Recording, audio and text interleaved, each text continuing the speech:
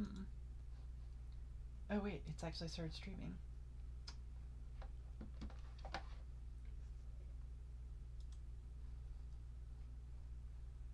Still need to figure out a way to actually get this to have a bit more control when I start it.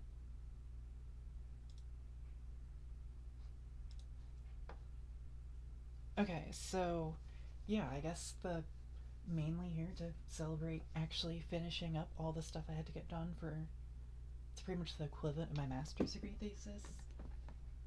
So now that that's out the way, I just have to focus on passing the rest of the classes I'm taking. Then, ideally, I should get a master's degree in a month or two when I actually graduate.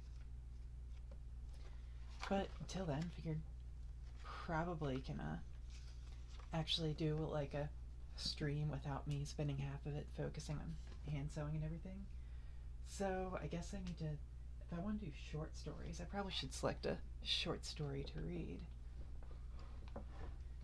I'm probably gonna, I mean, Poe is tempting, but I have been doing the fairy tales too. There's also, let's see, let's look at the bookshelf behind me. Oh, it goes pretty well. It's going pretty well. Bookshelf behind me have different poetry, the Kalevala, modern gun values, precision shooting at 1,000 yards. Those are all short stories, right? Let's see, what else? Oh, I could maybe go with mythology. Oh yeah, I could do it'd be cool. Might be cool to do the Voluspa. That would be sort of, wow. It's really, yeah. That I don't know why the model does that. Yeah, I'll probably do the Voluspa if I can find where I placed it.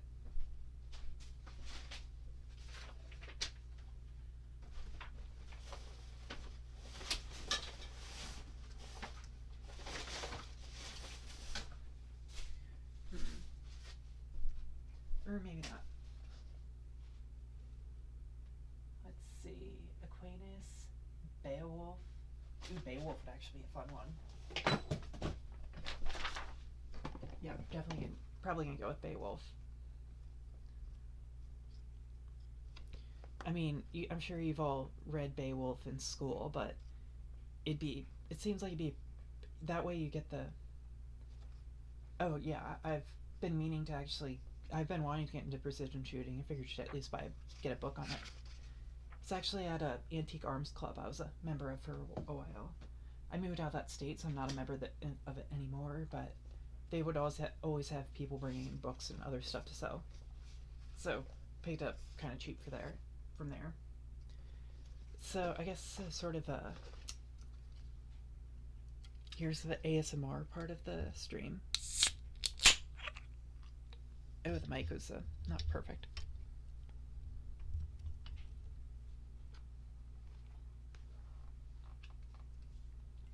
That's the wrong side of the can.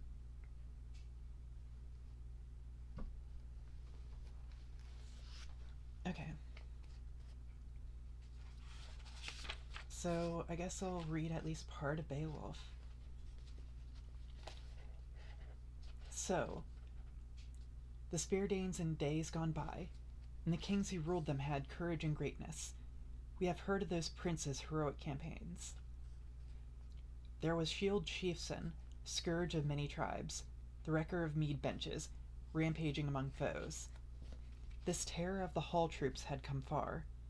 A foundling to start with, he would flourish later on. As his powers waxed and his worth was proved, in the end each clan on the outlying coasts, beyond the Whale Road, had to yield to him, and begin to pay tribute. That was one good king. Okay, sorry, looking at the model. Apparently it looks like the eyes close when you're looking down to read. That's kind of neat. Afterwards, a boy child was born to Shield, a cub in the yard, a comfort sent by God to that nation. He knew that what they had told, the long times and troubles they had come through, without a leader, so the Lord of Life, the glorious Almighty, made this man renowned. Shield had fathered a famous son, Beowulf's name was known throughout the world, and a young prince must be prudent like that, giving freely while his father lives, so that afterwards in age when fighting starts, steadfast companions will stand by him and hold the line. Behavior that's admired is the path to power among people everywhere. Shield was still thriving when his time came, and he crossed over into the Lord's keeping. His warrior band did what he bade them. When he laid down the law among the Danes, they shouldered him out to the sea's flood, the chief they revered who had long ruled them. A ring-rolled prow rode in the harbor, ice-clad, outbound, a craft for a prince.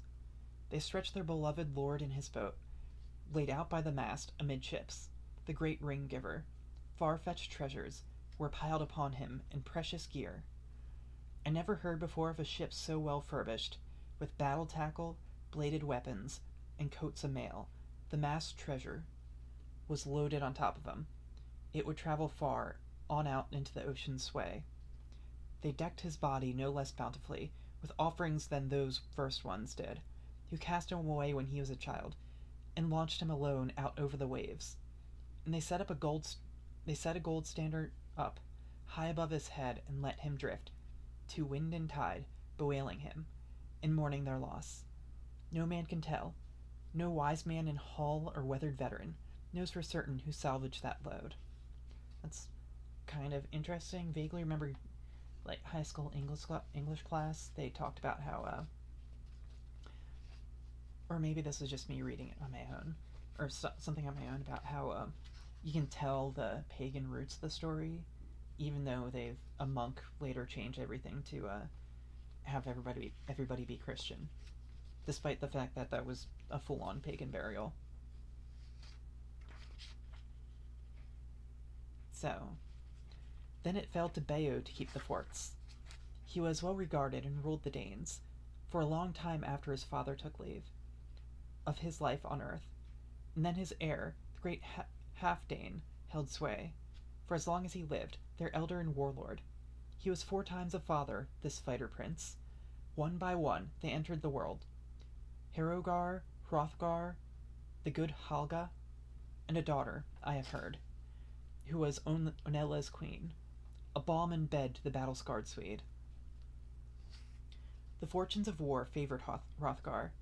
Friends and kinsmen flocked to his ranks, young followers, a force that grew to be a mighty army. So his mind turned to hall building. He handed down orders for men to work on a great mead hall, meant to be a wonder of the world forever. I should have actually grabbed the mead instead of the beer. In hindsight's 2020.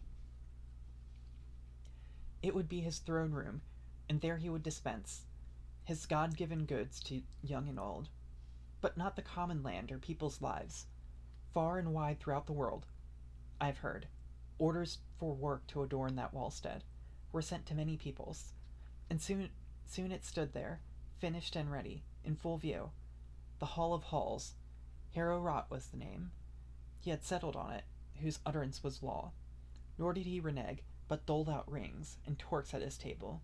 The hall towered, its gables wide and high, and awaiting a barbarous burning. That doom abided, but in time it would come, the killer instinct, unleashed among in-laws, the blood-lust rampant.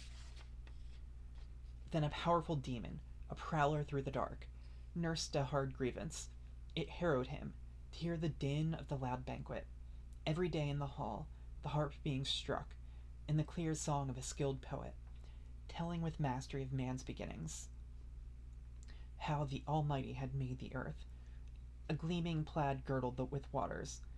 In his splendor he set the sun and moon to be earth's lamplight, lanterns for men, and filled the broad lap of the world with branches and leaves, and quickened life in every other thing that moved.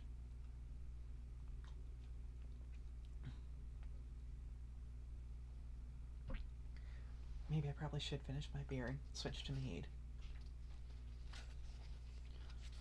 So times were pleasant for the people there, until finally a fiend out of hell began to work his evil in the world.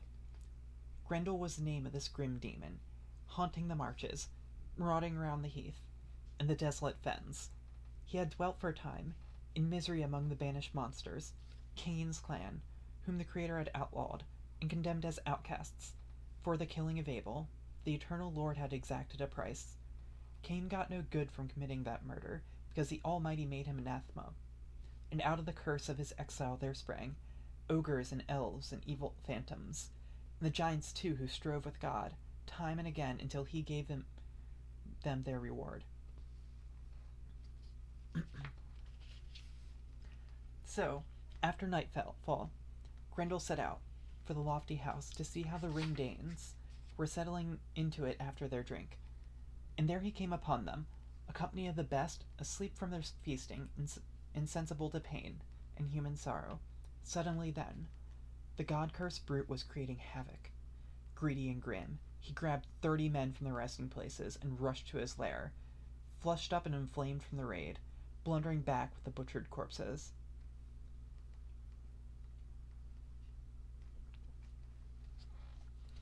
Then as dawn brightened and day broke, Grendel's powers of destruction were plain.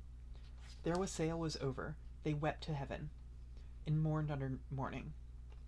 Their mighty prince, the storied leader, sat stricken and helpless, humiliated by the loss of his guard, bewildered and stunned, staring aghast at the demon's trail, in deep distress. He was numb with grief, but got no respite, for one night later merciless Grendel struck again with more gruesome murders. Malignant by nature, he never showed remorse. It was easy then to meet with a man, shifting himself to a safer distance, to bed in the bothies, for who could be blind to the evidence of his eyes, the obviousness of the hall watcher's hate. Whoever escaped kept a weather eye open and moved away. So Grendel ruled in defiance of right, one against all, until the great house in the world stood empty, a deserted wallstead. For 12 winters, seasons of woe, the Lord of the Shieldings suffered under his load of sorrow, and so, before long, the news was known over the whole world. Sad lays were sung about the beset king, the vicious raids and ravages of Grendel, his long and unrelenting feud, nothing but war, how he would never parley or make peace with any Dane, nor stop his death-dealing, nor pay the death price. No counselor could ever expect fair reparation from those rabid lands.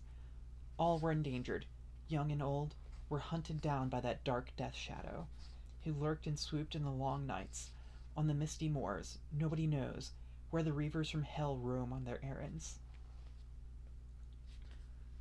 Wondering how, looking at the original Anglo-Saxon, this would be absolutely hard to say. I mean, I'm not even sure how you pronounce some of it.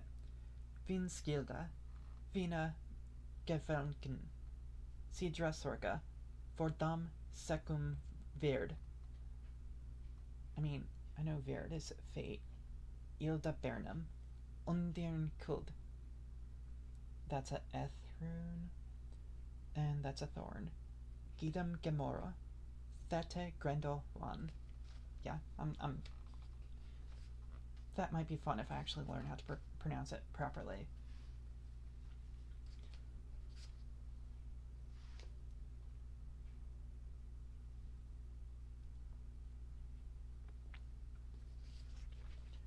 These were hard times, heartbreaking for the Prince of the Shieldings.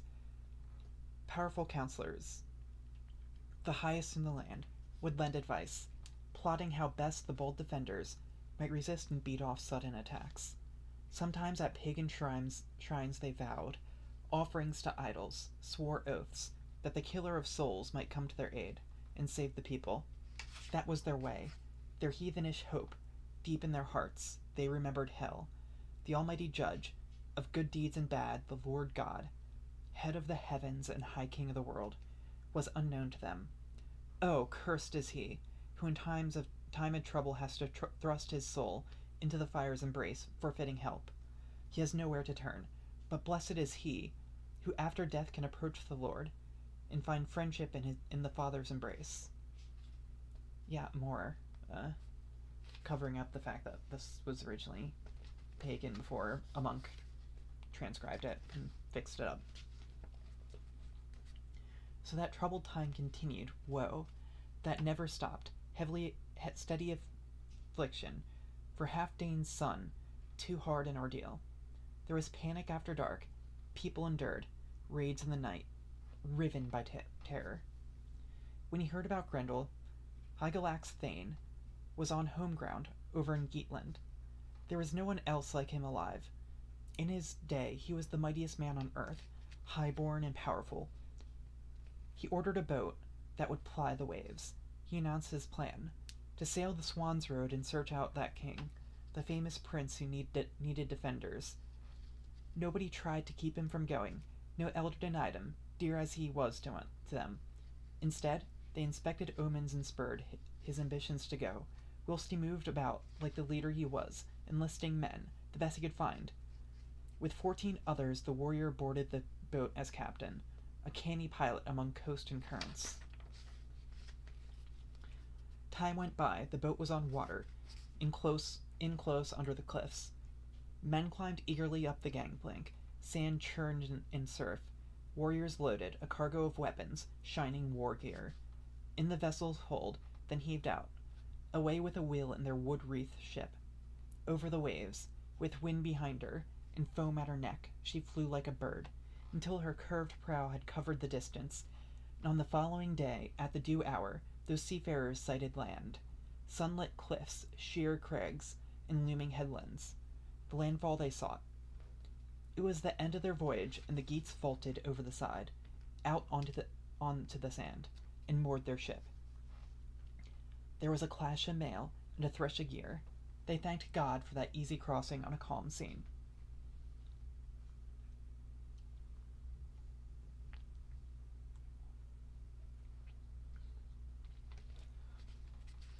When the watchman on the wall, the shielding's lookout, whose job it was to guard the sea cliffs, saw shields glittering on the gangplank, and battle equipment being unloaded, he had to find out who and what the rivals were.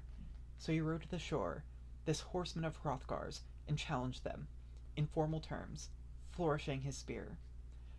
What kind of men are you who arrive, rigged out for combat in coats of mail, sailing here over the sea lanes, in your steep-hulled boat? I have been stationed as lookout on this coast for a long time. My job is to watch the waves for raiders, any danger to the Danish shore.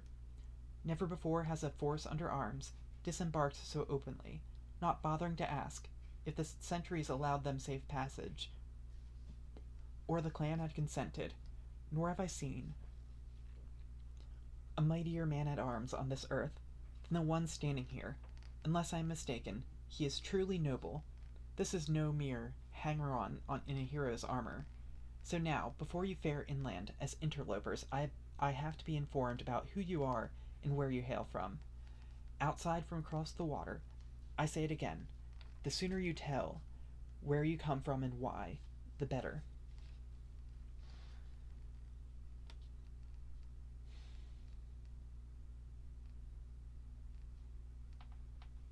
The leader of the troop unlocked his word hoard, the distinguished one delivering his answer. Oh, the word hoard is probably going to be a new favorite word for mouth. We belong by birth to the Geat people, and owe allegiance to Lord Hygelac. In his day, my father was a famous man, a noble warrior lord named Ecthio. He outlasted many a long winter, and went on his way. All over the world, men wise in council continue to remember him. We come in good faith to find your lord, and nation's shield, the son of Halfdane. Give us the right advice and direction. We have arrived here on a great errand, to the lord of the Danes, and I believe, therefore, there should be nothing hidden or withheld between us. So tell us if what we have heard is true about this threat. Whatever it is, this danger abroad in the dark nights, this corpse-maker mongering death in the Shielding's country, I come to proffer my wholehearted help and counsel. I can show the wise Hrothgar a way to defeat his enemy and find respite, if any respite is to reach him, ever.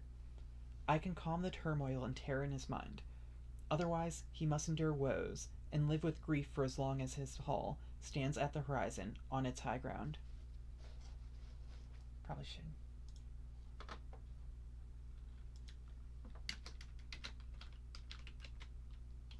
Just we need to update a few things.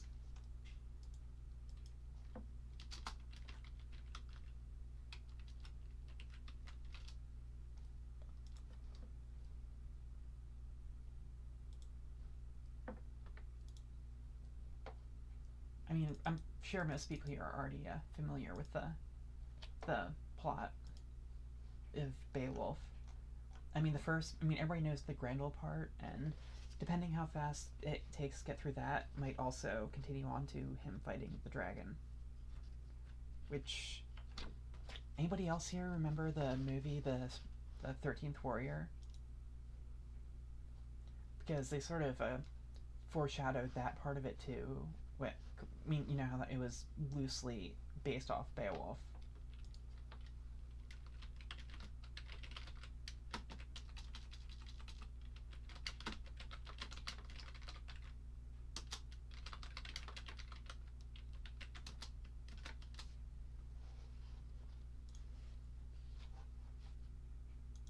But, of course, in that, they implied that they were actually fighting a tribe of Neanderthals, not Grendel.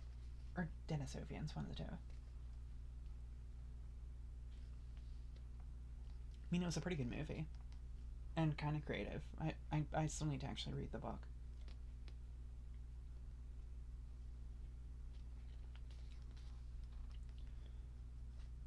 Undaunted, sitting astride his horse, the Coast Guard answered, "Anyone with gumption and a sharp mind will take the measure of two things, what's said and what's done. I believe what you have told me, that you are a troop, loyal to our king. So come ahead, with your arms and your gear, and I will guide you.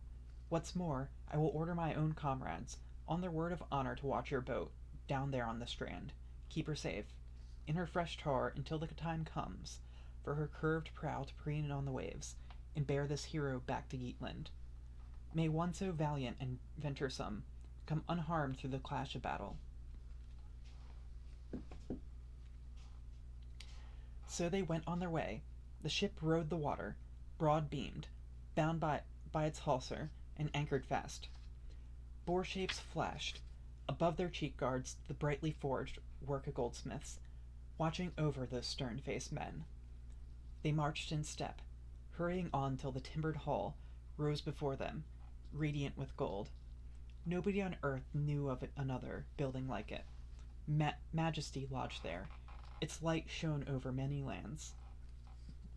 So their gallant escort guided them to that dazzling stronghold, and indicated the shortest way to it, when the noble warrior wheeled on his horse and spoke these words: "It's time for me to go. May the Almighty Father keep you, and in his kindness watch over your exploits. I'm away to the sea, back on alert against enemy raiders."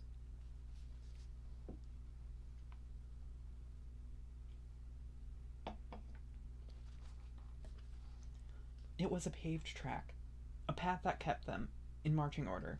Their mail shirts glinted, hard and hand-linked, the high-gloss iron of their armor rang. So they duly arrived, in their grim war-graith and gear at the hall.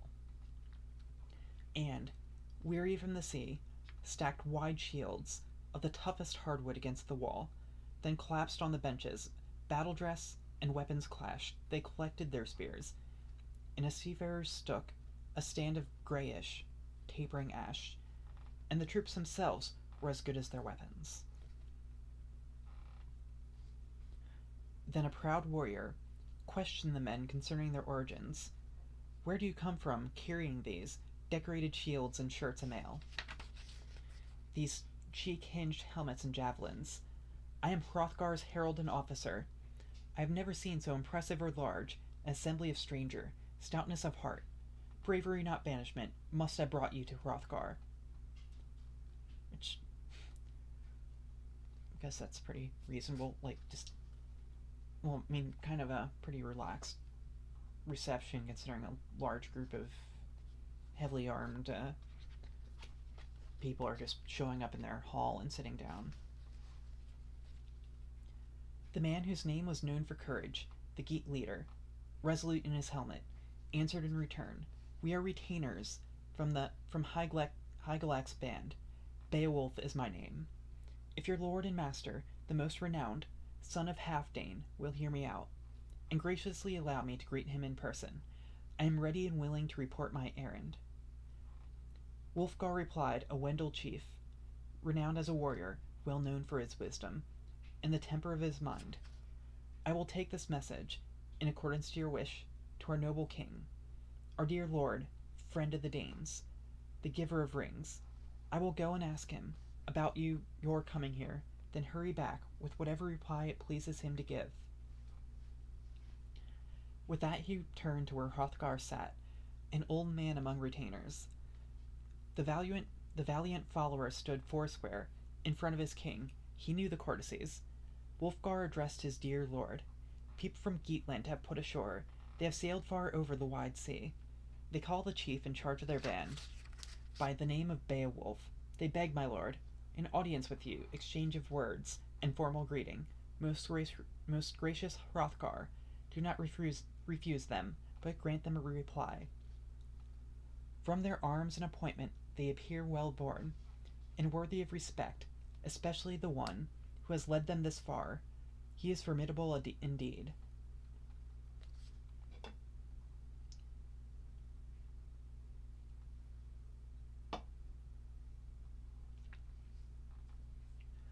Hrothgar, protector of shieldings, replied, I used to know him when he was a young boy. His father before him was called Ecgtheow. Hrethel the Geat gave Ecgtheow his daughter in marriage. This man is their son, here to follow up an old friendship. A crew of seamen who sailed for me once, with a gift cargo across to Geatland, returned with marvelous tales about him. A thane, they declared, with the strength of 30 in the grip of each hand. Now holy God has, in his goodness, guided him here, to the West Danes, to defend us from Grendel.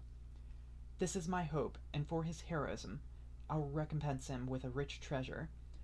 Go immediately, bid him and the Geats. He has in attendance to assemble and enter.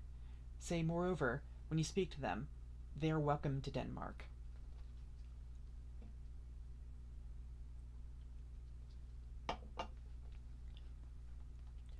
At the door of the hall, Wulfgar dutifully delivered the message. My lord, the conquering king of the Danes, bids me announce that he knows your ancestry. Also that he welcomes you here to Heorot, and salutes your arrival from across the sea.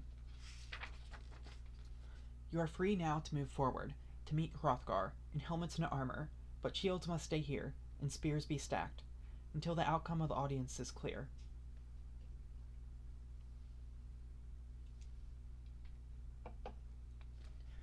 The hero arose, surrounded closely by his powerful thanes. A party remained, under orders to keep watch on the arms. The rest proceeded, led by their prince, under Heorot's roof. And standing on the hearth, in webbed links that the smith had woven, the fine-forged mesh of his gleaming mail shirt, resolute in his helmet, Beowulf spoke.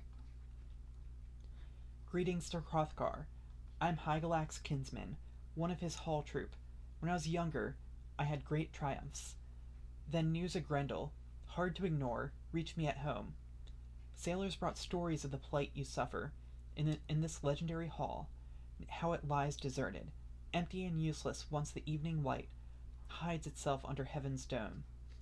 So every elder and experienced councilman among my people supported my resolve to come here to you, King Hrothgar, because all knew of my awesome strength. They have seen me boltered in the blood of enemies, when I battled and bound 5 beasts, raided a troll nest in the night sea, slaughtered sea brutes. I have suffered extremes, and avenged the Geats. Their enemies brought it upon themselves. I devastated them. Now I mean to be a match for Grendel, settle the outcome in single combat. And so, my request, O King of Bright Danes, dear Prince of the Shieldings, friend of the people, and the ring of defense, my one request is that you won't refuse me, who have come this far, the privilege of purifying Heorot, with my own men to help me, and nobody else. I have heard, moreover, that the monster scorns, in his reckless way, to use weapons. Therefore, to heighten Hygelac's fame, and sadden his heart, I hereby renounce sword and the shelter of the broad shield. The heavy warboard, hand to hand, is how it will be. A life and death fight with a fiend. Whichever one death fells must deem it a just judgment by God. If Grendel wins, it will be a gruesome day. He will glut himself on the Geats in the war hall. Swoop without fear on that flower of manhood, as on others before. Then my face won't be there, to be covered in death. He will carry me away, as he goes to ground, gorged and bloodied. He will run gloating with my raw corpse, and feed on it alone, in a cruel frenzy, fouling his moor nest. No need, then, to lament for long or lay out my body. If the battle takes me, send back this breast webbing that Welland fashioned, and Hrethel gave me, to Lord Hygelac. Fate goes ever as fate must.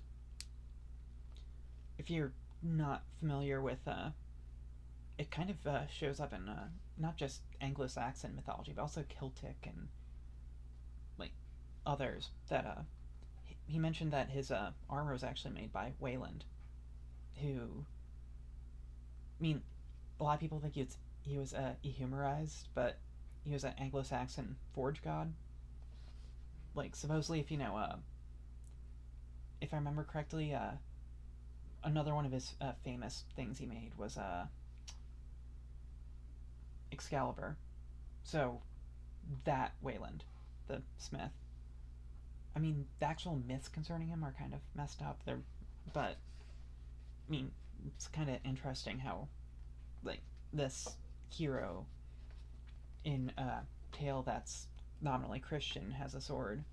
Well, has armor forged by Anglo-Saxon god, but then so does King Arthur with his sword. So it is what it is.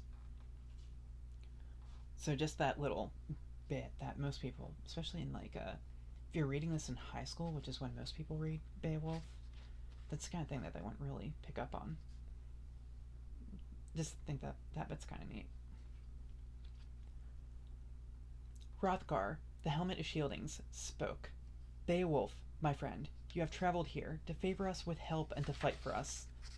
There was a feud one time, begun by your father.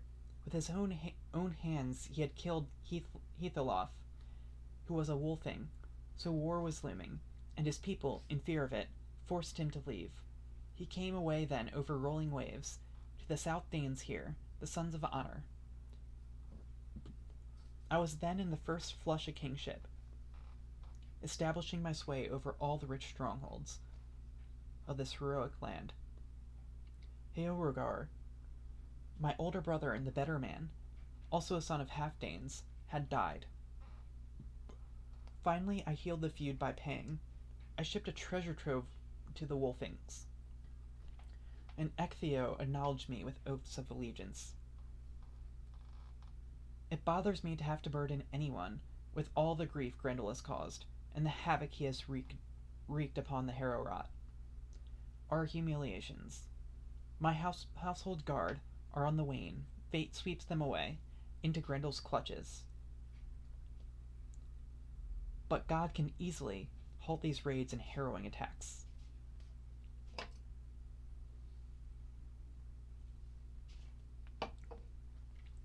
Time and again, when the goblets passed and seasoned fighters got flushed with beer, they would pledge themselves to protect Harrowrot, and wait for Grendel with whetted swords. But when dawn broke and day crept in, over each empty, blood-spattered bench, the floor of the mead hall where they had feasted would be slick with slaughter, and so they died, faithful retainers, and my following dwindled. Now take your place at the table, relish the triumph of heroes to your heart's content. Then a bench was cleared in that banquet hall, so the Geats could have room to be together, and the party sat, proud in their bearing, strong and stalwart. An attendant stood by with a decorated pitcher, pouring bright helpings of mead, and the minstrel sang, filling Harrowrot with his head-clearing voice, gladdened that great rally of Geats and Danes.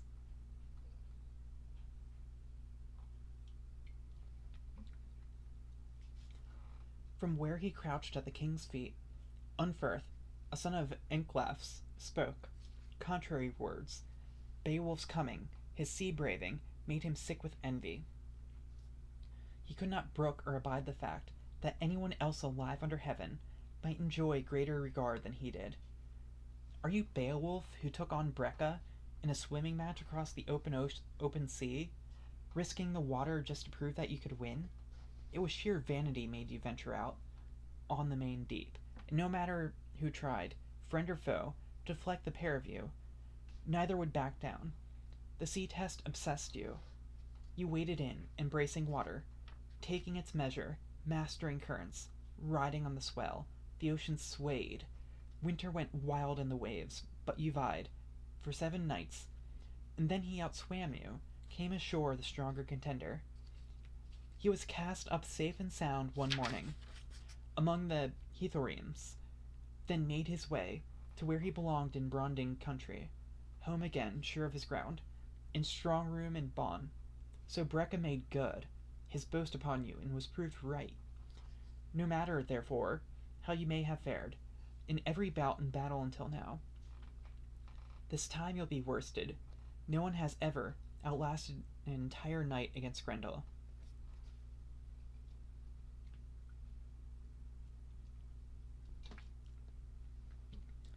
Beowulf, Ecgtheow's son, replied, Well, friend Unferth, you have had your say about Breca and me, but it was mostly beer that was doing the talking. The truth is this. When the going was heavy in those high waves, I was the strongest swimmer of all. We'd been children together, and we grew up, daring ourselves to outdo each other, boasting and urging each other to risk our lives on the sea. And so it turned out. Each of us swam holding a sword, a naked, hard-proofed blade for protection, against the whale beasts. But Breca could never move out farther or faster from me than I could manage to move from him. Shoulder to shoulder, we struggled on, for 5 nights, until the long flow and the pitch of the waves, the perishing cold, night falling and winds from the north, drove us apart. The deep boiled up, and its wallowing sent the sea roots wild. My armor helped me to hold out, my hard-ringed chain mail, hand-forged and linked. A fine, close-fitting filigree of gold kept me safe when some ocean creature pulled me to the bottom, pinioned fast, and swathed in its grip.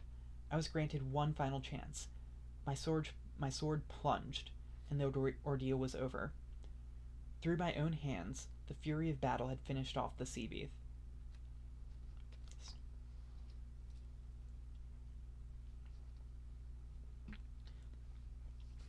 Time and again, foul things attacked me, lurking and stalking, but I lashed out, gave as good as I got with my sword. My flesh was not for feasting on. There would be no monsters gnawing and gloating over their banquet at the bottom of the sea. Instead, in the morning, mangled and sleeping, the sleep of the sword, they slopped and floated, like the ocean's leavings. From now on, sailors would be safe. The deep-sea raids were over for good. Light came from the east, bright guarantee of God, and the waves went quiet. I could see the headlands and buffeted cliffs. Often, for undaunted courage, fate spares the man it has not already marked. However it occurred, my sword had killed 9 sea monsters, such night dangers, and hard ordeals I had never heard of, nor of a man more desolate in surging waves. But worn out as I was, I survived, came through with my life. The ocean lifted and laid me ashore. I landed safe on the coast of Finland. Fog. Now I cannot recall any fight you entered, Unferth. That bears comparison. I don't boast when I say that neither you nor Breca were ever much celebrated for swordsmanship, or for facing danger on the field of battle. You killed your own kith and kin, so for all your cleverness and quick tongue, you will suffer damnation in the depths of hell. The fact is, Unferth, if you were truly as keen or courageous as you claim to be, Grendel would never have got away with such unchecked atrocity, attacks on your king, havoc and harrow-rot, and horrors everywhere. But he knows he need never be in dread of your blade making a mizzle of his blood, or of vengeance arriving ever from this quarter. From the victory shieldings, the shoulderers of the spear, he knows he can trample down you Danes to his heart's content. humiliate and murder, without fear of reprisal. But he will find me different. I will show him how Geats shape to kill in the heat of battle. Then whoever wants to may go bravely to mead, when morning light, scarfed in sun dazzle, shines forth from the south, and brings another daybreak to the world. Actually, I need to grab some mead now.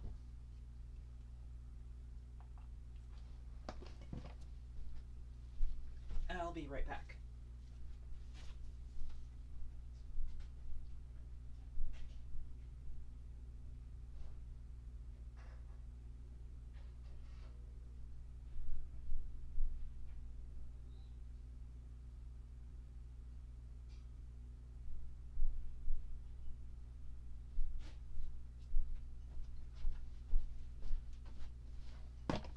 Honestly, it kind of feels like I should be drinking this out of like a horn or something, but I guess a beer snifter would work. Actually, planning on found a gun shop. It's not exactly nearby, but it's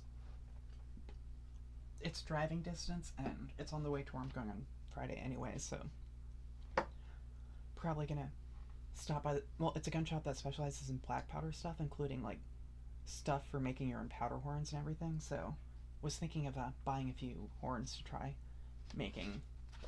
Well, I want to make my own powder horn, then I also want to if I get a few extra horns, I can play around with it, because that'd be cool to make like a drinking horn.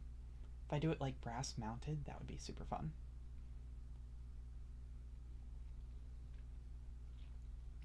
Okay, yeah, mead is actually a lot more soothing for the throat than a beer.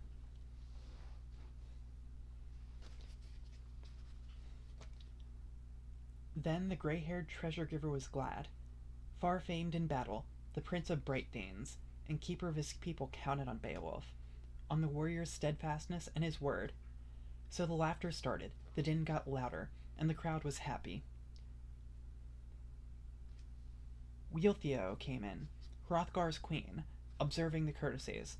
Adorned in her gold, she graciously saluted the men in the hall, then handed the cup, first to Hrothgar, their homeland's guardian, urging him to drink deep and enjoy it, because he was dear to them. And he drank it down, like the warlord he was, with festive cheer. So the helming woman went on her rounds, queenly and dignified, checking out in rings, offering the goblet to all ranks, treating the household and the assembled troop, till it was Beowulf's turn to take it from her hand. With measured words she welcomed the Geat, and thanked God for granting her wish, that a deliverer she could believe in would arrive, to ease their afflictions. He accepted the cup, a daunting man, dangerous in action, and eager for it always. He addressed Wealhtheow. Beowulf, son of Ecgtheow, said, I have a fixed purpose when I put to sea. As I sat in the boat with my band of men, I meant to perform to the utmost what your people wanted, or perish in the attempt, in the fiend's clutches, and I shall fulfill that purpose, prove myself with a proud deed, or meet my death here in the mead hall. Hold on, I need to do something quickly on the computer.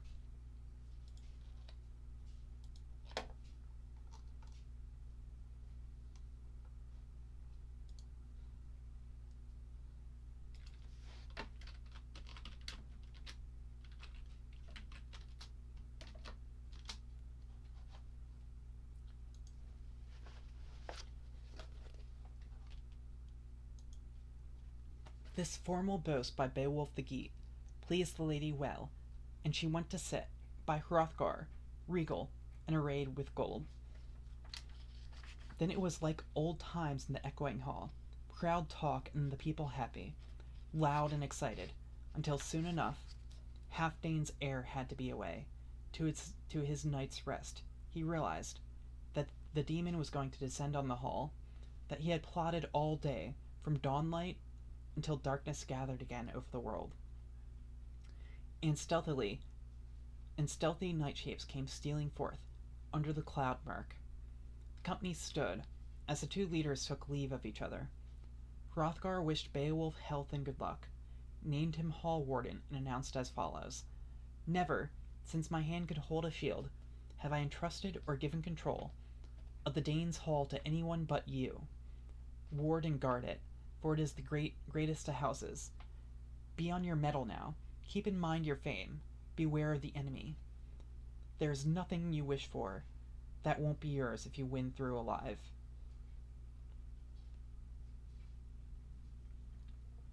Yeah, the mead really adds a different flavor to the reading this. I mean, compared to the beer, beer, you get the, especially Yingling, you get the malty taste. I mean, it's a pretty easy drinking beer. It's malty, but I guess it's a bit harder in your throat. But this, I'm actually drinking the Viking blood, but I mean, it has a hibiscus, which you can sort of taste, and also hops. Not as much of the hops, but you get a lot of the honey. It's definitely a sweeter mead. But the honey is kind of like soothing for your throat. Hrothgar departed then with his houseguard. The lord of the Shieldings, their shelter in war, left the mead hall to lie with Wealhtheow, his queen and bedmate.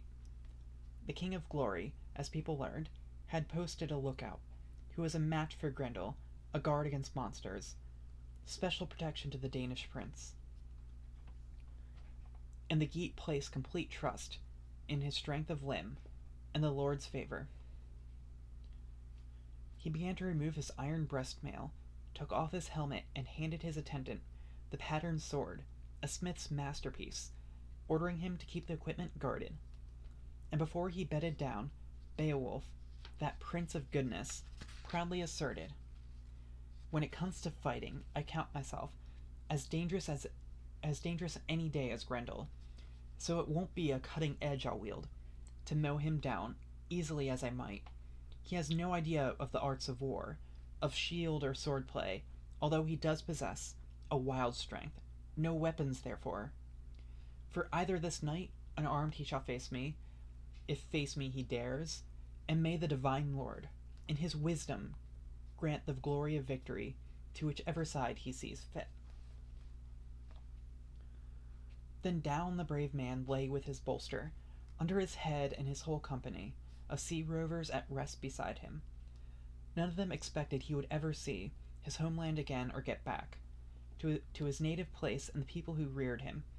They knew too well the way it was before, how often the Danes had fallen prey to the death in the mead hall, but the Lord was weaving a victory on his war loom for the weather gates. Through the strength of one they all prevailed.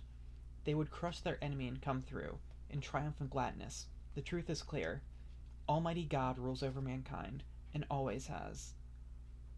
That was kind of a bit heavy-handed. You could sort of tell where they switched a few words with, I'm guessing they're referencing the Norns, which if you're familiar with anime, that there's a oh my goddess if you want to see the Norns looking cute, or the not cute version would be the Scottish play,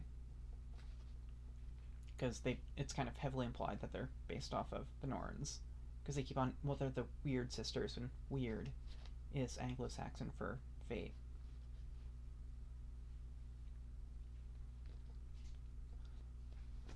Actually doing readings of plays might be fun, especially, well, Hamlet's my favorite, but that's a long, could do like different acts. That would have to be like a 3-part series, well, 5-part series. Yeah, most Shakespeare's plays are 5 acts. Anyways, then out of the night came the shadow stalker, stealthy and swift. The hall guards were slack, asleep at their posts, all except one. It was widely understood that as long as God disallowed it, the fiend could not bear them to his shadow born. One man, however, was in fighting mood, awake and on edge, spoiling for action. In off the moors, down through the mist bands, God-cursed Grendel came greedily lopping, the bane of the race and men roamed forth, hunting for a prey in the high hall. Under the cloud murk he moved towards it, until it shone above him, a sheer keep of fortified gold. Nor was that the first time.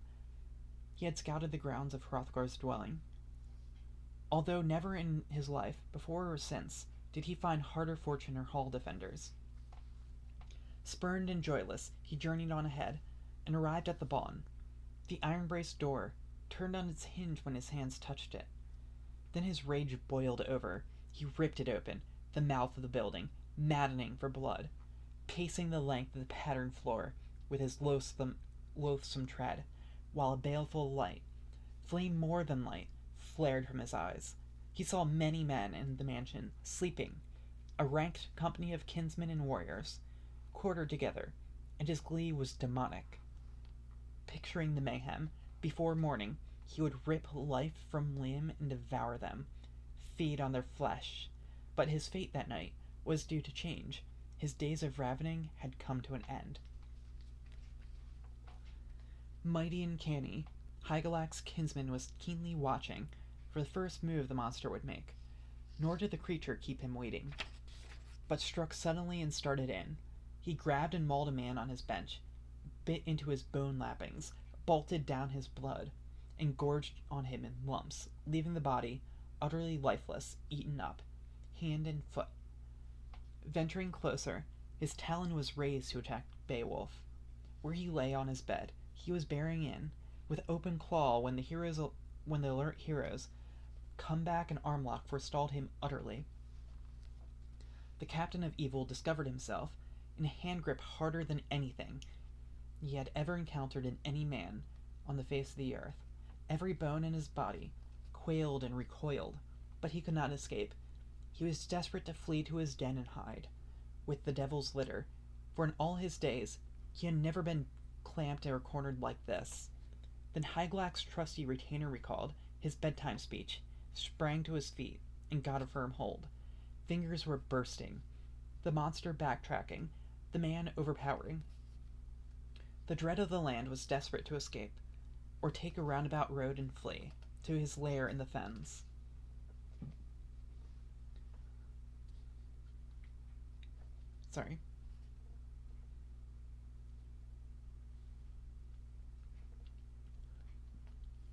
The latching power in his fingers weakened. It was the worst trip the terrormonger had taken to Harrowat.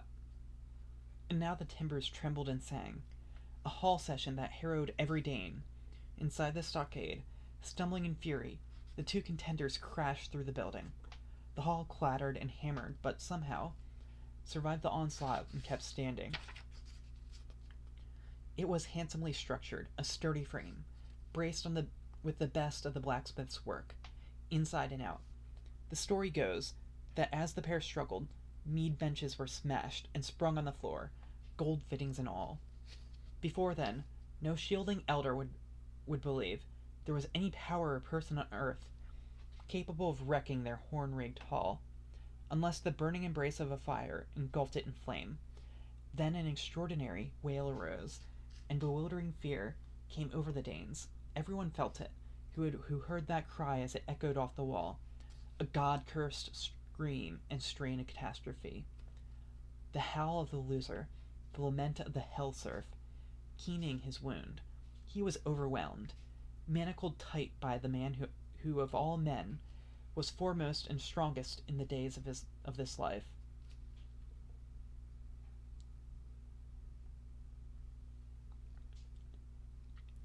But the Earl Troop's leader was not inclined to allow his caller to depart alive.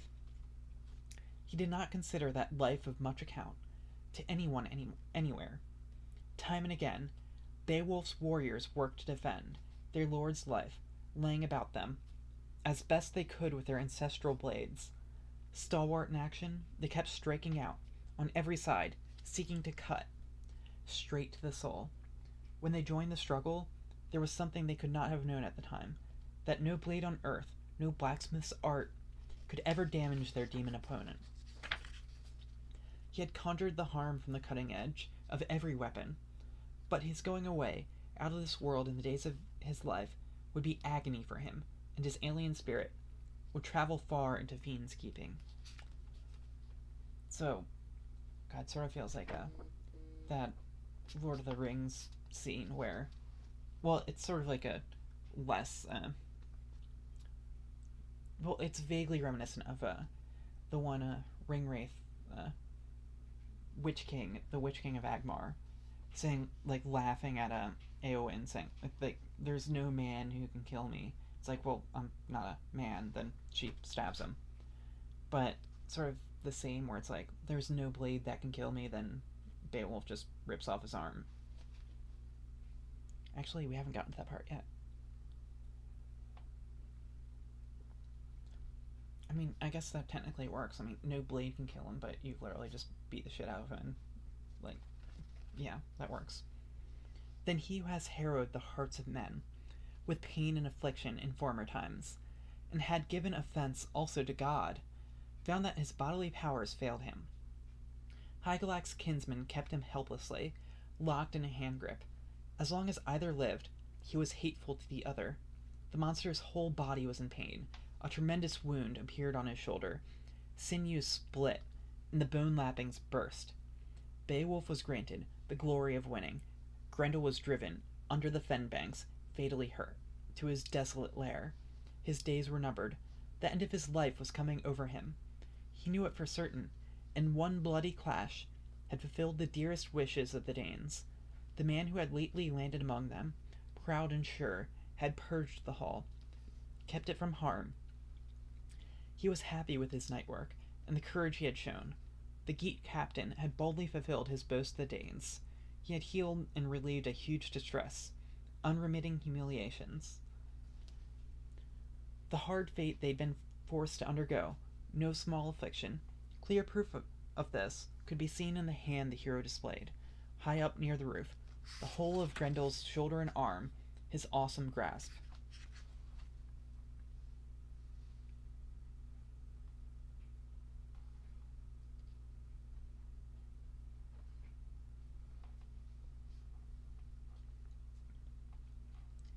Then morning came, and many a warrior gathered, as I've heard, around the gift hall, clan chiefs flocking from far and near, down wide-ranging roads, wandering greatly at the monster's footprints. His fatal departure was regretted by no one who witnessed his trail, the ignominious marks of his flight, where he skulked away, exhausted in spirit, and beaten in battle, bloodying the path, hauling his doom to the demon's mare. The bloodshot water wallowed and surged, there where loathsome upthrows and overturnings of waves in gore and wound slurry. With his death upon him, he had dived deep into his marsh den, drowned out his life and his heathen soul. Hell claimed him there.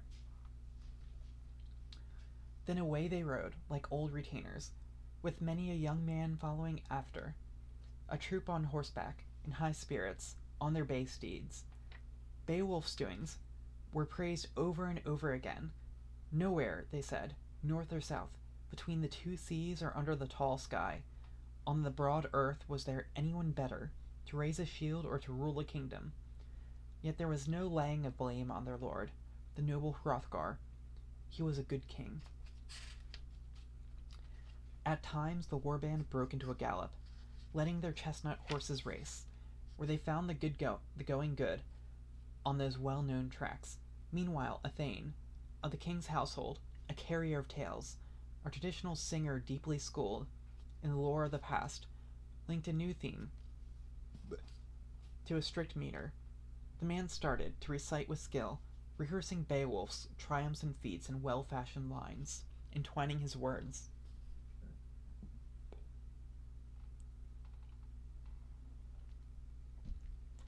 He told what he'd heard, repeating in songs about Siegmund's exploits, all of those many feats and marvels, the struggles and wanderings of Whale's son, the things unknown to anyone, except to Fitela, feuds and foul doings, confided by uncle to nephew when he felt the urge to speak of them. Always they had been, partners in the fight, friends in need. They killed giants, their conquering swords had brought them down. So, if you're not familiar with Norse or Germanic mythology, Siegmund would, pretty sure that's Sigurd in Norse mythology, if you're familiar with that version, or Siegfried in German. So pretty much if you know like Wagner and I guess fat ladies in Viking helmets singing is like the most common popular culture version of the ring cycle. Pretty much he killed a dragon, then was involved with either Brunhild or Gundren, if you know either of them. They make a slight reference to it in Madoka Magica too, which is relevant because Walpurgis Nacht is actually in 2 days, where the witch version of Madoka is Kriemhild Gretchen. Well, Gretchen refers to the heroine in Faust, but Kriemhild is actually a reference to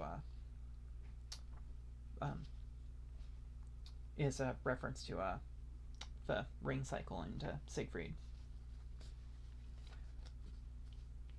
After his death, Siegmund's glory grew and grew because of his courage. When he killed the dragon, the guardian of the horde, under grey stone, he had dared to enter, all by himself, to face the worst, without Fitela. But it came to pass that his sword plunged right through those radiant scales, and drove into the wall. The dragon died of it.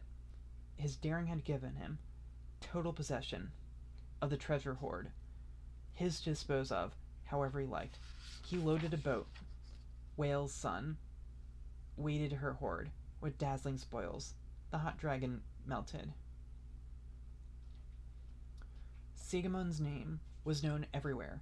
He was utterly valiant and venturesome, a fence round his fighters, and flourished therefore, after King Haramond's prowess declined, and his campaign slowed down. The king was betrayed, ambushed in Jutland, overpowered, and done away with. The waves of his grief had beaten him down, made him a burden, a source of anxiety to his own nobles.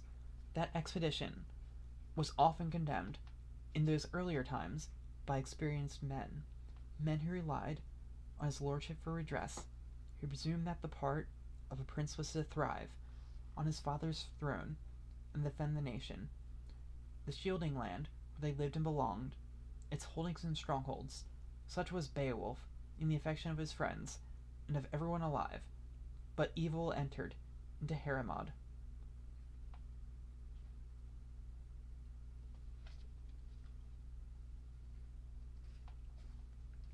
That bit that was a bit more stilted was the bard singing and pretty much comparing this previous tale about a dragon slayer to Beowulf. Meanwhile, the Danes kept racing their mounts down sandy lanes. The light of day broke and kept brightening. Bands of retainers galloped in excitement to the gabled hall to see the marvel, and the king himself, guardian of the ring hoard, goodness in person, walked in majesty from the women's quarters, with a numerous train attended by his queen and her crowd of maidens across the mead hall.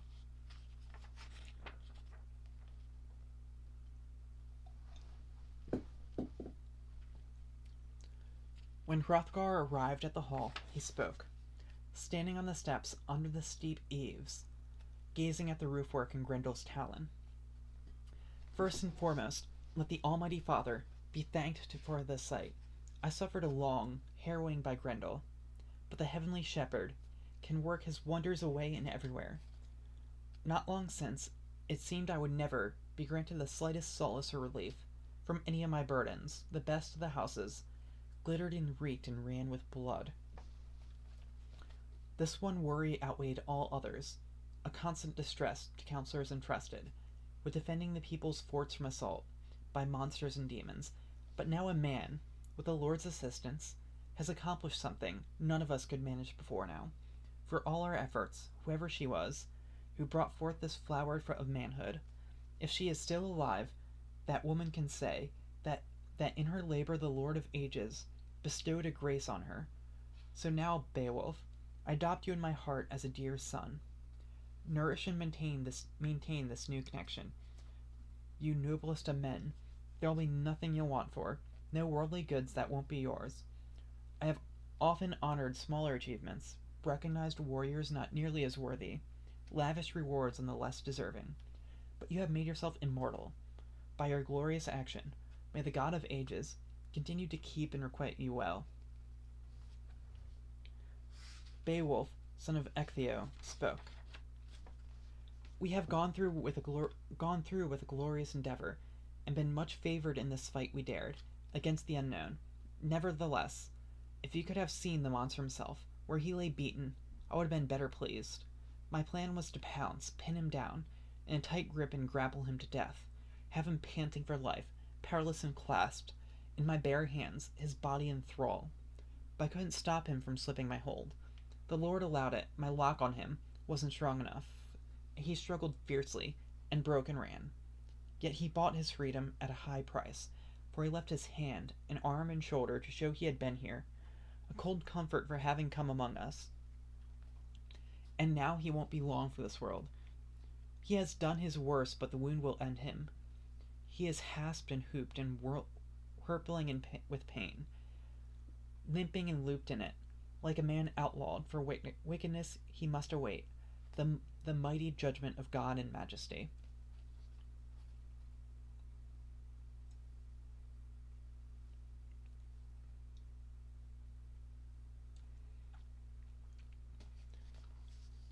There was less tampering and big talk then, from Unferth, the boaster, less of his blather, as the Hallthanes eyed the awful proof of the hero's prowess, the splayed hand, up under the eaves, every nail, claw scale and spur, every spike, and welt on the hand of that heathen brute was like barbed steel. Everyone said there was no honed iron hard enough to pierce him through, no time-proofed blade that could cut his brutal, blood-caked claw. Then the order was given for all hands to help to refurbish Harrowrot immediately. Men and women thronging the wine hall, getting it ready. Gold thread shone in the wall hangings, woven scenes that attracted and held the eye's attention. But iron-braced as the inside of it had been, that bright room lay in ruins now. The very doors had been dragged from their hinges. Only the roof remained unscathed. By the time the guilt-fouled fiend turned tail, in despair of his life, but death is not easily escaped from by anyone.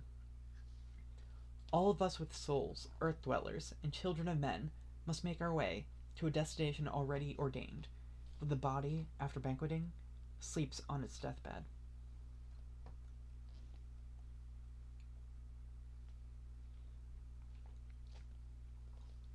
Then the due time arrived for Halfdane's son to proceed to the hall. The king himself would sit down to feast. No group ever gathered in greater numbers or better order around their ring-giver. The benches filled with famous men, who fell to with relish. Round upon round of mead was passed. Those powerful kinsmen, Hrothgar and Hrothulf, were in high spirits, in the raftered hall, inside Harrowrot. There was nothing but friendship. The shielding nation was not yet familiar with feud and betrayal.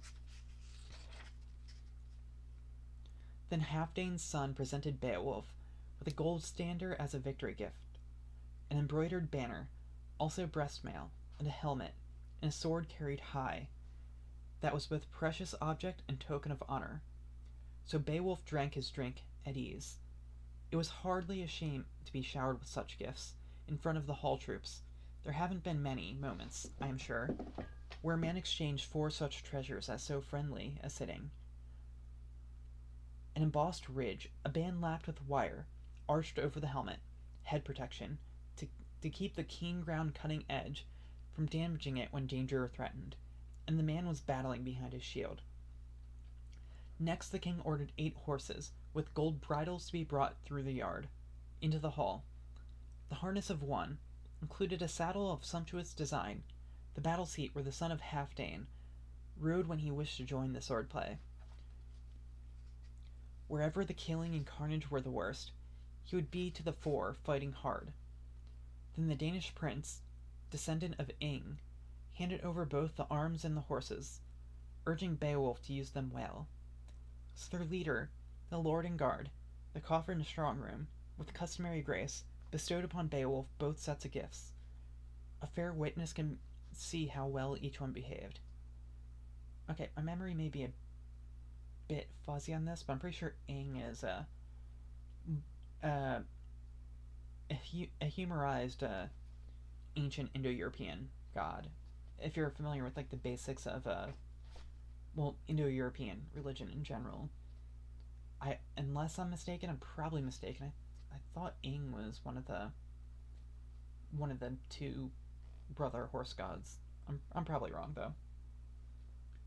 I mean, horse. I mean, in like traditional like Indo-European stuff, like horses were huge. I mean, because initially like the Indo-European people came from like the steppes, so like early burials all were focused around horses, and I guess that even shows up like even later. Like if you look at the Gauls, like Epona was a major goddess among them because she was a horse god. Then I believe she was also psychopomp too. I know in the Golden Ass they actually sort of equate. I mean, this isn't like official Roman theology, but they sort of equate uh, Epona with the goddess Isis too, which is kind of telling. I mean, that's sort of like what cures the main character of being turned into a donkey is he eats a flower at a shrine to Epona, which is like one of the few Celtic gods that the Romans adopted.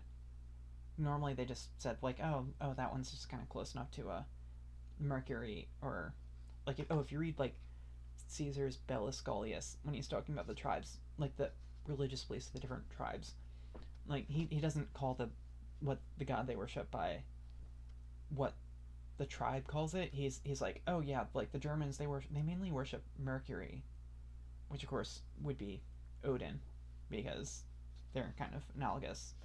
It's like, well, yeah, it's like, well, I guess Jupiter is important to them too, but they mainly seem to like Mercury for some reason. So they literally just sort of say like, oh, they're calling our god something different, but I'm sure it's the same one. Which is sort of interesting. Well, not sort of, it's really interesting, but that's off topic. The chieftain went to reward the others. Each man on the bench who had sailed with Beowulf and risked the voyage received a bounty, some treasured possession. In compensation, a price in gold was settled for the Geat Grendel had cruelly killed earlier. As he would have killed more, had not mindful God, in one man's daring prevented that doom. Past and present, God's will prevails. Hence, understanding is always best, and a prudent mind, whoever remains, for long here in this earthly life, will enjoy and endure more than enough. They sang then, and played to please the hero, words and music for their warrior prince, harp tunes and tales of adventure.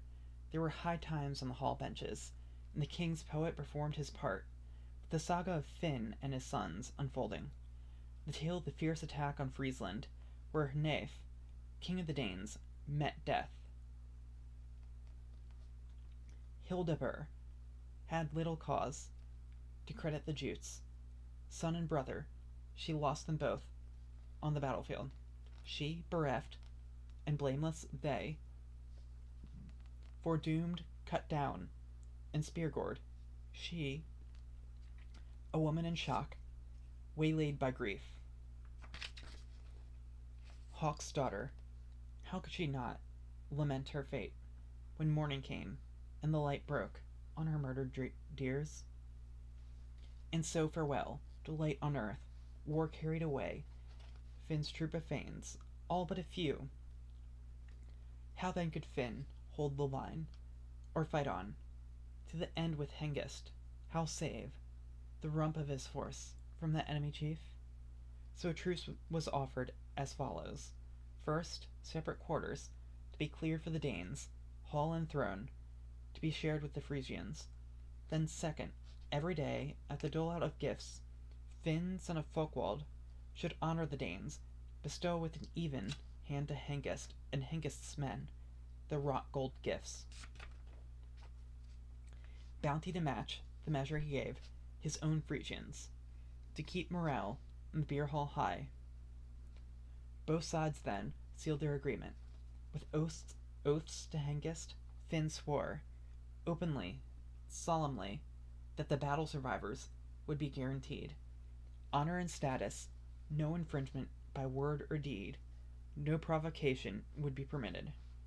Their own ring giver, after all, was dead and gone, They were leaderless, enforced allegiance to his murderer. So if any Frisian stirred up bad blood with insinuations or taunts about this, the blade of the sword would arbitrate it. A funeral pyre was then prepared, effulgent gold brought out from the hoard. The pride and prince, the shieldings lay, awaiting the flame. Everywhere there were blood-plastered coats of mail. The pyre was heaped with boar-shaped helmets, forged in gold, with gashed corpses of well-born Danes. Many had fallen. Then Hildebert ordered her own son's body be burnt with knives, the flesh on his bones to sputter and blaze beside his uncle's. The woman wailed and sang keens. The warrior went up, carcass flame. Swirled and fumed, they stood around the burial, moaned and howled as heads melted. Crusted gashes spattered and ran, bloody matter. The glutton element flamed and consumed the dead of both sides.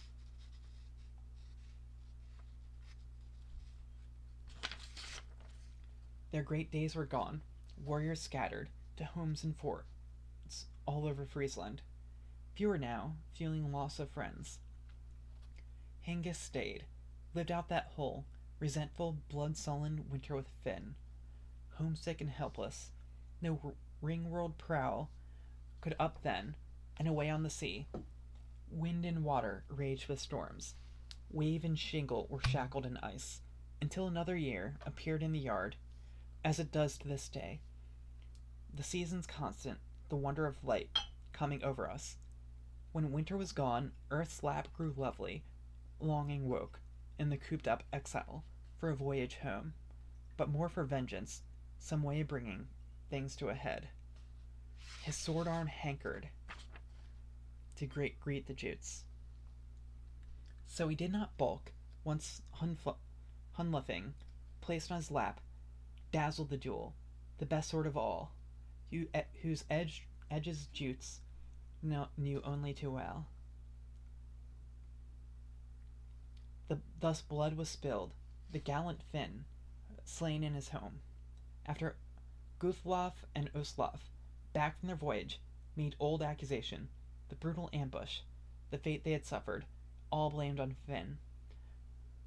The wildness in them had to brim over. The hall ran red with the blood of enemies. Finn was cut down, the queen brought away, and everything the shieldings could find inside Finn's walls. The Frisian kings, gold collars and gemstones, swept off the ship. Over sea lanes then, back to Daneland, the warrior troop bore that lady home.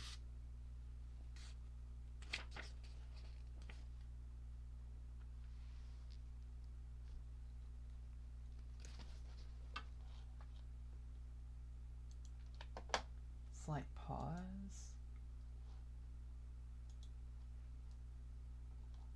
Why was I pinged? Never mind.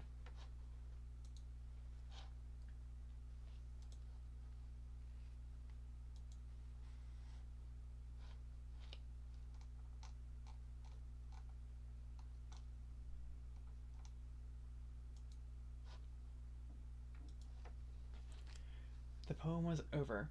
The poet had performed. A pleasant murmur started on the benches. Stewards did the rounds, with wine in splendid jugs, and Wealhtheow came to sit in her gold crown beneath two good men, uncle and nephew, each one of whom still trusted the other, and the forthright Unferth, admired by all for his mind and courage, although under a cloud for killing his brothers, reclined near the king. The queen spoke. Enjoy this drink, my good, most generous lord. Raise up your goblet, entertain the Geats. Duly and gently discourse with them. Be open-handed, happy and fond. Relish their company, but recollect as well all the boons that have been bestowed on you. The bright court of Harrowrot has been cleansed, and now the word is that you want to adopt this warrior as a son. So while you may, bask in your fortune, and then bequeath kingdom and nation to your kith and kin before you decease, I'm certain of Hrothulf. He is noble and will use the young ones well. He will not let you down. Should you die before him, he will treat our children truly and fairly. He will honor, I am sure, our 2 sons, repay them in kind when he recollects all the good things we gave him once, and the favor and respect he found in his childhood. She turned then to the bench where her boys sat, Hrethric and Hrothmund, with other noble sons,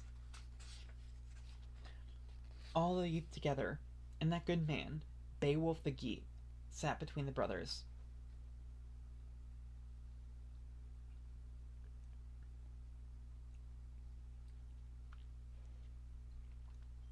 The cup was carried to him, kind words, spoken in welcome, and a wealth of wrought gold, graciously bestowed. 2 arm bangles, a mail shirt and rings, and the most resplendent torque of gold I have ever heard tell of, anywhere on the earth or under heaven. There was no hoard like it since Hama snatched the Brosing's neck chain and bore it away, with its gems and settings to his shining fort, away from Eromanric's wiles and hatred, and thereby ensured his eternal reward. Hygelac the Geat, grandson of Swerting, wore this neck ring on his last raid. At bay under his banner, he defended the booty, treasure he had won. Fate swept him away because of his proud need to provoke a feud with the Frisians. He fell beneath his shield, in the same gem-crusted kingly gear he had worn when he crossed the frothing wave vat. So the dead king fell into Frankish hands. They took his breast mail, also his neck torque, and punier warriors plundered the slain. When the carnage ended, Geat corpses covered the field. Applause filled the hall. Then Wiltheo pronounced in the presence of the company, "Take delight in this torque, dear Beowulf. Wear it for luck, and wear also this mail. From our people's armory, may you prosper with them.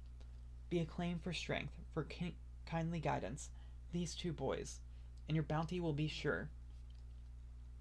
You have won renown. You are known to all men, far and near, now and forever. Your sway is wide as the wind's home, as the sea around cliffs. And so, my prince, I wish you a lifetime's luck and blessings to enjoy this treasure. Treat my sons with tender care. Be strong and kind. Here each comrade is true to the other, loyal to lord, loving in spirit. The thanes have one purpose. The people are ready.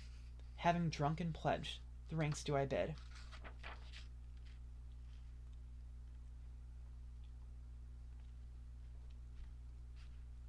She moved then to her place. Men were drinking wine at that rare feast. How could they know fate, the grim shape of things to come, the threat looming over many thanes?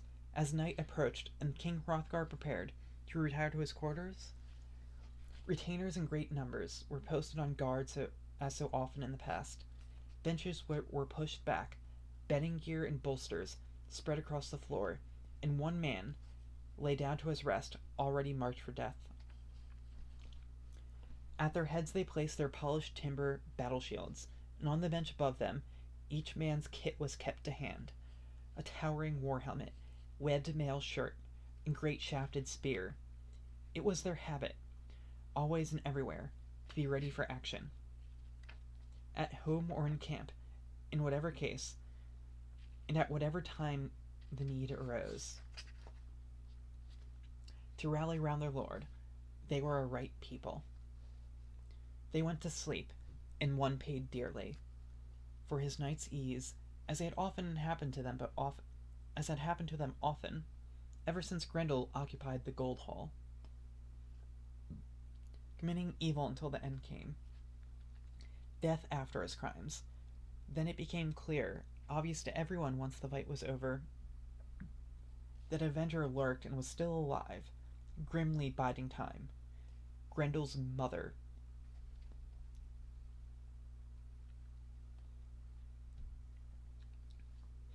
Monstrous Hellbride, brooded on her wrongs.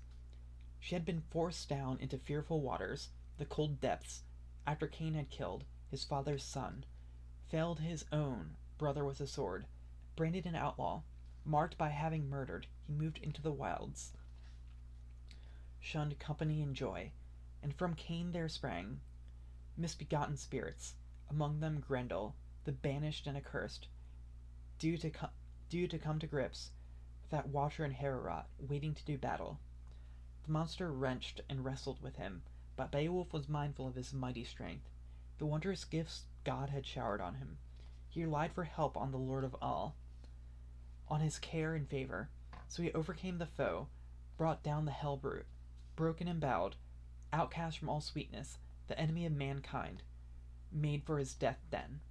But now his mother had sallied forth on a savage journey, grief-racked and ravenous, desperate for revenge.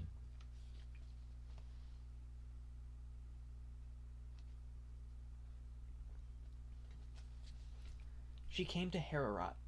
There, inside the hall, Danes lay asleep, earls who would soon endure a great reversal. Once Grendel's mother attacked and entered. Her onslaught was less, only by as much as an Amazon warrior's. Strength is less than an armed man's. When the hefted sword, its hammered edge, and gleaming blade slathered in blood, raised the sturdy boar ridge off the helmet. Then in the hall, hard-hewn swords were grabbed from the bench, many a broad shield lifted and braced. There was little thought of helmets or woven mail when they woke in terror.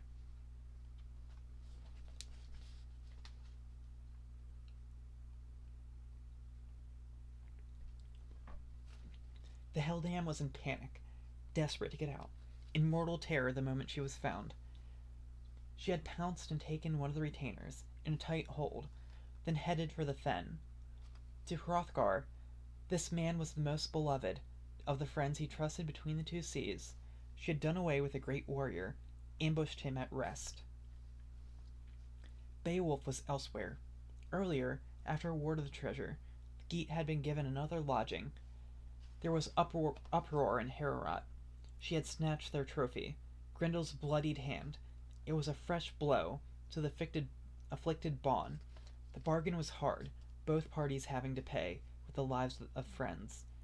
And the old lord, the gray-haired warrior, was heartsore and weary. When he heard the news, his highest-placed adviser, his dearest companion, was dead and gone. Beowulf was quickly brought to the chamber. The winner of fights, the arch-warrior, came first footing in with his fellow troops, to where the king in his wisdom awaited, still wondering whether Almighty God would ever turn the tide of his misfortunes. So Beowulf entered with his band in attendance, and the wooden floorboards banged and rang, and he glanced, hurrying to address the Prince of the Ingwins, asking if he'd rested, since the urgent summons had come at a surprise. Then Hrothgar, the shielding's helmet, spoke. Rest? What is rest? Sorrow has returned. Alas for the Danes, Aesir is dead. He was Irminlof's elder brother, and a soulmate to me, a true mentor, a right-hand man when the ranks clashed, and our boar crests had to take a battering. In the line of action, Aesir was everything. The world admires in a wise man and a friend. Then this roaming killer came in a fury, and slaughtered him in Heorot. Where is she hiding, glutting on the corpse and glorying in her escape? I cannot tell. She has taken up the feud, because of last night, when you killed Grendel, wrestled and racked him in ruinous combat, since for too long he has terrorized us with his depredations. He died in battle, paid with his life, and now this powerful other one arrives, this force of evil, driven to avenge her kinsman's death. Or so it seems to thanes in their grief. In anguish every thane endures, at the loss of a ring-giver, now that the hand has bestowed so richly has been stilled in death.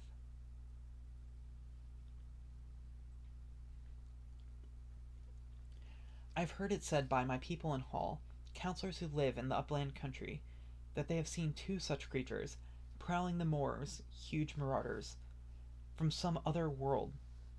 One of these things, as far as anyone can discern, looks like a woman. The other, warped, in the shape of a man, moves beyond the pale, bigger than any man, an unnatural birth. Called Grendel by country people, in former days, they are fatherless creatures, and their whole ancestry is hidden in a past, of demons and ghosts. They dwell apart, among wolves on the hills, on windswept crags and treacherous caches, where cold streams pour down the mountain and disappear under mist and moorland. A few miles from here, a frost-stiffened wood waits and keeps watch, above a mare. The overhanging bank is a maze of tree roots mirrored on its surface. At night there, something uncanny happens. The water burns, and the mere bottom has never been sounded by the sons of men. On its bank, the heather stepper halts. The hart in flight from pursuing hounds will turn to face them with firm-set horns, and die in the wood rather than dive beneath its surface. That is no good place. When the wind blows up in stormy weather, make clouds scud and the skies weep, out of its death a dirty surge is pitched towards the heavens. Now help depends, again on you and on you alone. The gap of danger where the demon waits is still unknown to you. Seek it if you dare. I will compensate you for settling the feud, as I did the last time with lavish wealth, coffers of coiled gold, if you come back.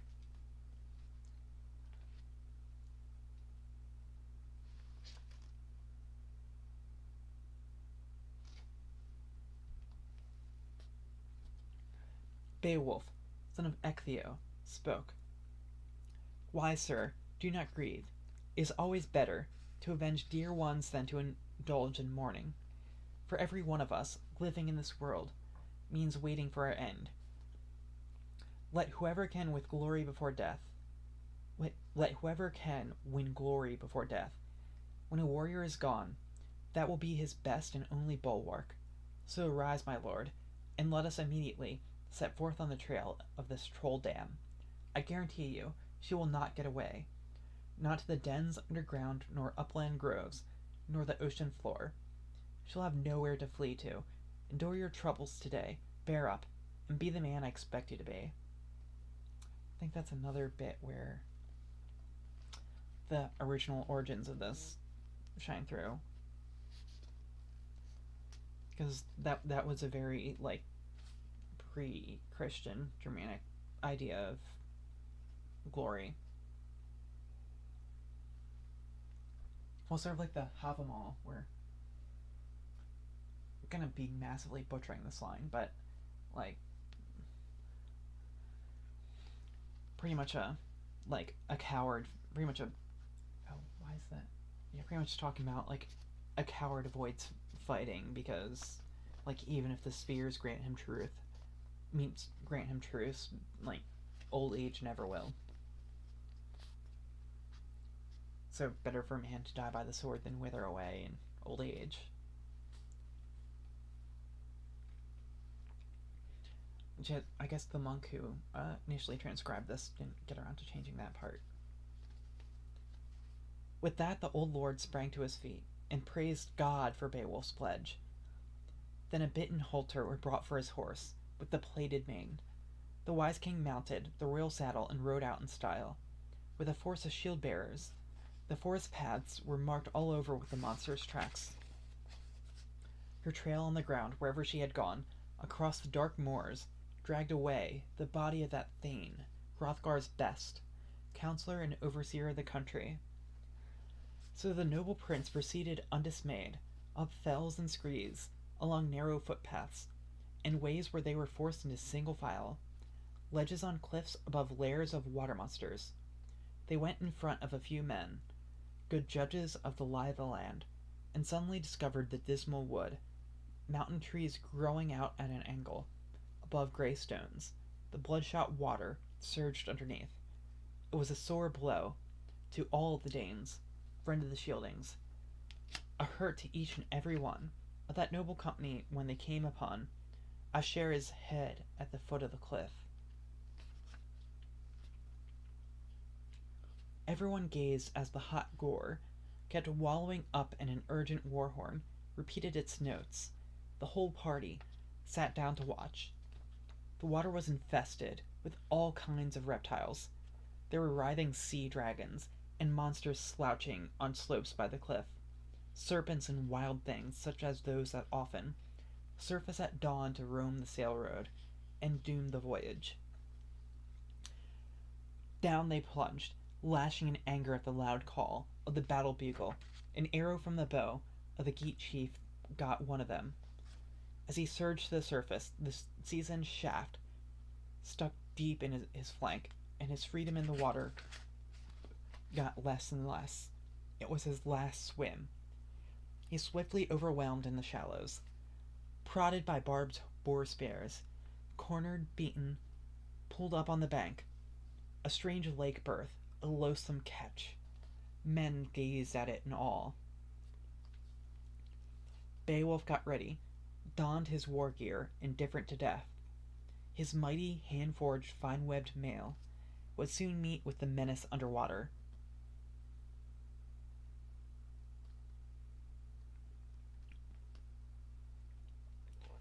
It would keep the bone cage of his body safe.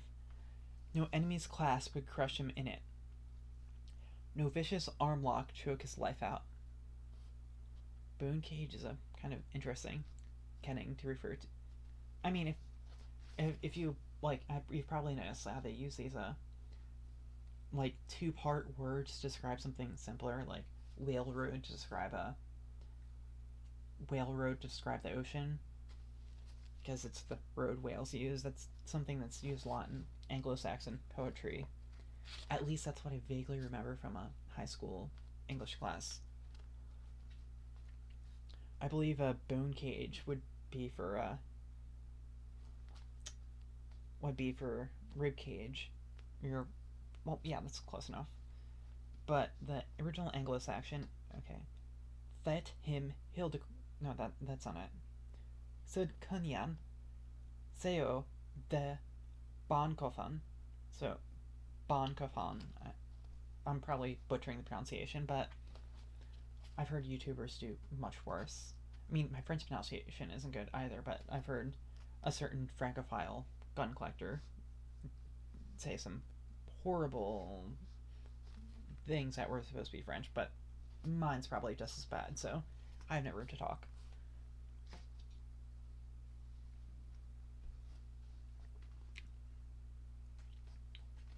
Also, he's shorter than you'd think if you watch his videos.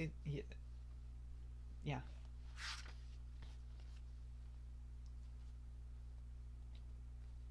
Anyways, back to the poem. I mean, it's an epic poem, so it's a short book, but still book length.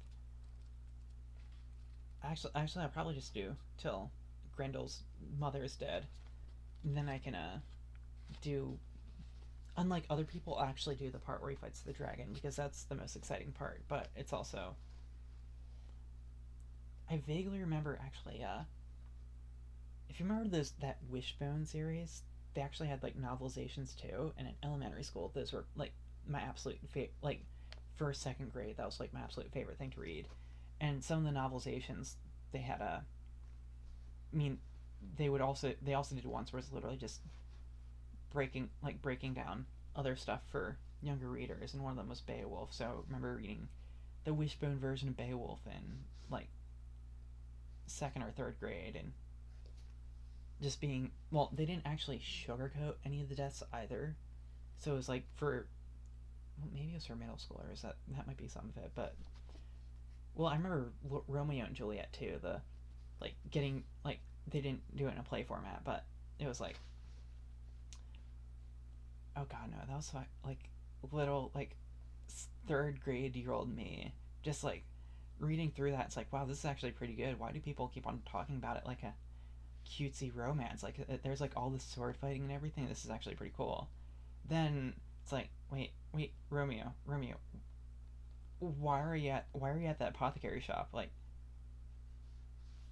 no, what are you doing? It's like, then I kind of like completely burst into tears and like went crying to my mom, like, Mom, like, please tell me Juliet at least is okay.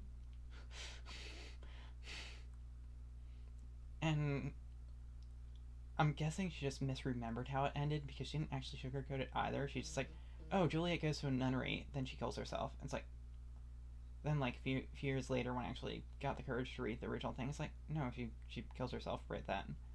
But that yeah, that. But the Wishbone novelization version of Beowulf didn't actually sugarcoat anything either. But they really have to give credit to those, that they made it all seem pretty badass.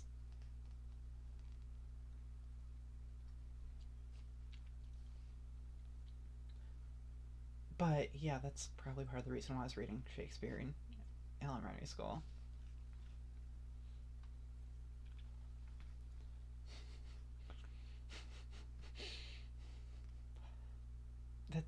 I'm not sure what that says about my upbringing, where my mom didn't actually sugarcoat the ending to Romeo and Juliet to like a, it might have been third grade, I forget, like early elementary school though. Like,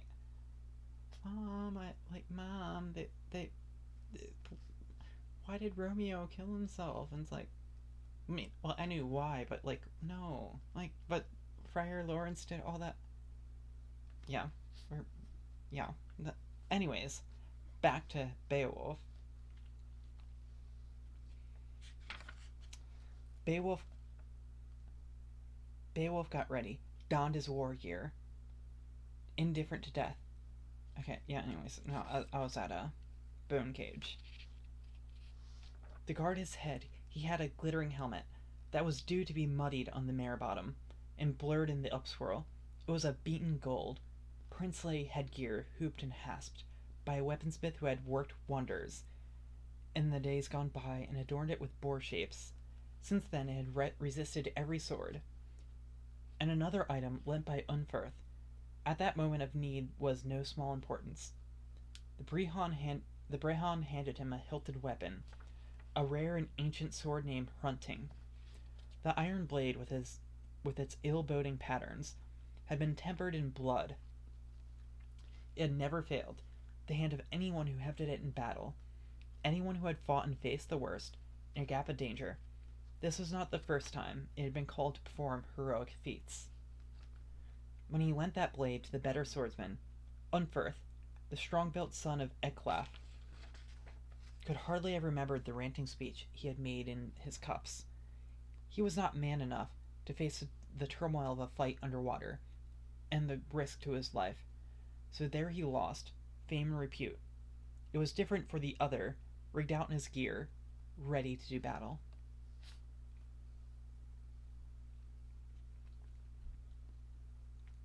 Beowulf, son of Ecgtheow, spoke. Wisest of kings, now that I have come to the point of action, I ask you to recall what we had said earlier, that you, son of Halfdane, and gold friend to retainers, that you, if I should fail, and suffer death while serving your cause, would act like a father to me afterwards.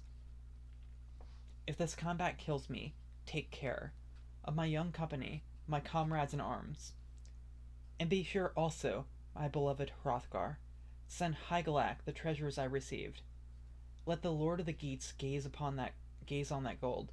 Let Hrethel's son take note of it and see that I found a ring giver of rare magnificence, enjoyed the good of his generosity, and Unferth is to have what I inherited. To that far-famed man I bequeath my own sharp-homed, wave-sheened wonderblade. With Hrunting I shall gain glory or die.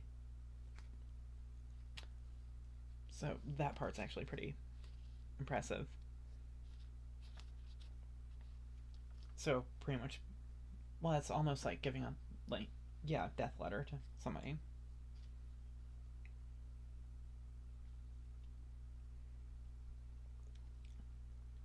And ring giver was like, that was a traditional like sign of like fealty of a like Germanic, I guess would be the best term, because they're all Germanic tribes still. Like a sign of fealty is the Lord giving a gold ring to his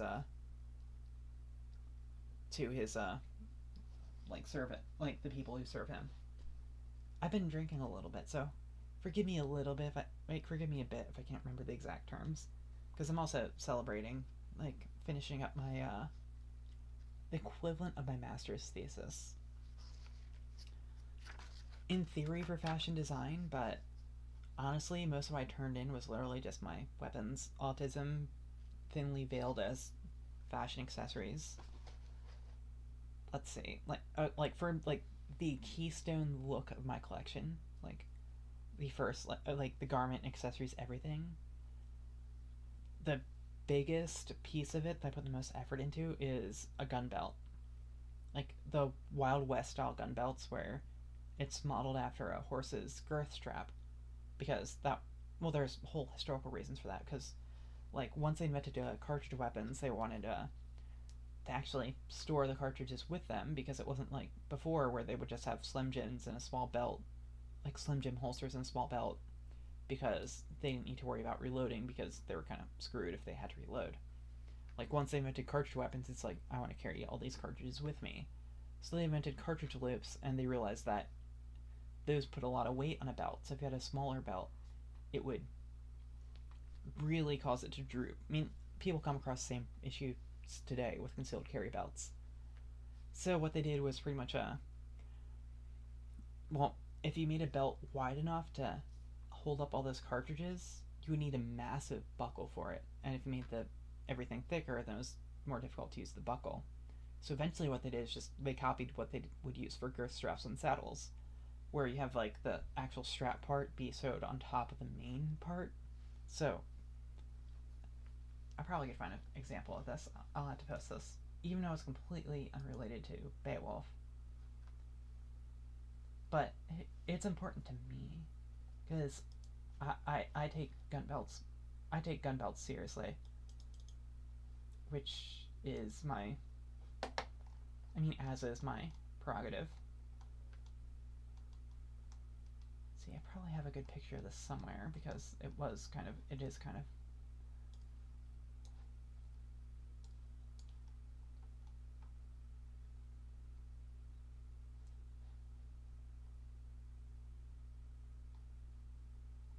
Okay, this picture is probably the best one I have.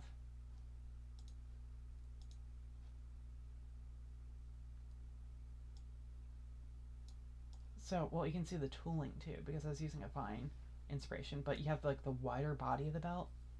Then you also have the actual like strap on the belt. So, yeah, it's pretty much just a whole bunch of overlapping like straps and belt stuff. So, and that means they can support more weight. Well, this one actually, it's like half an inch thick. I actually, oh god, I'm probably actually doxing myself with a statement, but like the most like heavy duty gun belt I built was actually for somebody who wanted a cartridge belt for KS-23 shotgun. If you're familiar with that, like Russian one where they use repurposed anti-aircraft barrels. Actually, I probably can find the link. I'll probably just post it in chat just so you can actually find it.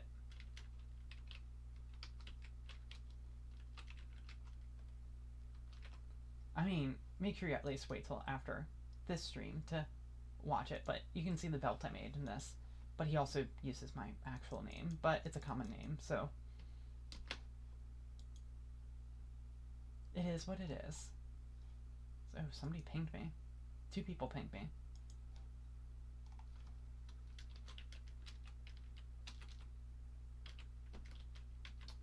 Yeah, I think a little bit of an intermission is called for anyways. I have kind of been.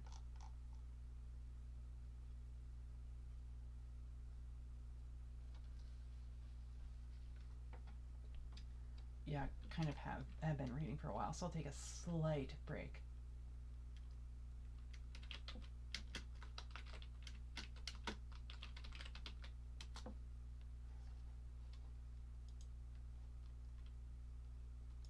Wow, Tenchi Moyo posting.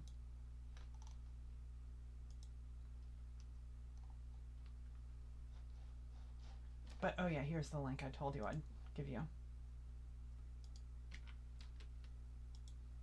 Nope, that wasn't it. Actually, is that the right link? No, shit, no, that's...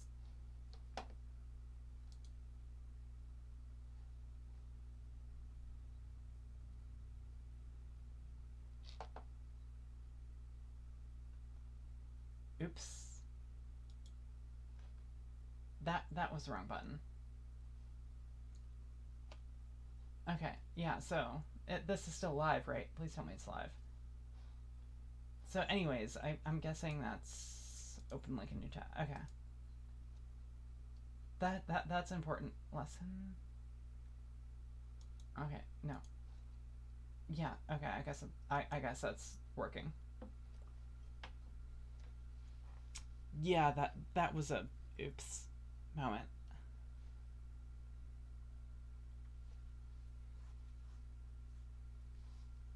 So yeah, so apparently I need to be careful about that when streaming. Oh well. Well, it still counts as the same stream according to what I'm seeing, but yeah, okay. I need to step out to pick some flowers, or make a head call, whatever you want to call it.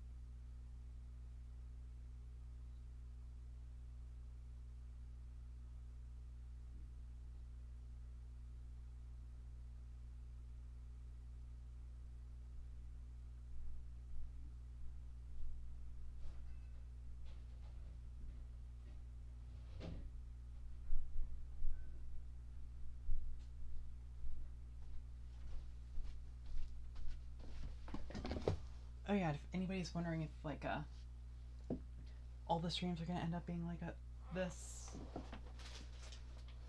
there's probably gonna be a part 2 to this Beowulf stream. And I kind of realized that I probably could do the poetic Edda too, which would be cool. So, which means more mead, which is a bit more high alcohol than the beer I usually drink. So the answer is probably yes.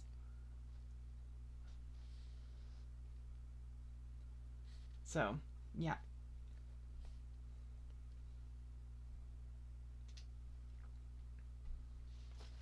So, anyways, getting back to the actual poem. After these words, the prince of the Weathergeats was impatient to be away and plunged suddenly. Without more ado, he dived into the heaving depths of the lake. It was the best part of a day before he could see the solid bottom. Quickly, the one who haunted those waters, who had scavenged and gone her gluttonous rounds for 100 seasons, since a human, observed her outlandish lair from above. So she lunged, and clutched and managed to catch him in her brutal grip, but his body, for all that, remained unscathed. The mesh of the chainmail saved him from on the outside. Her savage talons failed to rip the web of his war shirt. Then once she touched bottom, that wolfish swimmer carried the ring-mailed prince to her court, so that for all his courage he could never use the weapons he carried, and a bewildering horde came at him from the depths, droves of sea beasts who attacked with tusks and tore at his chainmail in a ghastly onslaught. The gallant man, could he see, had entered some hellish turnhole, and yet the water did not work against him, because the hull roofing held off the force of the current.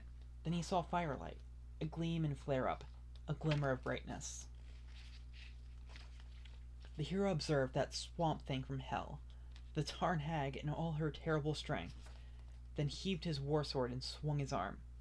The decorated blade came down ringing and singing on her head, but he soon found, his battle torch extinguished, the shining blade refused to bite.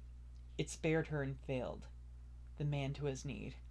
It had gone through many hand-to-hand fights, had hewn the armor and helmets of the doomed, but here at last the fabulous powers of that heirloom failed. Hygelac's kinsman kept thinking about his name and fame. He never lost heart. Then, in a fury, he flung his sword away.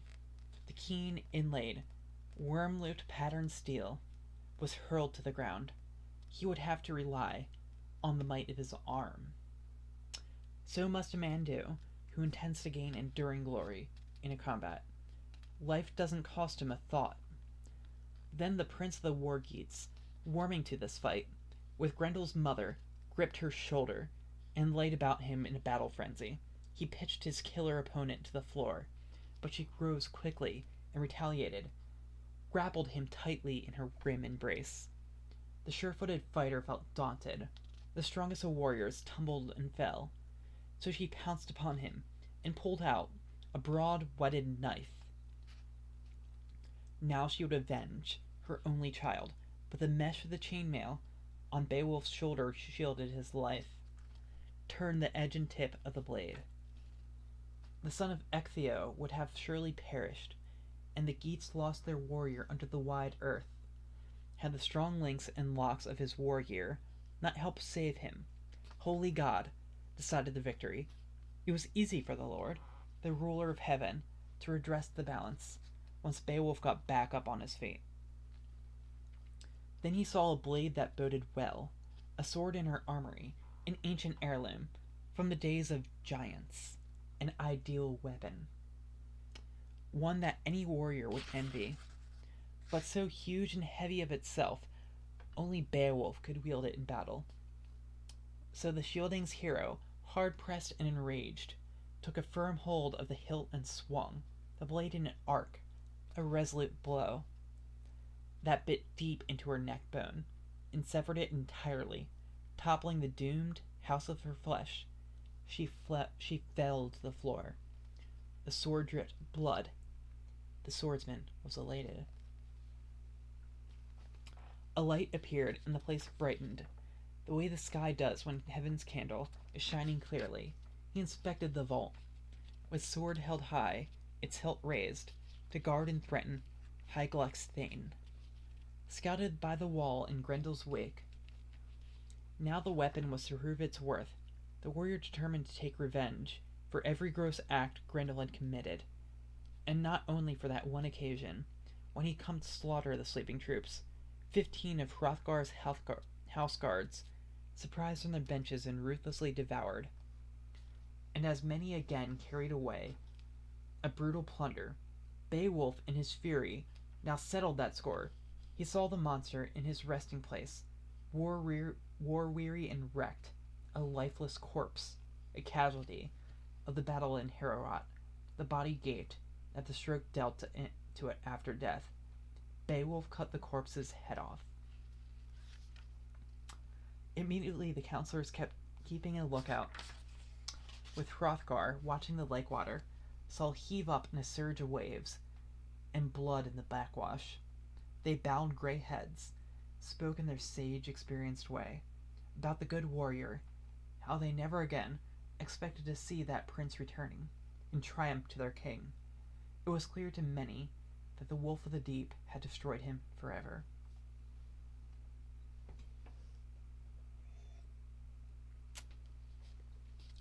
Need a bit more mead. The 9th hour of the day arrived. The brave Shieldings abandoned the cliff top, and the king went home, but sick at heart. Staring at the mare, the strangers held on. They wished, without hope, to behold their lord, Beowulf himself. Meanwhile the sword began to wilt into gory icicles, to slather and thaw. It was a wonderful thing, the way it all melted as ice melts, when the Father eases the fetters off the frost, and unravels the water ropes. He who wields power over time and tide. He is the true Lord. The Geat captain saw treasure in abundance, but carried no spoils from those quarters, except for the head and the inlaid hilt, embossed with jewels. Its blade had melted, and the scrollwork on it burnt, so scalding was the blood of the poisonous fiend who had perished there. Then away he swam, the one who had survived the fall of his enemies, flailing to the surface. The wide water, the waves and pools, were no longer infested once the wandering fiend let go of her life. In this unreliable world, the seafarer's leader made for land, resolutely swimming, delighted with his prize, the mighty load he was lugging to the surface. His thanes advanced in a troop to meet him, thanking God and taking great delight in seeking their prince back safe and sound. Quickly the hero's helmet and mail shirt were loosed and unlaced. The lake settled, clouds darkened above the bloodshot depths. With high hearts they headed away, along footpaths and trails through the fields. Roads that they knew, each of them wrestling with the head they were carrying from the lakeside cliff. Men kingly in their courage and capable of difficult work. It was a task for four to hoist Grendel's head on a spear and bear it under strain to the bright hall. But soon enough they neared the place, 14 Geats in fine fettle, striding across the outlying ground, and a delighted throng around their leader. In he came then, the Thane's commander, the Ark-warrior, to address Hrothgar. His courage was proven, his glory was secure.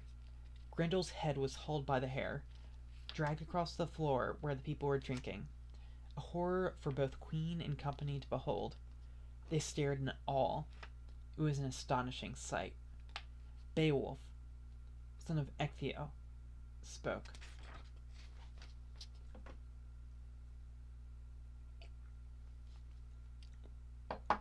So, son of Halfdane, prince of the Shieldings, we are glad to bring this booty from the lake. It is a token of triumph, and we tender it to you. I barely survived the battle under water. It was hard fought, a desperate affair. That could have gone badly if God had not helped me. The outcome would have been quick and fatal. Although Hrunting is hard-edged, I could never bring it to bear in battle. But the Lord of Men allowed me to behold, for he often helps the unbefriended. An ancient sword shining on the wall, a weapon made for giants, there for the wielding. Then my moment came in the combat, and I struck the dwellers in that den. Next thing the Damascened sword blade melted, it bloated, and it burned in the rushing blood.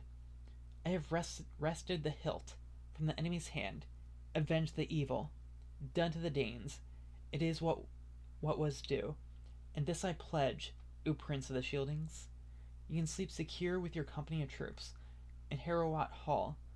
Never need you fear for a single thane of your sept or nation, young warriors or old, that lay waste of life, that you or your people endure of yore.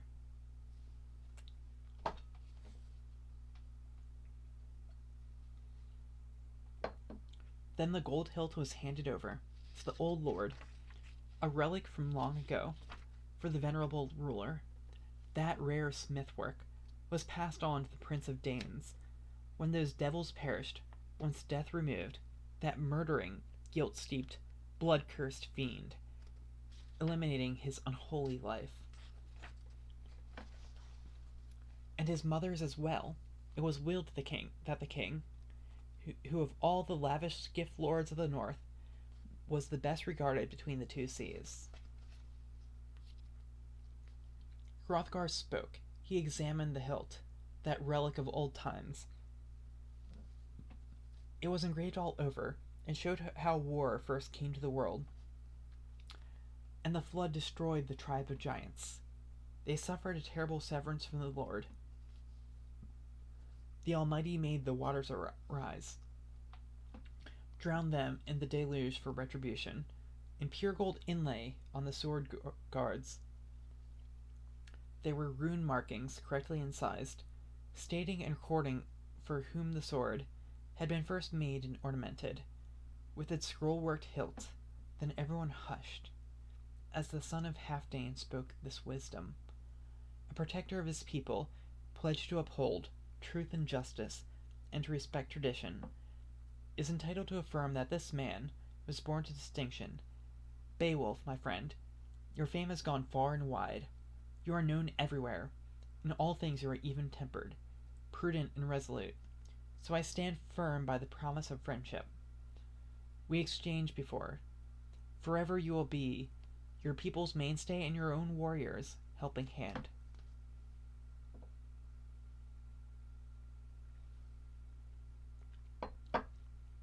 Heremod was different, the way he behaved to Eckwala's sons. His rise in the world brought little joy to the Danish people, only death and destruction.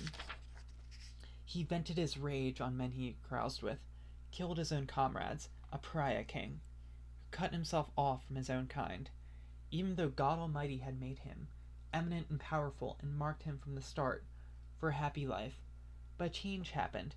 He grew bloodthirsty, gave no more rings to honor the Danes. He suffered in the end. For having plagued his people for so long, his life lost happiness. So learn from this, and understand true values.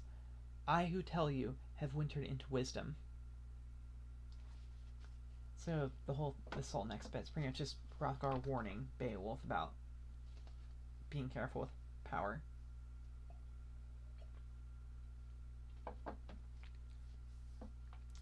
It is a great wonder how Almighty God in his magnificence favors our race with rank and scope, and the gift of wisdom. His sway is wide. Sometimes he allows the mind of man, of distinguished birth, to follow its bent, grants him fulfillment and felicity on earth, enforces command in his own country. He permits him to lord in many lands, until the man in his unthinkingness forgets that it will ever end for him. He indulges his desires. Illness and old age mean nothing to him. His mind is untroubled by envy or malice, or the thought of enemies with their hate-honed swords. The whole world conforms to his will. He is kept from the worst, until an element of overweening enters him and takes hold. While his soul's guard, its sentry drowses, grown too distracted, a killer stalks him, an archer who draws a deadly bow, and then the man is hit in the heart. The arrow flies beneath his defenses. The devious promptings of the demon start. His old possessions seem paltry to him now. He covets and resents, dishonors custom, and bestows no gold. Because of good things that the heavenly powers gave him in the past, he ignores the shape of things to come. Then finally the end arrives, when the body he was lent collapses and falls, prey to its death, ancestral possessions, and the goods he hoarded are inherited by another, who lets go with a liberal hand. You can sort of see the parallels with the old religion, too.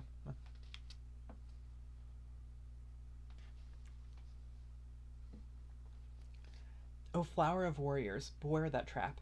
Choose, dear Beowulf, the better part, eternal rewards. Do not give way to pride. For a brief while your strength is in bloom, but it fades quickly, and soon there will follow illness or the sword to lay you low, or a sudden fire or surge of water, or jabbing blade or javelin from the air, or repellent age.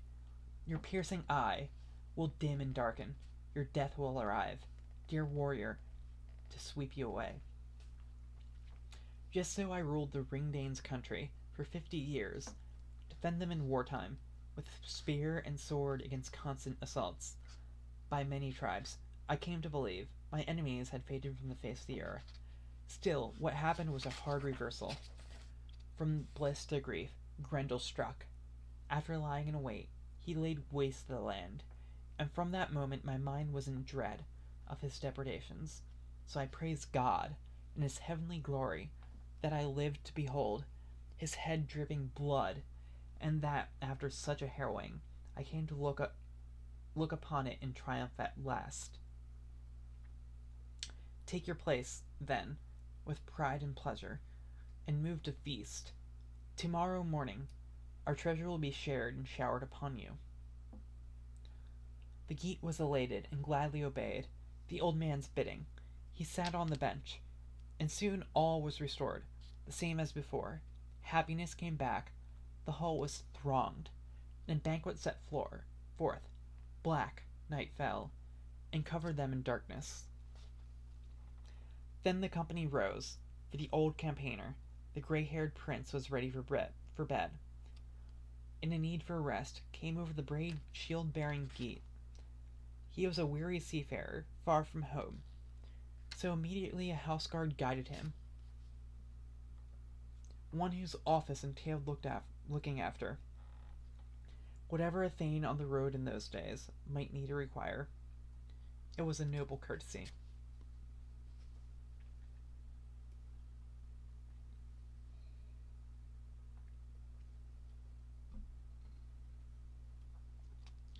The great heart rested, the hall towered, gold shingled and gabled, and the guests slept in it, until the black raven with raucous glee announced heaven's joy and hurry of brightness overran the shadows.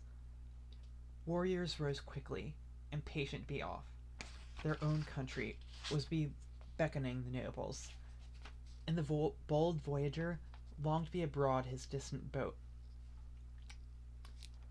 Then that stalwart fighter ordered Hrunting to be brought to Unferth, and bade Unferth take the sword and thanked him for lending it. He said he had found it a friend in battle, and a powerful help. He put no blame on the blame's cutting edge. He was a considerate man. God, I feel like that. I feel like Unferth has like anime redemption arc here coming to him, but actually, does he? Hold on, I'll have to double check that. I'm not an expert on mythology or anything. I just have like a layman's understanding of it.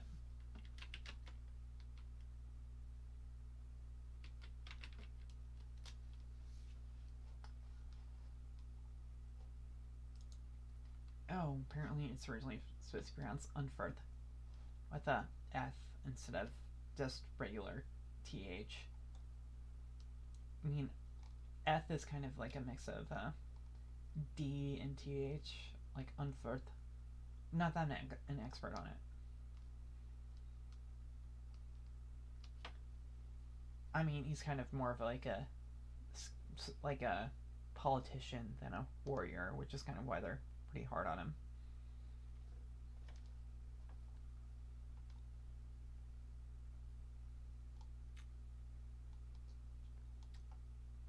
I mean, kind of hope he turns out well. I mean, he did lend his sword. Like, literally, not just...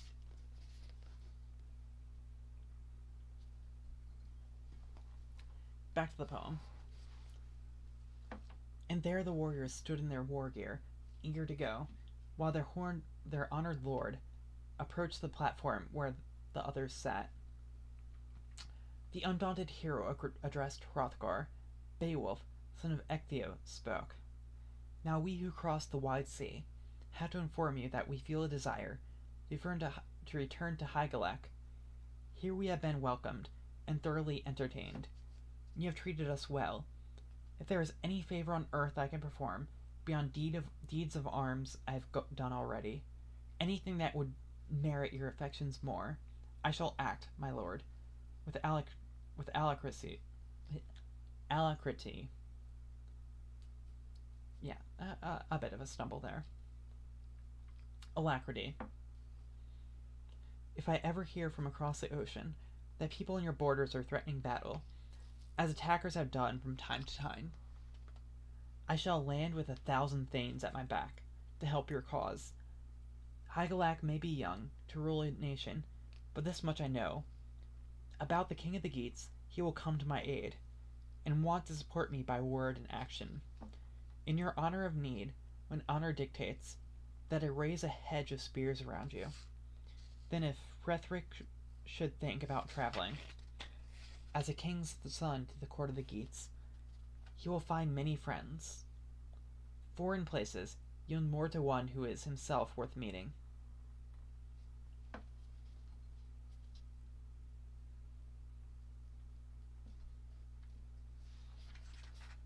Hrothgar spoke and answered him. The Lord in his wisdom sent you those words, and they came from the heart. I have never heard so young a man make truer observations. You are strong in body and mature in mind, impressive in speech. If it should come to pass that Hrethel's descendant dies beneath a spear, if deadly battle or the sword blade or disease, Fails the prince who guards your people, and you are still alive, then I firmly believe the seafaring Geats won't find a man worthier of acclaim as their king and defender than you, if only you would undertake the lordship of your homeland. My liking for you deepens with time, dear Beowulf. What you have done is draw two peoples, the Geat nation and us neighboring Danes, into shared peace and a pact of friendship, in spite of hatreds we have harbored in the past. For as long as I rule this far-flung land, treasures will change hands, and each side will treat the other with gifts. Across the Gan's Bath, over the broad sea, world prows will bring presents and tokens. I know your people are beyond reproach in every respect, steadfast in the old way with friend or foe. Then the earl's defender furnished the hero with 12 treasures and told him to set out. Sail with those gifts safely home, to the people he loved, but to return promptly. And so the good and gray-haired Dane, that high-born king, kissed Beowulf and embraced his neck, then broke down in sudden tears. Two forebodings disturbed him in his wisdom, but one was stronger. Never more would they meet each other face to face, and such was his affection that he could not help being overcome.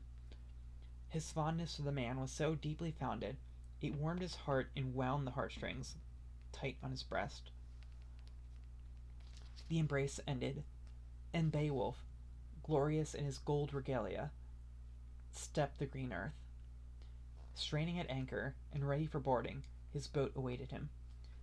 So they went on their journey, and Hrothgar's generosity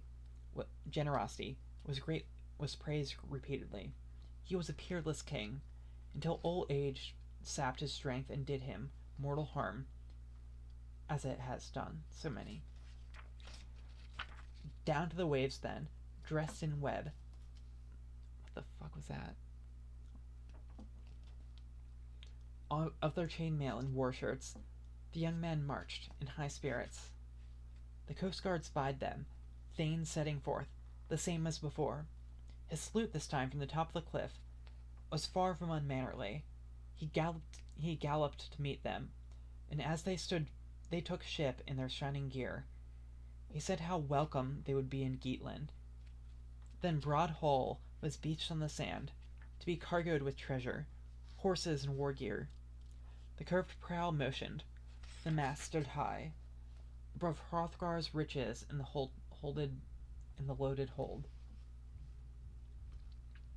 The guard who had watched the boat was given a sword with gold fittings, and in future days that present would make him a respected man in his place on the mead bench.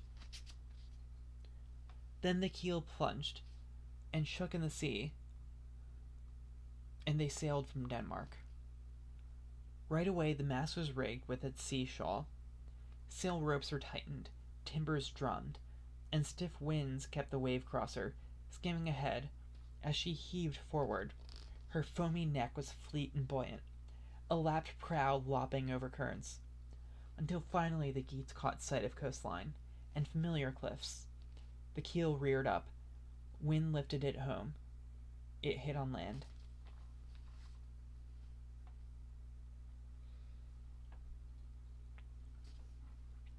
The harbor guard came hurrying out to the rolling water. He had watched the offing long and hard, on the lookout for those friends.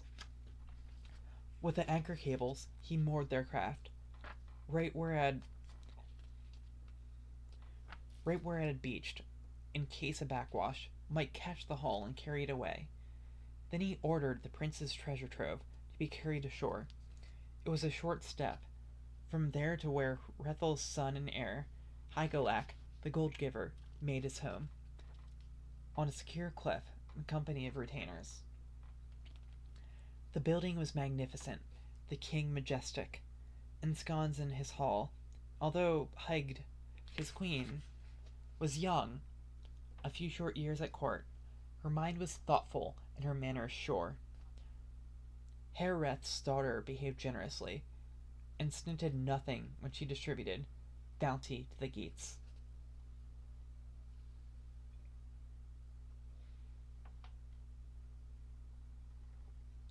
Great Queen Modthryth perpetrated terrible wrongs. Yeah, double checking the pronunciation, looking at that original. The book I'm reading has a original Anglo-Saxon side by side with the modern translation. So looks like actually I did get that one right, because I mean, a lot of people aren't really aware of this, but like up until surprisingly recently, English had more letters than just the ABCs, you know. But Anglo-Saxon uses some of those. Like, whenever you see ye old written out, it's not pronounced ye. That was actually a convention from printing, because the printing presses from Germany didn't have what at the time was a common letter in English, which was thorn, which is makes a. Actually, hold on, I can actually type it in chat. I think should be able to. Yeah, thorn. So that would be how you say the. So it's pretty much a th sound for thorn. Then there's also the eth rune, which should come up with this, which is sort of like a mix between d and th. So the. So like you see Othen. Some people say Othen, some people say Odin, but it's like Othen when you say it. Yeah. So yeah, that's so that like the English translation kind of tried to approximate the pronunciation of those with the Modthryth, but it'd be more like Modthryth or Modthrytho. The exact translation is like Geta, Leodam, Motham, Gastriona, Modthrytho, Gat Wag. Not that I speak Anglo-Saxon either, so there's probably people who actually study Anglo-Saxon. If they ever actually watch this, they'll just be cringing over that. Well, if they're not cringing over the whole background, which is just like pretentious fashion student talk about flowers. But it is what it is. 300-year-old elf has a little bit of leeway when it comes to weird ramblings, because definitely not a lollybaba, but yeah. Anyways, Great Queen Modthryth perpetrated terrible wrongs. If any retainer ever made bold to look her in the face, if an eye not her lord's stared at her directly during daylight, the outcome was sealed. He was kept bound, in hand-tightened shackles, racked, torture, until doom was pronounced. Death by the sword, slash of blade, blood gush in death qualms, and an evil display.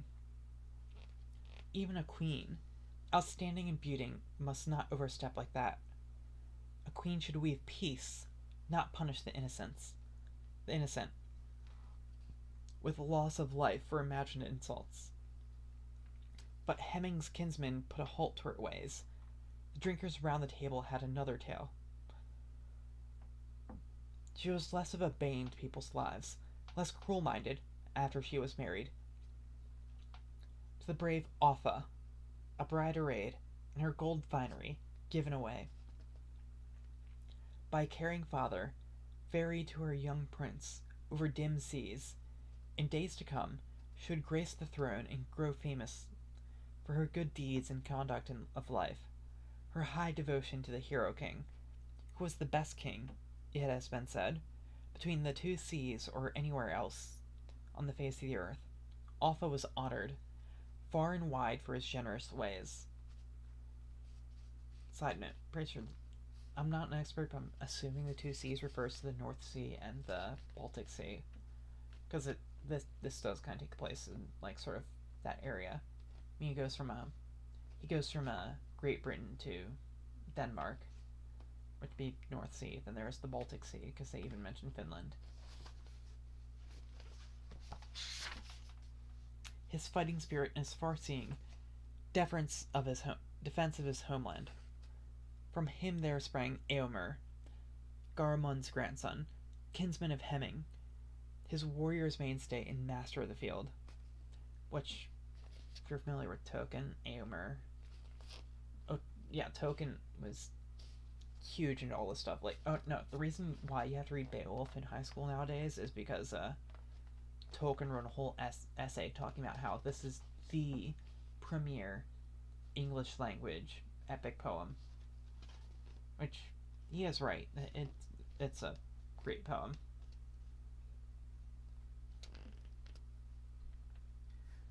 I mean, the other poem I was considering reading tonight, if you listen to the beginning of this before I decided on Beowulf, I was going to read the Voluspa, which, if you ever wonder where Tolkien came up with the names of the dwarves, he stole them. Well, not just the dwarves.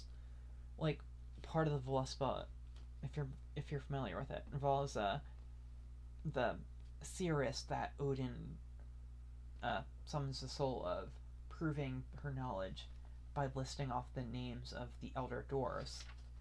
Most of the ones in The Hobbit are from the Voluspa, but she also mentions a few other beings, including different elves like Wand Elf, or in Norse, Gandalf.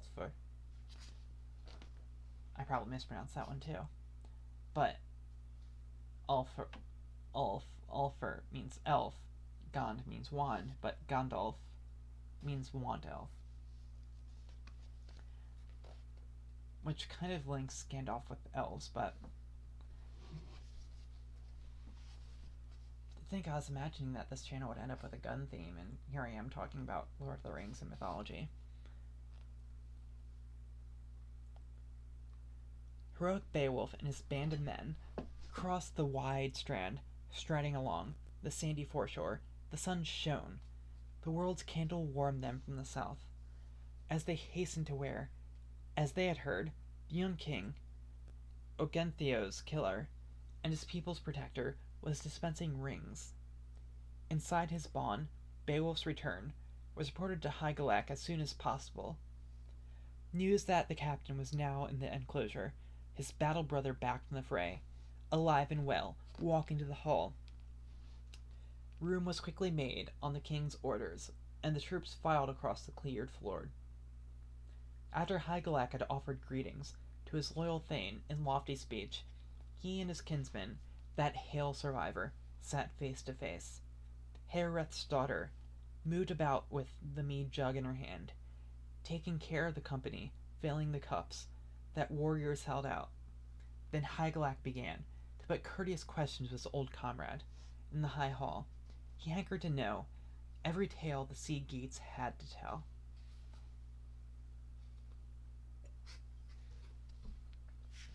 Oh no, I'm running low on mead. Anybody listening to this who has questions about whether all the streams are going to involve me getting drunk on mead and this devolving into me but slurring words, the answer is probably. I mean, 300-year-old elf kind of has to get her fun some way, and if not beer, then mead and poetry.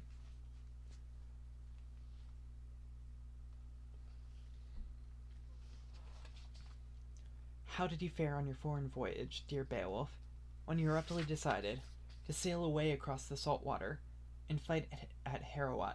Did you help Hrothgar much in the end? Could you ease the prince of his well-known troubles? Your undertaking cast my spirits down. I dreaded the outcome of your long expedition and pleaded with you, long and hard, to leave the killer be. Let the South Danes settle their own blood feud with the Grendel. So God be thanked, I am granted this sight of you, safe and sound.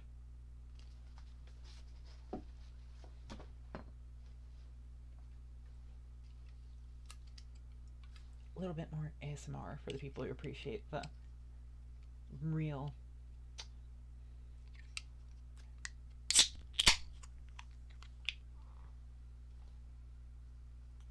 doesn't fit the story as much as the mead, but it's a good sound all to its own.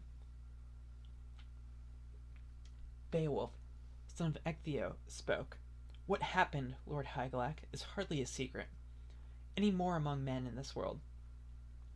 Myself and Grendel coming to grips, on the very spot where he visited destruction, on the victory shieldings and violated, life and limb, losses I avenged. So no earthly offspring of Grendel's need ever boast of that bout before dawn, no matter how long the last of his evil family survives. When I first landed, I hastened to the ring hall and saluted Hrothgar. Once he discovered why I had come, the son of Halfdane sent me immediately to sit with his own sons on the bench. It was a happy gathering. In my whole life, I have never seen mead enjoyed more in any hall on earth. Sometimes the queen herself appeared, peace pledge between our nations, to hearten the young ones and hand out a torque to a warrior, then take her place. Sometimes Hrothgar's daughter distributed ale to older ranks in order on the benches. I heard the company call her Friwaru as she made her rounds. Okay, gonna have to check that anglo-saxon on that one. Not that I can speak it.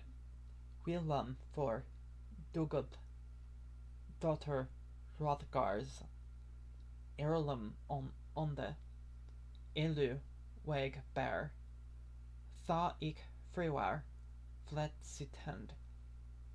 Neman, hilde, there hio, nagled sink.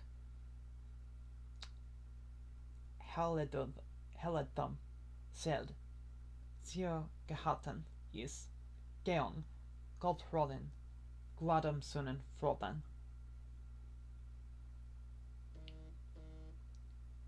Okay, so, Friaware. Okay, so I did get it right. I think. I heard the company call her Friwaru as she made her rounds. No, the Anglo-Saxon actually says Friwaru. Well, close enough. As she made her rounds, presenting men with gem-studded bowl, young bride-to-be, to her gracious Ingeld, in her gold-trimmed attire.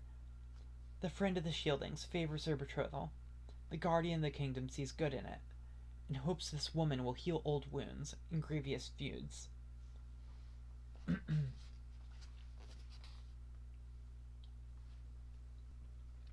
But generally the spear is prompt to retaliate when a prince is killed, no matter how admirable the bride may be. Think how the Heathobards will be bound to feel, their lord Ingeld and his loyal thanes, when he walks in with that woman to the feast. Danes are at the table, being entertained, honored guests in glittering regalia, burnished ring mail that was their host's birthright. Looted when the Heathobards could no longer wield their weapons in the shield clash, when they went down to their beloved comrades and forfeited their lives. Then an old spearman will speak while they are drinking, having glimpsed some heirloom that brings alive memories of the massacre. His mood will darken, and heart-stricken, in the stress of his emotion, he will begin to test a young man's temper, and stir up trouble, starting like this. Now, my friend, don't you recognize your father's sword, his favorite weapon, the one he wore when he went out in his war mask to face the Danes on that final day?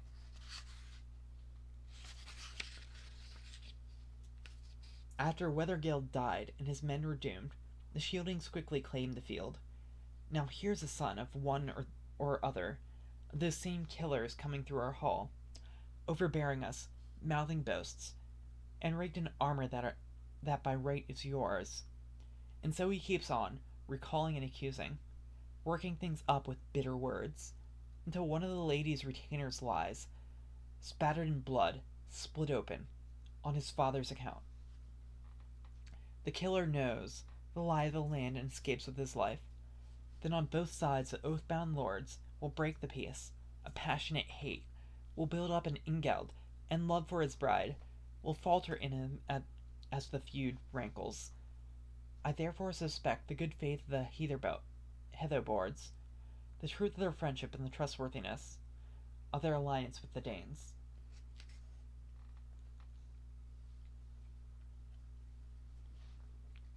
that was a kind of a long aside. Well, it's not really a side, it's just sort of a sidetrack from. That's sort of like how I'm getting sidetracked. The actual characters get sidetracked too. And, I mean, we have like 4 or 5 just different breaks for different poetry about a Siegfried or Sigurd.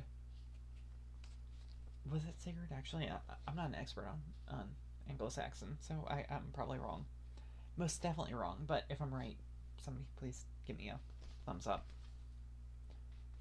Not a literal, well, okay, give me a thumbs up too, but also just a verbal, like, you got that part right.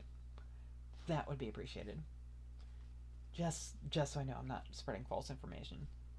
Always fact check everything you ever hear ever is something you learn if you ever get a degree in any of the STEM fields. Any of the proper STEM fields.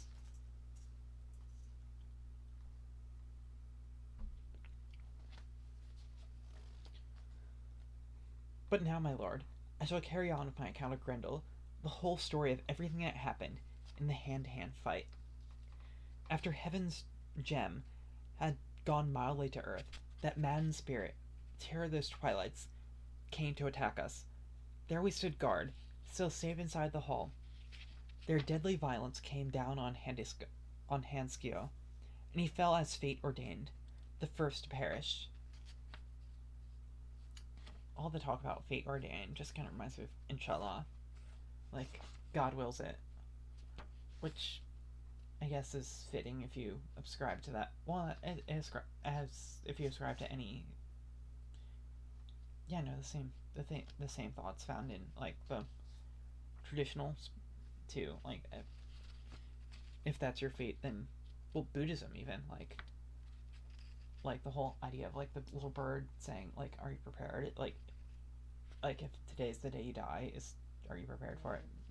Yeah, it's kind of a universal idea actually. I mean, it comes across differently in different religions, but it is what it is.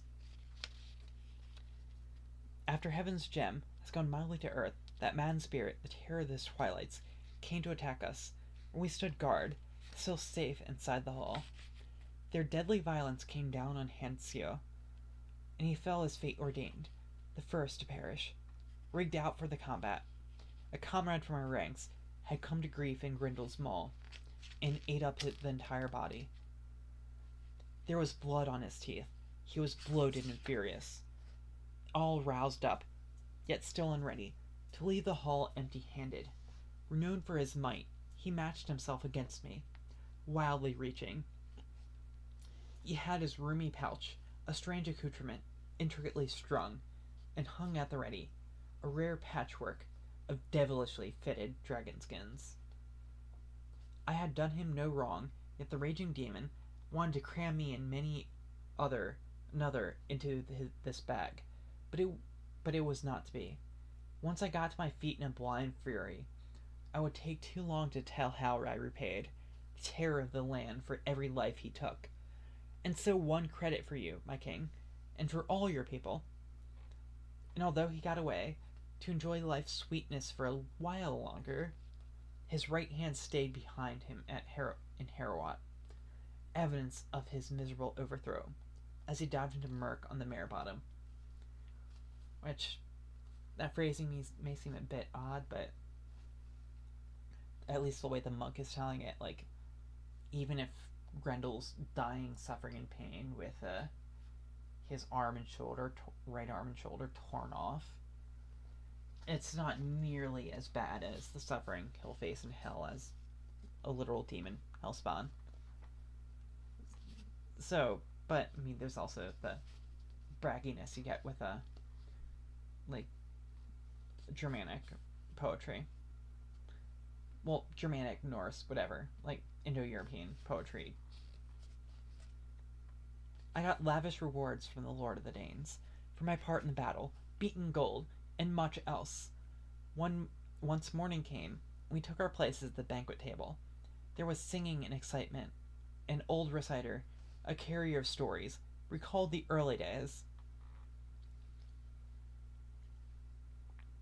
At times some hero made the timbered harp tremble with sweetness, or related true the tragic happenings at times the king gave the proper turn to some fantastic tale, where a battle-scarred veteran, bowed with age, would begin to remember the martial deeds of his youth and primed and be overcome, as the past welled up in his wintry heart.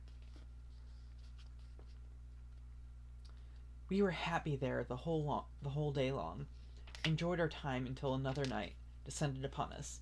Then suddenly, the vehement mother avenged her son, and wreaked destruction. Death had robbed her. Geats had slain Grendel, so that his ghastly dam struck back with barefaced defiance, laid a man low. Thus life departed from the sage Ayrshire, an elder wise in council. I can double check the pronunciation. Oh yeah, they actually use I think actually I have this character too.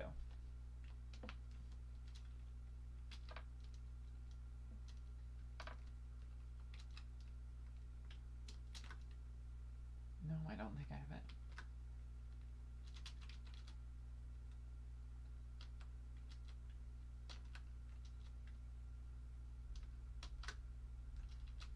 Actually, how do you write that character?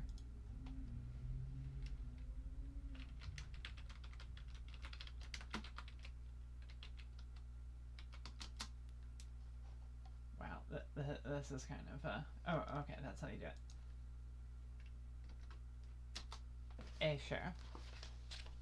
So I was getting it right, but I think from the sage Ayrshire, an elder wise in council, but afterwards, on the morning following, Thanes could not burn the dead body, nor lay the remains of the man they loved on his funeral pyre. She had fled with the corpse and taken refuge beneath torrents on the mountain. It was a hard blow for Hrothgar to bear, harder than any he had undergone before, and so the heart-sore king beseeched me, in your royal name, to take my chances, under water, to win glory, and prove my worth. He promised me rewards. Hence, as is well known, I went to my encounter, the terror-monger at the bottom of the tarn. For a while it was hand-to-hand between us. Then blood went curling along the currents, and I beheaded Grendel's mother in the hall with a mighty sword. I barely managed to escape with my life. My time had not yet come. But Halfdane's heir, the shelter of those earls, again endowed me with gifts in abundance. Thus the king acted with due custom. I was paid in recompense completely, given full measure and freedom to choose from Hrothgar's treasures by Hrothgar himself. These, King Hygelac, I am happy to present to you as gifts. It is still upon your grace that all favor depends. I have few kinsmen who are close, my king, except for your kind self.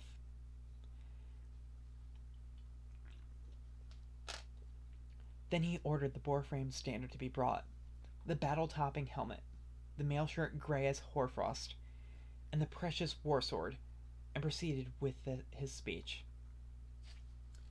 When Hrothgar presented this war gear to me, he instructed me, my lord, to give you some account of why it signifies this special favor.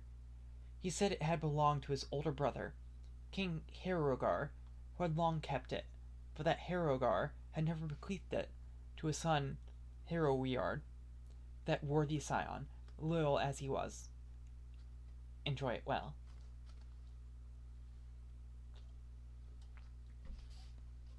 I heard 4 horses were handed over next. Beowulf bestowed 4 bay steeds, to go along with the armor, swift gallopers, all alike. So ought a kinsman act, instead of plotting and planning in secret, to bring people to grief, or conspiring to arrange the death of comrades. The warrior king was uncle to Beowulf and honored by his nephew. Each was concerned for the other's good. I heard he presented Hygd with a gorget, the priceless torque that the prince's daughter, Wealhtheow, how is it pronounced? Okay, sorry, anglo-saxon again. Wealhtheow, Gith. Actually, anglo-saxon is Raelink. I'm probably mispronouncing it. Raylinth. Wunder. No, Wunder would be German, not Anglo-Saxon. Wunder Madom. Don Fe Him Wiltio. Gif. Gif is definitely like a clear cognate, if you're wondering. I spent way too much time around linguists, honestly. Priceless Torque, the prince's daughter, Wiltio, had given him, and 3 horses, supple creatures, brilliantly saddled. The bright necklace would be luminous upon Hig's breast. Yeah, breast. Honestly, the use of carriage kind of reminds me of Hamlet, but specifically, just talk about carriage. Okay, that's because it's preoccupied thinking about this earlier, about, near the end of I forget the name of the retainer, but I just remember my favorite film version of Hamlet is, the retainer is played by, Robin Williams. And Robin Williams is, like, Robin Williams playing they're major enough to be named, but they're still a minor retainer. But, he does a good job of it. It's the Kenneth Branagh version, where they're wearing a bit more modern clothing, but he's just talking about the courage of, I think they made a whole joke about it. Courage, not carriage. Of, the swords offered in as a bet in a duel, a sword fight, or fencing match. Thus Beowulf bore himself with valor. He was formidable in battle, yet behaved with honor.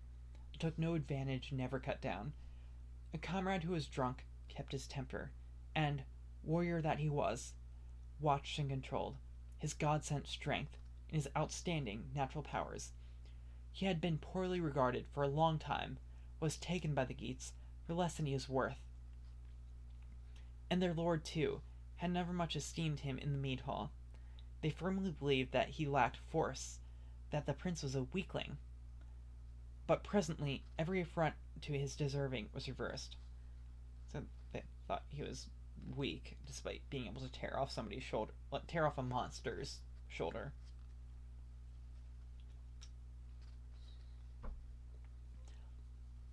The battle-famed king, bulwark of his earls, ordered a gold-chased heirloom of Hrethel's to be brought in. It was the best example of a gem-studded sword in the Geat treasury.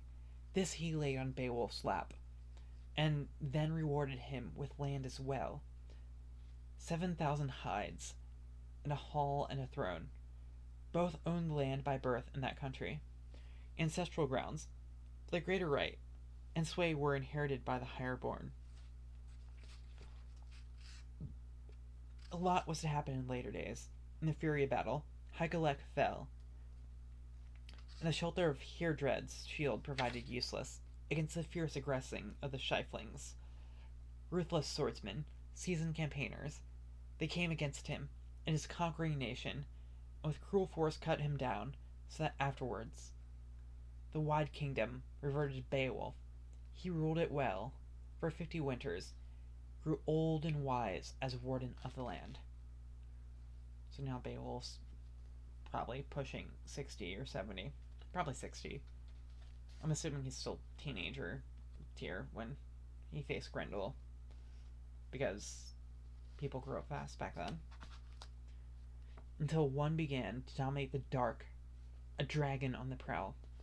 From the steep vaults of a stone-roofed barrow, where he guarded a hoard, there was a hidden passage, unknown to men, but someone managed to enter it and interfere with the heathen trove. He had handled and removed a gem-studded goblet. It gained him nothing, though with a thief's wiles he had outwitted the sleeping dragon that drove him into rage, as people of that country would soon discover. Seems like a good spot to hold off our reading of Beowulf. The rest of read more tonight than we will next time, but it's still a pretty fair chunk. Especially if you've been used to me reading more modern poetry, where it's much shorter. I mean, I probably will talk for a bit longer, but I guess the Beowulf is the main draw of tonight. I probably should actually edit the stream to...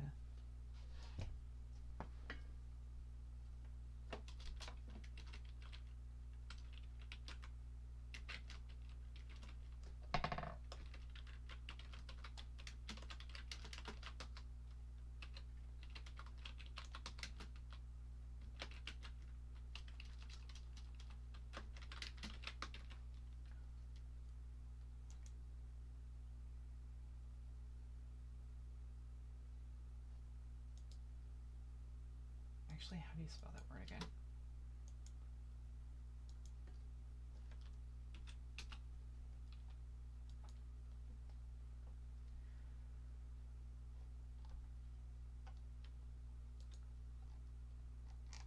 Okay, so yeah, that.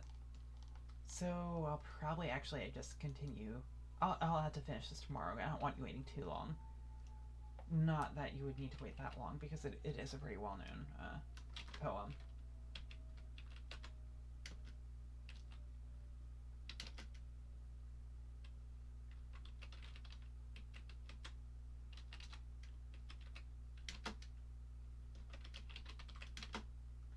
But yeah, so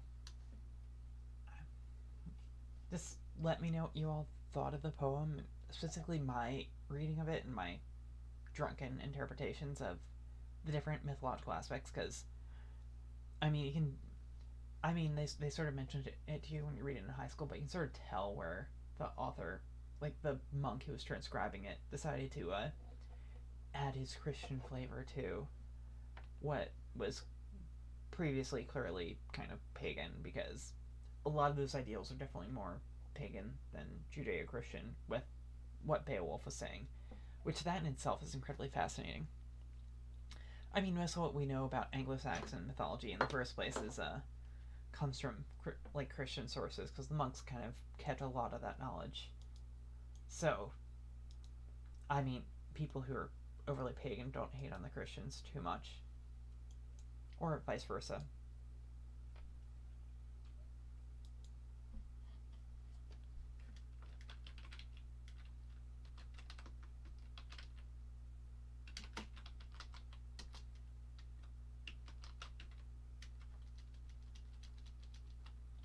But yeah, so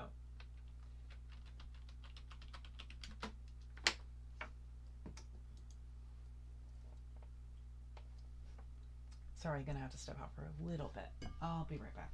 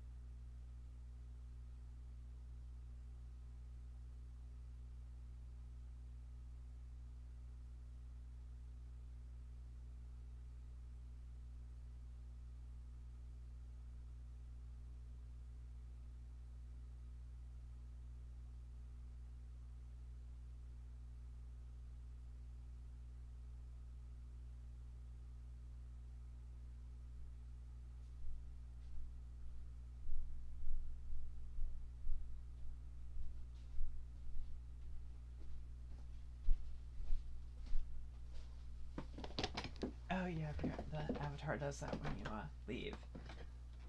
God, that I can only imagine that's super unsettling. But I don't want to actually shit.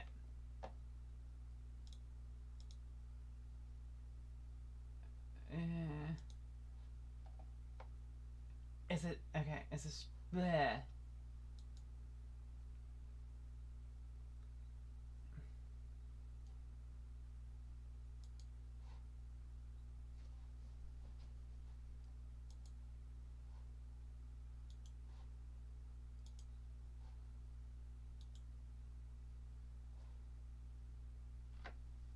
Okay, okay.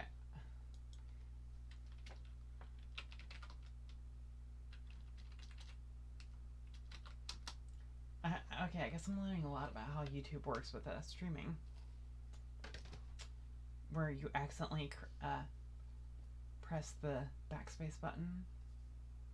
I wonder how often this happens in like the HoloLive streams. I mean, obviously I'm not a HoloLiver. For one, this looks like why is that eye twitching?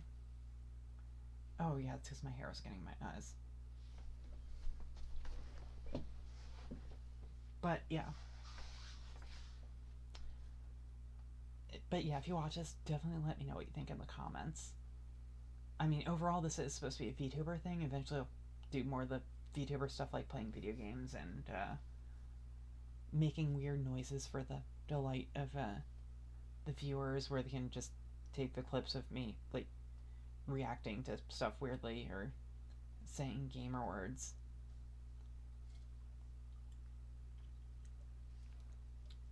Of course, that last one is more of a yeah. It is what it is. Actually, on that topic, I still haven't finished Storm of Steel. If anybody is familiar with like the early streams I did where I was playing around with different things, I did start reading Storm of Steel. I might have to finish that.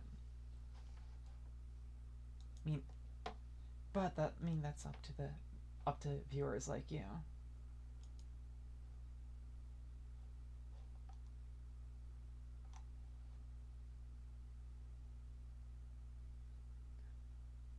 But oh, I'll also take requests for different poetry readings too, since that seems to be my thing now. I mean, it is super interesting how that all plays into like how like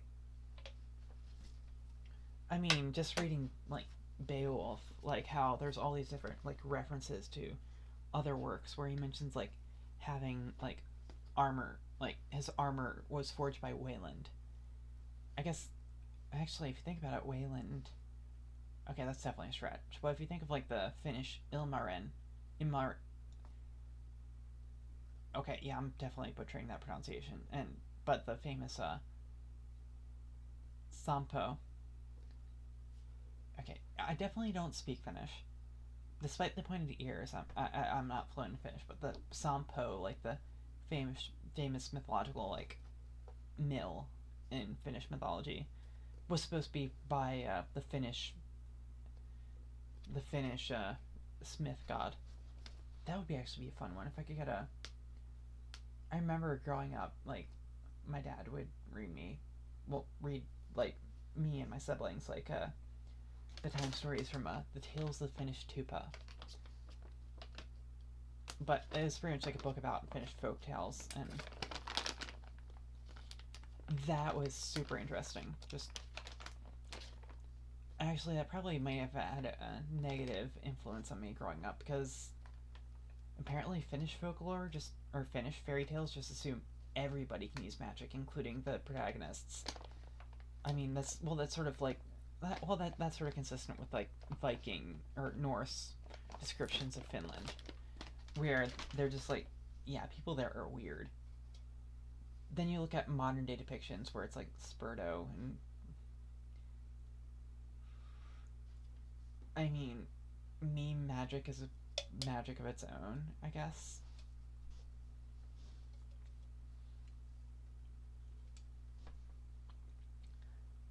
Oh, I still have an hour before my set bedtime. But it wouldn't be enough to finish the second half of this with the dragon. At least not to do it the justice I'd want to do it. But yeah, if anybody wants to input on the topic of the stream.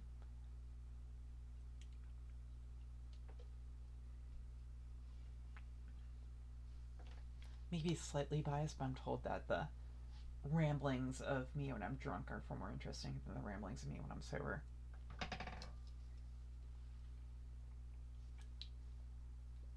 I mean, in vino, veritas. And also, I guess I'm sort of reminded of the Lord of the Rings scene where, oh, the extended version. I mentioned Lord of the Rings a lot, but to be fair, how can I not mention Lord of the Rings when reading one of the texts that inspired Tolkien? I mean, Tolkien took inspiration from a lot of places. I mean, Tolkien was a massive fan. Well, Tolkien was the premier scholar on, like, anglo-saxon myth and everything. I mean, if you remember, one of the characters in this was named Eomer, who is one of the main male characters, and among the, he's one of the main male characters upon the Rohirrim, or in Rohan. So, well, I mean, they were supposed to be like Anglo-Saxon based too. Which actually, I don't want to throw shade on Shadiversity, but that was, well, no, he was mainly criticizing the movie depictions of. If you're wondering why the eyes don't look, why the eyes look unfocused and looking at the ceiling, that's because that's what I'm actually doing. This software is surprisingly good with tracking like eye direction, except when I'm reading where it just looks like my eyes are closed. But I think that's actually kind of cute and endearing. God, that sounds so self-centered, but it's true. I mean, everybody likes a cute elf.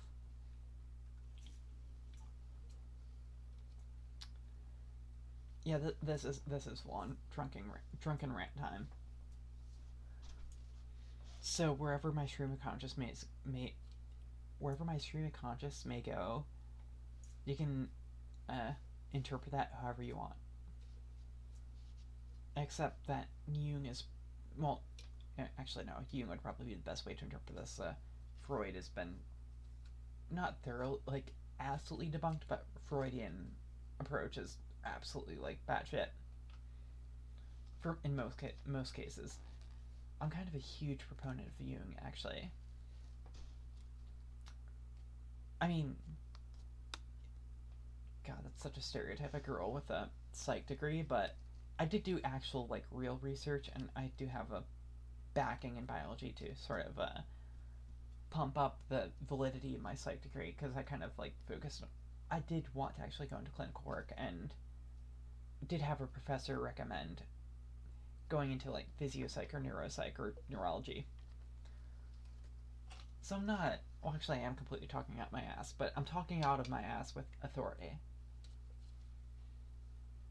With the authority of a professor thinking I was competent in this field before this professor realized that I just want to make pretty clothes.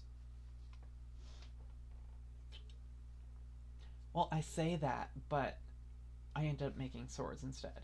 I'd post a picture, but I took it on a dress form at school, which are marked with the school property marks, which would be an absolute dox.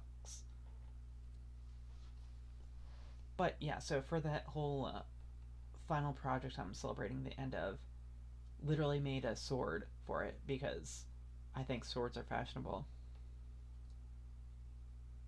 Because, aren't they? I mean, what kind of a... I mean, can you call yourself a scholar and a gentleman if you can't sword fight in a duel? Honestly, I think dueling should be brought back, especially with swords. I mean, I'm a big fan of guns. I love guns, but dueling with guns is kind of not the same as dueling with swords. Although I can understand why they had that whole exception in the duello. But yeah, that would be cool to bring back dueling with swords. I mean, you don't like half the time these like bastards are just like talking all sorts of shit, but because they know there's no reprisal. So if you could like actually like challenge them to a duel, just so they know that there's like that slightest threat of life with their shit talking, that would be pretty that would be pretty awesome. Totally not saying this because somebody told me I could have gotten a fencing scholarship out of school.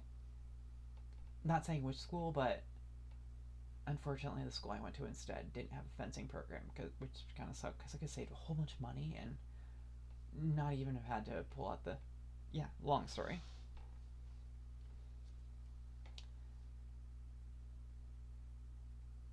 But...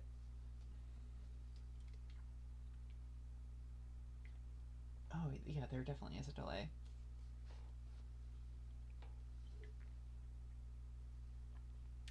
I guess anybody who clicked on this link for the Beowulf commentary, they can definitely click away now.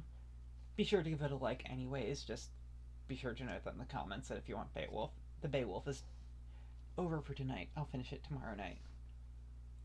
I'm actually obligated to finish it tomorrow night. Oh. So anybody who wants, I'll probably be back around 7 too, to finish Beowulf.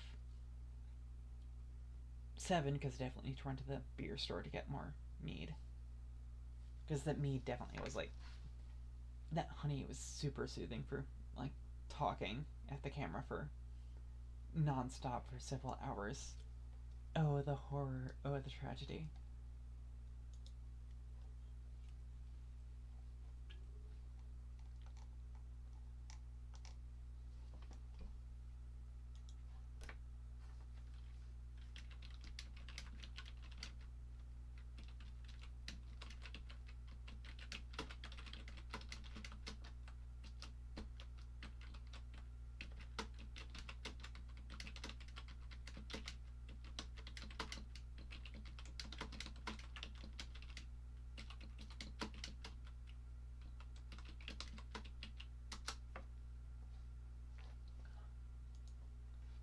But okay, or what were some hot takes I took on this?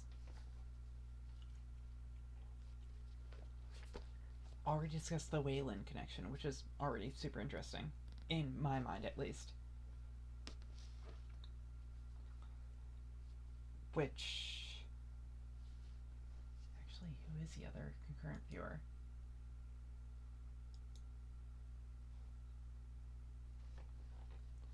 But yeah, there are several names mentioned where they don't give a background, but it kind of implies that they're linked to a older god or goddess before they were humorized, which was super common at the time, especially for monks transcribing like ancient like mythology and folklore. Like that's where you get a lot of the knowledge on mythology from like anglo-saxon sources is monks humorizing somebody. Not that I'm an expert in this, because again, I feel like I would have done well in that field, but I didn't go that route because I like actually making stuff too.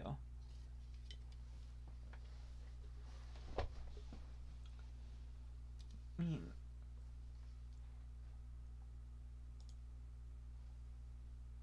yeah.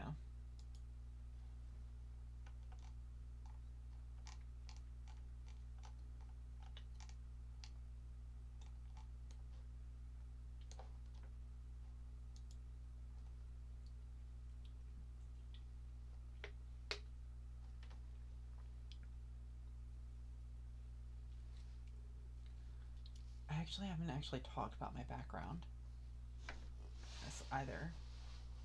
I might have to change the background out a little bit, but the background for this stream is actually my fashion notes, which I'm not really sure what that says about me or my approach to fashion, but hold on, I'm gonna have to grab another beer soon. I'll be right back.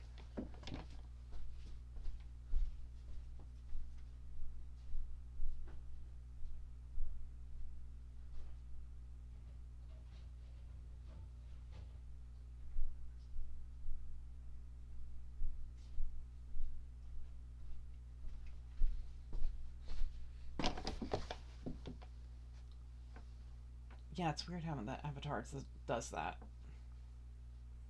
Where it's just like the face pressed up against camera. There's, I know there's a way to freeze it. I just haven't bothered doing it because it's so funny. But anyways, yeah, I mean, I guess my approach to fashion is kind of focused more around a fairy tale and folklore and that whole idea of that being interlinked with everything else. which means that you look at a folklore and folk beliefs and everything else to come up with your approach to designing stuff. Which, of course, as somebody who just absolutely loves nature and everything else, you kind of have to take the natural approach. Which is why my notes look like a... Okay, my notes look like a witch's journal because... Why do you think they look like a witch's journal? Describing different plants and herbs and the effects they have on different things. They're the mythology and the folklore around them all. So, like, how, if you look in the background, you can see belladonna, which has multiple meanings just from the name, like Atropa, belladonna, which is where my own name comes from, Atropa, which is one of the fates, but what I mean, I actually mentioned the Norns during this specific broadcast, or this specific stream. I mean, they're pretty much analogous, and they share a common root, where you have the three fates, if you remember the Disney cartoon with Hercules. Like, one weaves one spins the thread of life, one weaves it, and one cuts it. And Atropos is the fate that cuts the thread of life, which is where Atropa belladonna comes from, because it's the plant that cuts the thread of life if you're stupid enough to actually take too much of it. I mean, actually, that's also where atropine comes from, which is used for heart medicine too. So, just, it's sort of interesting how there's a parallel between plants that, like, how a plant that is a renowned poison can also heal. But there's also the whole witch's brew, which can cause the feelings of flight, which is just a bunch of stuff smeared on a broomstick, which that's too graphic to describe in this stream, but it gives the sensation of flight. I mean, there's other drugs that can cause weird sensation. Well, other plants too, if you're not careful. As I learned in my undergrad, doing a botany experiment on Aconitum napellus, where I accidentally, well, not accidentally, I just didn't. I was just stupid and was like, I don't really need gloves to prevent. Like, I told the professor what plants I have in this baggie, and they didn't tell me to put on gloves, so I should be okay.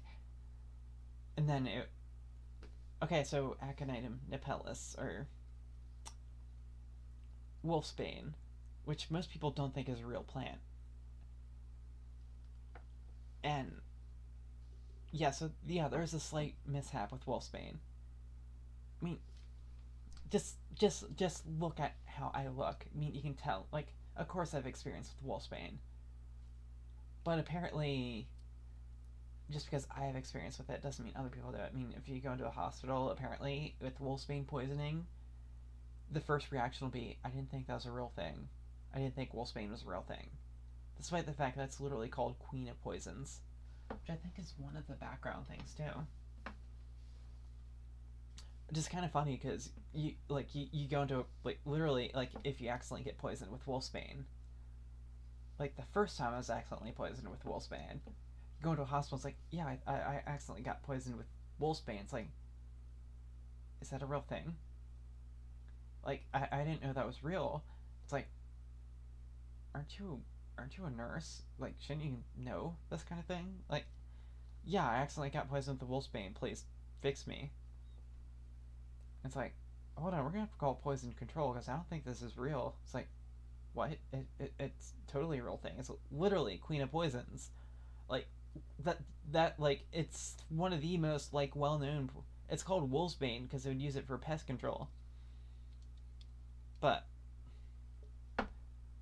that was that was fun. Then there's the other time where I thought, like, well, like, I'm just chopping it up. It shouldn't be that bad. But apparently the skin-to-skin contact is enough to knock you out for a few hours. But it didn't kill me, so that's fine. What doesn't kill you makes you stronger. I mean, it's only fitting for a witch who's streaming to discuss poisons. I mean, I'm not giving practical knowledge. I mean, if you can recognize aconite, that's on you. Apparently, chopping it up and not wearing gloves is enough to knock somebody out for several hours, as I learned. And apparently, licking your hands afterwards is enough to get you sent to the ER.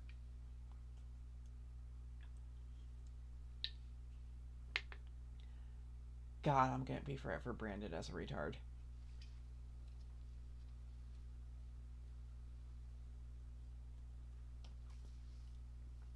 Haven't done anything that stupid with belladonna yet, so I'm good for now. I mean, my bushes are doing pretty well, but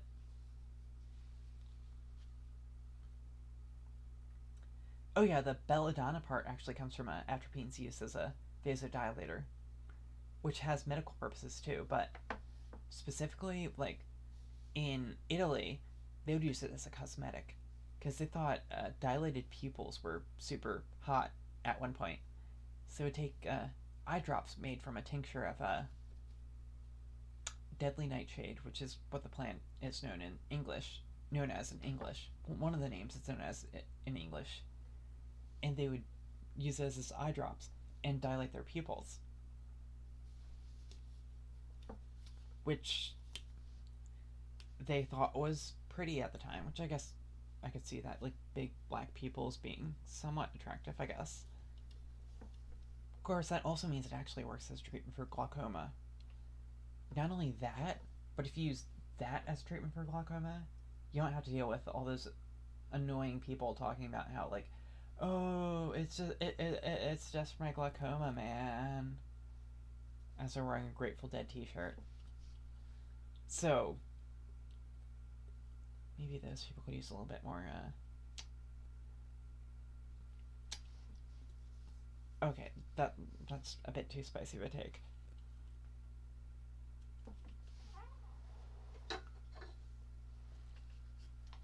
Atropa Everwood, advocating for the poisoning of hippies. Well, actually, that totally fits my character profile. Well, actually, no, that's that actress's profile who's running this. Well, actually, no.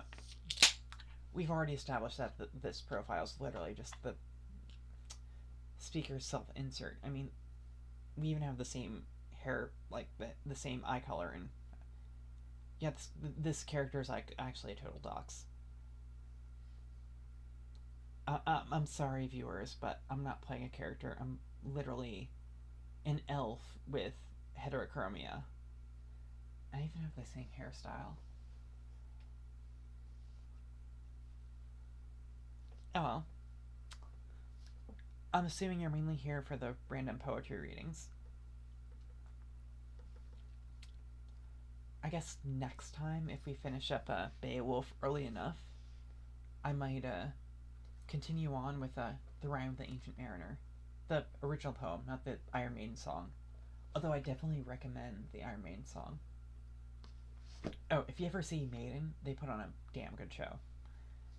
Like, I'll give them credit for the tongue-in-cheek part too. Like, when I went to see them, they were literally like, they were performing like in DC, like a few days before July 4th too, and you see Bruce Dickinson like during the Trooper, like on stage, like in a red coat, waving a Union Jack.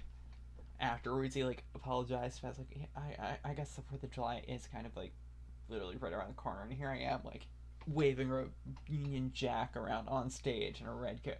God, that was a good show, and you had Alice Cooper open from them too. Alice Cooper, like, he's definitely theatrical, but it's good. Like, if you ever get a chance to see Alice Cooper live, I recommend it too. Like, yeah, Alice Cooper puts on like a damn good live show. I strongly recommend it. I strongly recommend it. Oh God, no, the the person I was dating at the time too. Okay, yeah, this is relationship story time. You don't want to hear this, but I'll say it anyways because it's funny. came from a super, super religious family, Mormon, in fact. To think that this pure-hearted Mormon was dating a witch. And they were this person's dad actually was apprehensive about the Alice Cooper. No, was apprehensive about Iron Maiden. Like they heard rumors about this devil worshipping band. Like, not only did they have like a weird desiccated corpse as their mascot, but they had a yeah. Not only did they have a weird desiccated corpse as their mascot, but they even had a song called 666, Number of the Beast. Well, the song's just Number of the Beast, but that's like the refrain is 666, Number of the Beast. So that seems like downright devil worshipping, ignoring the fact that most of their songs are like Alexander the Great and Charge of the Light Brigade and General Custer and his Phantom of the Opera. So this witches, like this hero witches, like person they were dating at the time had to go through all this effort to convince their parents that they're yeah, you can tell that this is back when this witch was an absolute boot in the military, where the person they were dating was still living with parents. But yeah, anyways, so all this time convincing them, like, oh no, Iron Maiden isn't that bad. They're not a devil. They're not devil worshippers. Let me go to this concert with the person I'm dating and their friends and everything. So they get permission and they go, and like nobody in this whole group had actually discussed the opener, and Alice Cooper was the people who opened for them. If you know Alice Cooper compared to Iron Maiden, Alice Cooper is full on like black hair, eyeshadow, eyeliner, like mascara, all dark, everything spiders and spooky and Be My Frankenstein, or We're Gonna Blow Up the School. That's gonna get me on a watch list, but it's Alice Cooper. Like everybody knows Alice Cooper. Like the Fed who's listening in on this, like I'm discussing Alice Cooper, so don't freak out about that. I mean, there's other stuff you could possibly freak out about this, like, but yeah, don't freak out about that. But anyways, so this young, pure-hearted Mormon goes to this concert, and knowing that their parents are afraid of them being corrupted by the evil influence of Iron Maiden, and then the opener is a band that's like several times worse, and this person doesn't like this person who's exposed to this evil rock music for the first time. They don't even they're just lukewarm, like, oh, I guess this Iron Maiden live is okay, which is blasphemy itself, because this was like a damn good performance from Iron Maiden. But Alice Cooper put on a good show too, and they just absolutely fell in love with Alice Cooper. It's like, wow, this is like amazing. Like wow, like I didn't know there could be a band this good. It's like just ranting and raving about Alice Cooper. So then the next morning, like the person that this said witch was dating at the time, this is obviously not anymore, goes and meets with the parents and discusses the concert and everything. And the dad is again super super Mormon religious, and it's just talking, like just asking about like, oh, how did it go and everything, like making sure nothing like improper happened, and just discussing like, oh, how was the concert. And the person this witch was dating was like, oh well, the headliner was okay, but the band that opened for them was really good. They were like I just absolutely love that band. Like I want to see more of them. I think they're called like Alice Cooper. And the mom, like the Mormon mom, like her jaw just drops, and she's like, "You got to see Alice Cooper live?" And the dad's face is just like absolutely like, what just happened? And the mom just starts absolutely fangirling out over Alice Cooper, like, oh my god, like you got to see Alice Cooper live, like he's so, like, oh god, did he play this song? Like apparently, like before she married the father, she was like a lost heathen or everything, and but was huge into Alice Cooper and like goth and everything else, and just had sort of kept that part of her like pressed down until one of her kids saw got to see Alice Cooper live, which is something she never got to do. It's just, yeah, it was like the most unexpected thing ever. Just meeting this Mormon family, just to hear the mom start fangirling out over Alice Cooper after the dad had freaked out over the thought of their kid going to see Iron Maiden. He was like, as far as like the evil blasphemy scale goes, Alice Cooper's a lot higher up on that. I mean, just all the spiders and eyeshadow. I vaguely remember a episode of Monk where he mentioned Alice Cooper and leaning back chairs too, which is pretty goth. And we just lost another viewer because I was talking about Alice Cooper.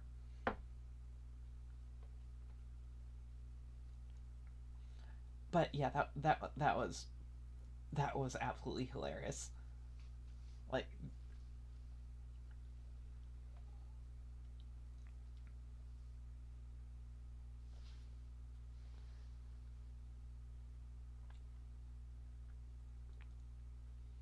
I still have the shirt from that concert too.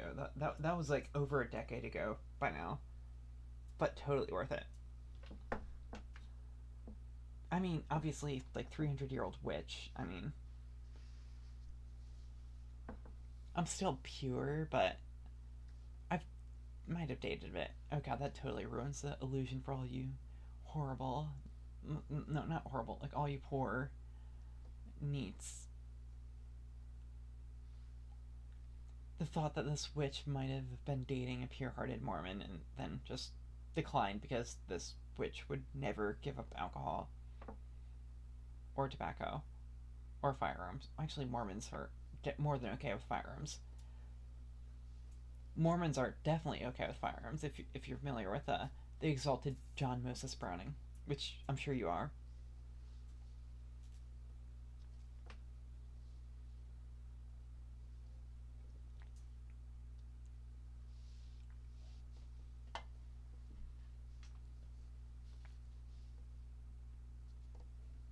But yeah, that definitely was an event, a fun event at that.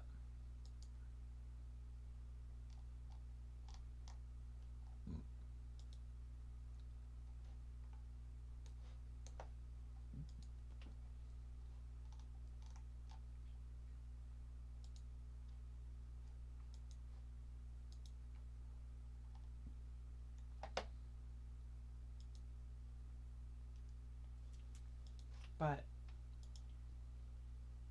shit, did I click the wrong link again? Is this still working? Actually, shit.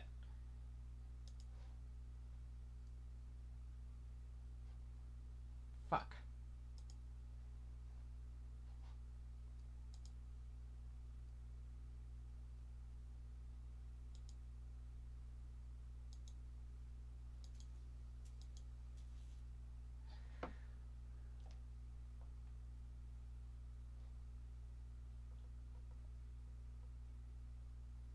Yeah, that was another fuck up on my end.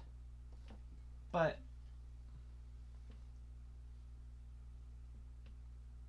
it is what it is. I really hope that this actually ends up actually showing up as like one concurrent stream because I made way too many fat fingers on this. The average viewer time is still the same, so it should be okay.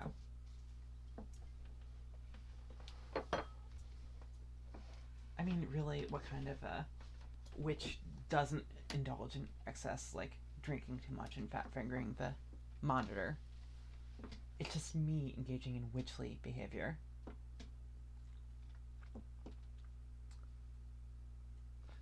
Okay, whoever is watching really should respond to this because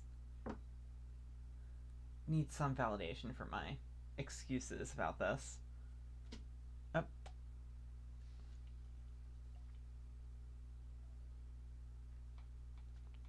Oof. Oh, hey, you're back.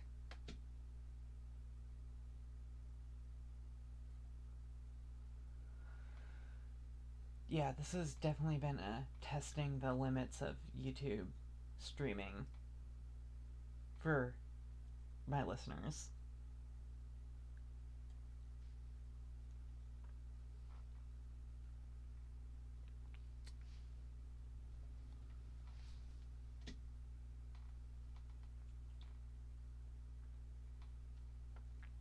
But yeah, so well, technically, this ironically means that it shows more people doing playbacks on this because I've been fat fingering it so much. I had like 2 or 3 times I just fat fingered the stream to death.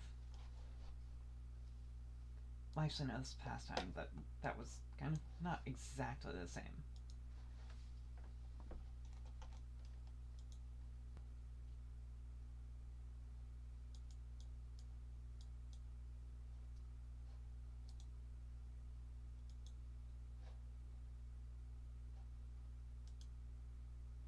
But yeah, I do have a Twitter for this live stream that I'll make sure to actually post at some point. So it actually, I believe it is Atropa Everwood on Twitter. I mean, the profile picture is the same for both, so make sure you keep that in mind too.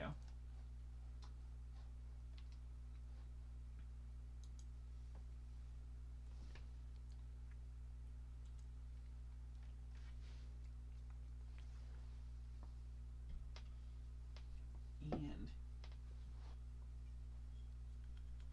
yeah, I definitely can recommend Viking Blood from a Dansk Mild. Yeah, Dansk Mild. Oh yeah, it's 90% alcohol. That's why everything that you hear right now is being slurred. But it's definitely like the fitting drink for reading like Anglo-Saxon or Norse poetry or myth.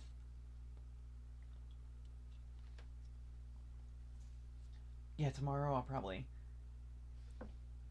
what I have left of Beowulf's poem tomorrow is much shorter, so I'll probably after I'm finished reading that, I'll probably continue with reading a few others. I might do Rime of the Ancient Mariner. Somebody mentioned Iron Maiden, and like one of Iron Maiden's best albums ends with the Rime of the Ancient Mariner. Oh, we have 2 viewers now.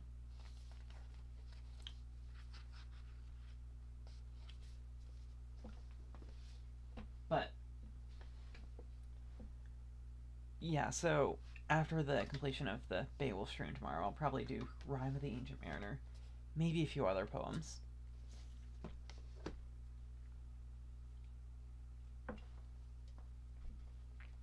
I just need to step out for a little bit longer, and I'll be right back.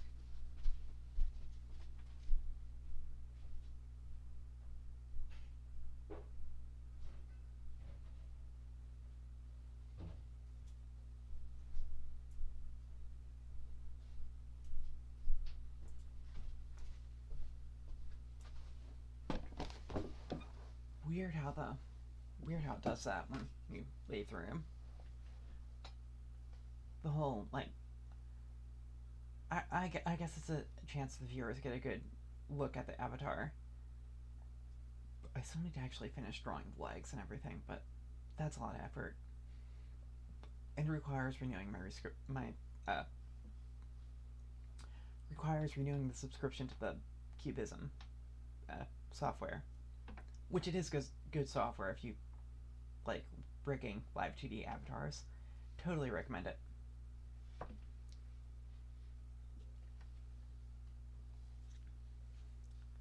But yeah, so the newest viewer missed the whole rant about subjecting Mormons to Alice Cooper, which is totally on topic. I mean, it was specifically about them, like, yeah, like about a Mormon who secretly was a massive Alice Cooper fangirl, which is absolutely hilarious. Still hilarious to me. That's why I have to retell the story.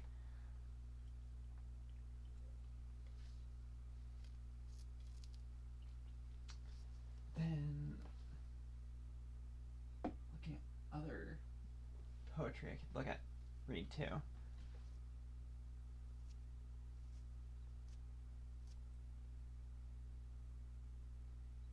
Jake. Oh, yeah, I'm guessing you're from I'm assuming Tactical Tales. I mean, yeah, I guess the I guess the person behind the voice for this is also involved in a few other endeavors, including Tactical Tales. So, yeah, I strongly recommend checking out the podcast. It's actually a reboot from a podcast from a different server too. But the podcast there's you'll get the the full rundown on the weird spider connection in Hollywood. It's like the 6 Degrees with Kevin Bacon, except with spiders, which so far it's proven to be completely true, and it's horrifying. All these, they're not full B movies, but they're like B plus movies with a weird connection to spiders.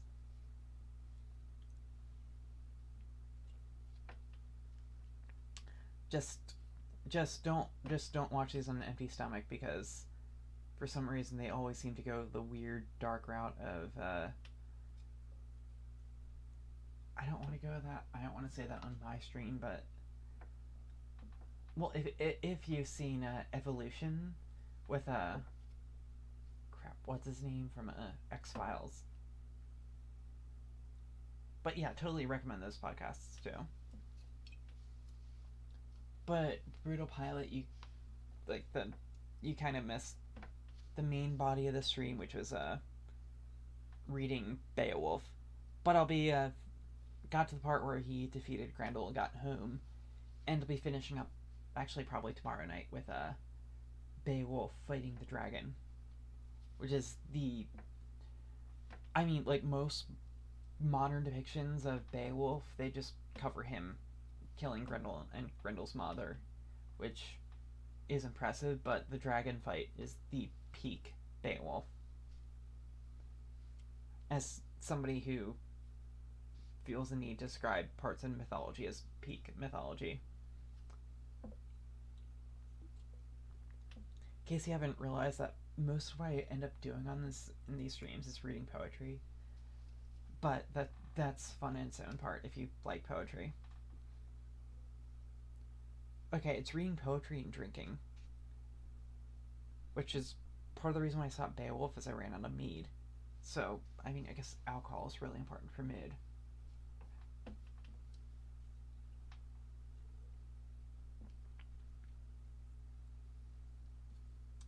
So,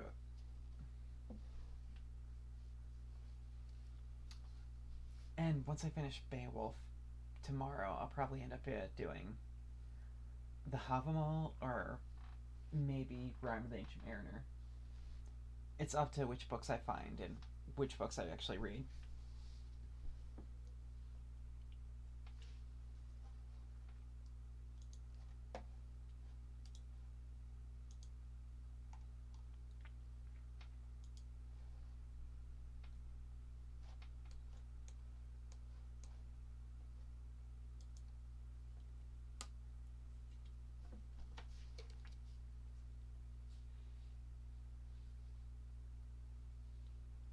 Might be able to do a little bit more poetry reading, though.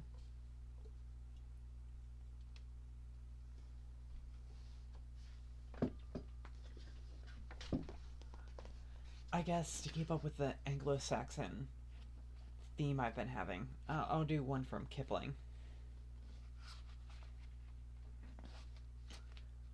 Actually, this one seems suitable, considering where we left off in Beowulf. The return. All arms. Peace is declared, and I return. To Acne stot, but not the same. Things have transpired, which made me learn the size and meaning of the game. I did no more than others did. I don't know where the change began. I started as an average kid. I finished as a thinking man. If England was what England seems, and not the England of our dreams, but only putty, brass, and paint. How quick we'd drop her, but she ain't. Before my gaping mouth could speak, I heard it in my comrade's tone. I saw it on my neighbor's cheek, before I felt it flush my own. And last it come to me, not pride, not yet conceit, but on the all, if such a term may be applied, the makings of a bloomin' soul. Rivers at night that cluck and jeer, plains which the moonshine turns to sea, mountains which never let you near, and stars to all eternity, and the quick breathing dark that fills the hollows of the wilderness. When the wind worries through the ills, thee may have taught me more or less.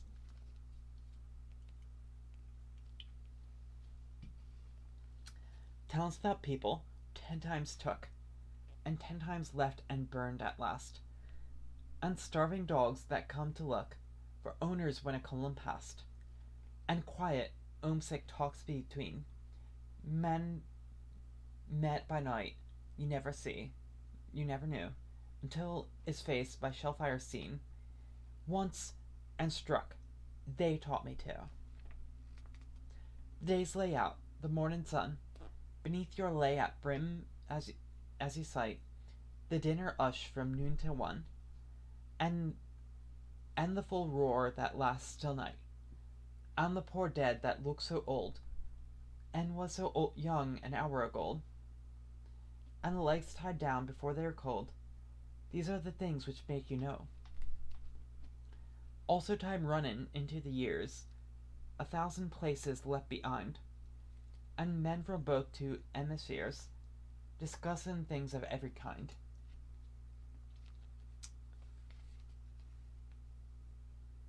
So much more near than I had known, so much more great than I had guessed. On me, like all the rest, atone, but reaching out to all the rest. So hath it come to me, not pride, nor yet conceit, but on the all, if such a term may be applied, makings of a bloomin' soul. But now discharged, I fall away, to do with little things again. God, knows all I cannot say. Look after me in Thamon's fontaine. If England was what England seems, and not what England of our dreams, but only putty, brass, and paint, I'll quickly chuck her, but she ain't.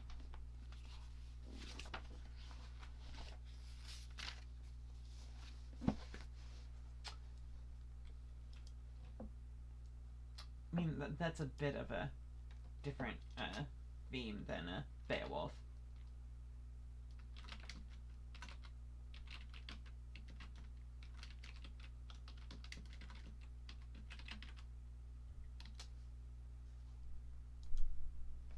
Honestly, that poem was pretty damn good. Like, the actual content of the poem. I don't know about my reading of it, but my ability to do accents is a bit iffy. But, I mean, the actual intent of the poem is pretty powerful. I mean, honestly, kind of reminds me of this one banjo player, of all things. Like, he's pretty good. But, I mean, it feels weird promoting other people's YouTube channels when I don't know them. But if you look up I think it's Cliff Higgins. He has a few where he's wearing a skull mask. Like, those are like the Death and the Lady and Oh Death. Oh Death is a majorly like primal one, I guess, like old English folk song. But like this specific poem kind of remind me of one he has at the German War.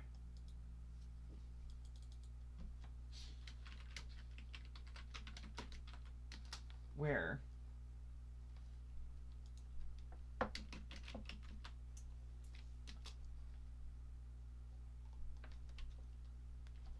it's like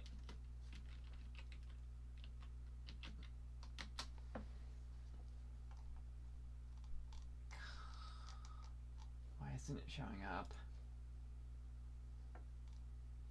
Yeah, this song is... That's what's bothering me. It's actually, like, a really good song, and I can't find the link to it for some reason. But it's just a U.S. soldier fighting in World War One, and describing everything that's going on around him. I mean, it's sort of adapted from an earlier song describing fighting in Texas, but yeah, it's just a really good song. Like, people really don't give the banjo the credit it deserves as a instrument for, like, portraying emotions.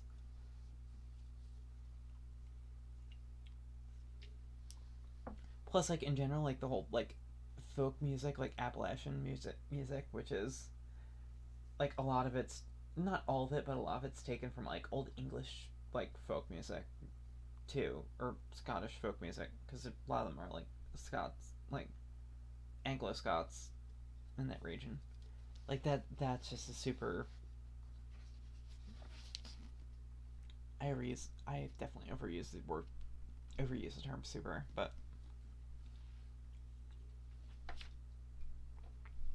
it is what it is.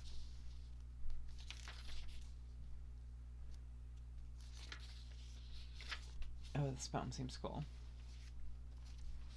The way through the woods, from Marleke, which is, they shut the road through the woods 70 years ago. Weather and rain have undone it again, and now you would never know.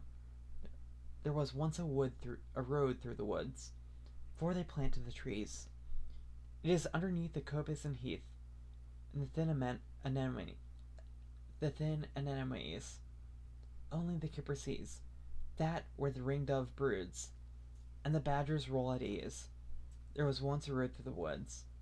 Yet, if you enter the woods on a summer evening late, when the night air cools and the trout ring pulls, the otter whistles his mate, they fear not the men in the woods, because they see so few. You will hear the beat of a horse's feet, and the swish of a skirt in the dew, steadily cantering through the misty solitudes, as though they perfectly knew the old lost road through the woods. There is no road through the woods.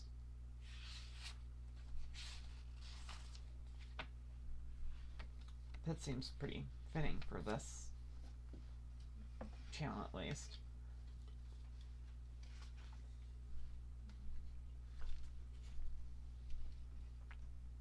I mean, poetry analysis is... I mean, I should clarify, I'm definitely not, like, any sort of literature major, but I definitely could understand the appeal that field. Except the fact that most people need to actually make a living. Despite being a 300-year-old elf witch, I definitely actually put in the effort to make a living.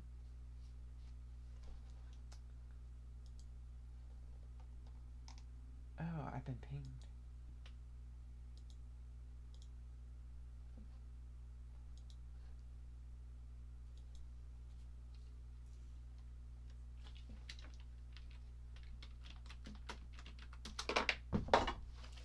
But yeah, I mean, as a witch, I mean, okay, don't get me mistaken with those Wiccans. I mean, clearly I'm an elf witch, which means something completely different, like full-on, like, fantasy, despite weird results on, yeah. Oh no, open the page and it comes up to Mandalay. No, that line of thought is way too spicy. I'm not going down that one. Well, actually, that probably is where Mandalay Bay came from. Oh yeah, they're talking about Gunga Din. Oh god, just remember hearing about the whole Gunga Din poem in reading a history book about the Well, no, specifically as an example used in a poetry. No, the poem of Gungadin was used as an example describing some like stuffy upper echelon officers at Guadalcanal in a book on the Battle of Guadalcanal, which is sort of interesting, especially since I actually know a few people who were at Guadalcanal. I'm not gonna dox myself and them and say names, but God, this person's like one of the coolest people I know. Like, well, he ended up joining a. I mean, I'm not gonna dox myself by saying like an elf witch was ever a member of any sort of branch of the armed services, but that would be a total dox. But anyway, so it was like they ended up this person ended up giving a speech at an event that this said named elf was volunteering at, and they ended up getting like joining like a certain veteran service organization that this elf may have been involved with, which was pretty cool because like this person like literally like served on a Guadalcanal and Okinawa, like had all sorts of like this is like one of those people you meet once in a lifetime, like in their late 90s and still putting away drinks with the best of the younger people. I mean, I understand 90 is old for you humans, so like this person was like late 90s and camping out by a beer keg and pouring themselves drinks every half hour at a Christmas party for the Marine Corps League. So they were like a platoon commander on a. They were a platoon commander on a Pelelu, which if you know Pelelu, that was an absolutely horrible battle. Like the Marine Corps landing craft, most of them couldn't get past the coral reefs in front of the landing site, so they had to offload the men early, which meant a lot of them drowned, going onto heavily contested beaches. And this person was a platoon commander on Pelelu. Then they got injured. Of course, like everybody, most people did on Pelelu. Then they ended up getting promoted, and they were a rifle commander on or a company commander on Okinawa, right? Like a commander of a rifle company in Okinawa. During the beaches, they're actually like a few beaches down. If you know that story about that army medic who was super famous, well, he got a Medal of Honor despite being conscientious objector. He was a few hundred meters down the beach from him, but of course, this guy definitely wasn't a conscientious objector. He was full on a Marine. But oh yeah, like this is like one of those people. Just you can't help but admire. Like, well, also in their late 90s and like putting me to shame with my drinking at 300.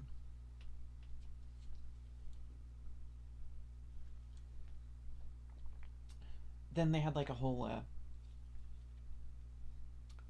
yeah, like you all like no, I feel bad for putting it that way. Like I've been to a few people like there are a lot of good people out there, so you meet a few people like this in your lifetime, but there's those few people who just stick out to you as people to admire, and this is one of those people.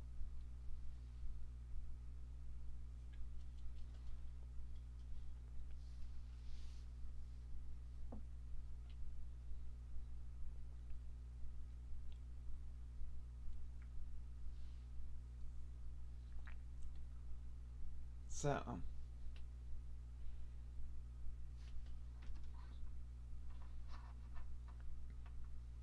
mean, also a bit of change from most people who are in the Marine Corps League, which is the Marine Corps specific veteran service organization. A lot of them are Vietnam vets too, and they have some pretty interesting stories. I mean, as an elf witch, I certainly don't have any military stories to tell, because when have they ever let an elven witch join the military? Just ignore all the facts I made references to boot camp. That's totally just, that never happened. I'm totally a 300-year-old elven witch.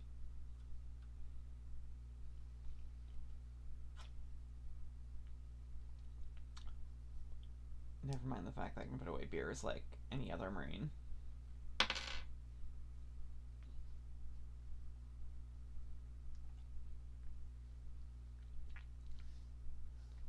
But I was going somewhere with this.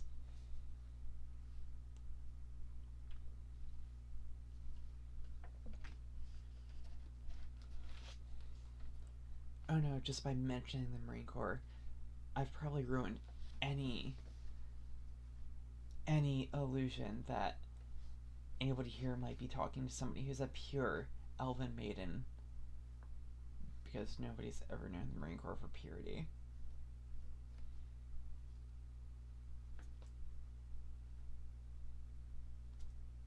God, I just killed all my customer fan base by admitting that I may or may not have a DD-214 with USMC written on it. But I can assure you I was pure during my time in the Marine Corps.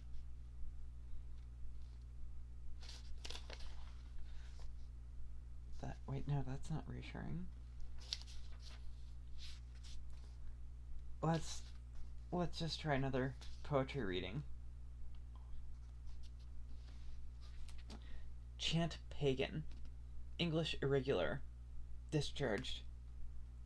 Oh, this one has a lot of accent markings. Me that I've been, what I've been. Me that I've gone, where I've gone. Me that I've seen, what I've seen. How can I ever take it on? With awful old England again, and houses both side of the street, and edges both side of the lane, and parson and gentry between, and touchin' my at when we meet. Me I've been what I've been. Me that I've watched arf the world. Eve up all shiny with dew, copje on cop to the sun, and as soon as the mist let him through, our elos winkin' like fun. Three sides of a 90-mile square, over valleys as big as a shire. Are ye there? Are ye there? Are thee there? And then the blind drum of our fire, and I'm rollin' his lawns for me squire.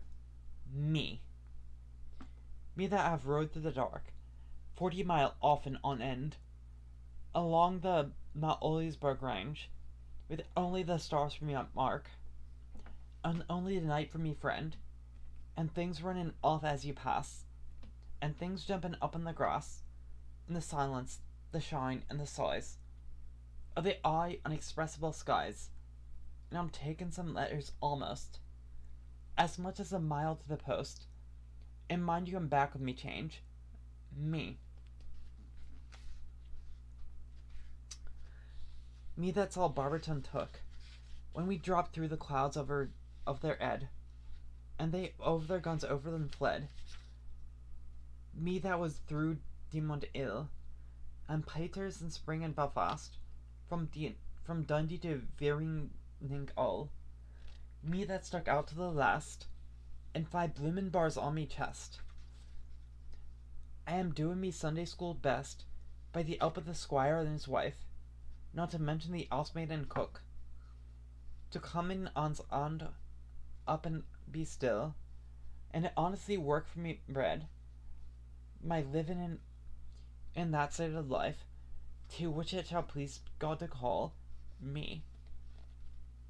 Me that have followed me trade, in the place where the lightnings were made, twixt the rains and the sun and the moon. Me that lay down and got up, 3 years with the sky for me roof, that I've ridden my hunger and thirst, 6,000 raw mile on the hoof, with the vial and the orange for the cup, and the Brandwater basin for dish, Ooh, it's odd to be off if as they wish. Too odd and a little too soon. To have to think over it first. Me. I will arise and get ence. I will trek south and make sure, if it's only my fancy or not, that the sunshine of England is pale, and the breezes of England are stale. If there's something gone small with the lot, for I know of a sun and a wind, and some plains and a mountain behind, and some graves by a barbed wire fence, and a Dutchman I thought who might give me a job where I ever inclined to look in off saddle and live, where there's neither a road or a tree, but only my maker and me. I think it will kill me or cure, so think I will go there and see. Me. I guess the date on that one is actually most telling. It's 1903. Which is kind of, honestly, reading that kind of gives off different feelings.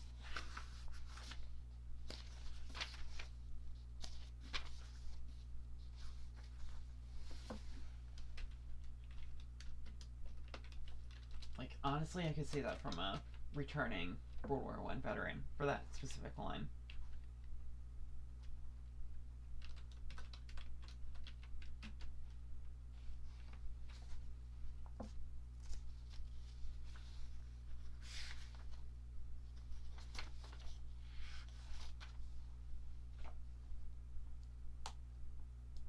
But yeah, that definitely is a pretty powerful poem.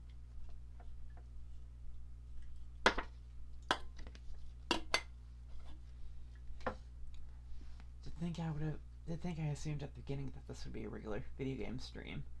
Yet the one time I tried doing video games, I don't know. I guess video games don't appeal to me as much as reading poetry. I mean, it's a bit harder on my voice to actually spend the whole time reading poetry, but it's just a lot more fun to me. Like to actually read something with emotion instead of playing video games and making cute sounding VTuber noises at the. I mean, I can totally understand the appeal of that, but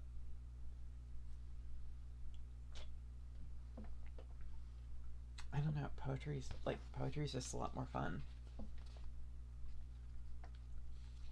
I mean, despite all the pretensions towards VTuberness, I just like reading poetry at a camera.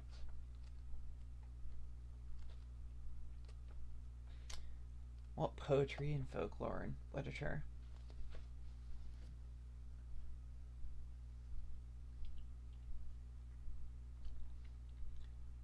I guess this is around when I said I would log off, so I'll log off once this last drink is done. Anybody who doesn't want just outright drunken rambling with no purpose at all probably should log off now. Because this is literally me rambling until I finish this drink.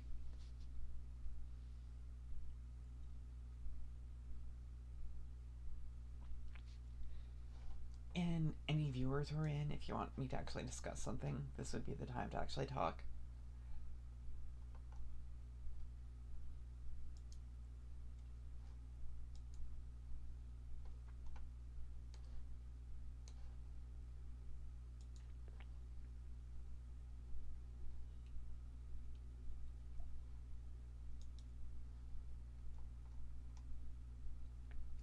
Awkward silence.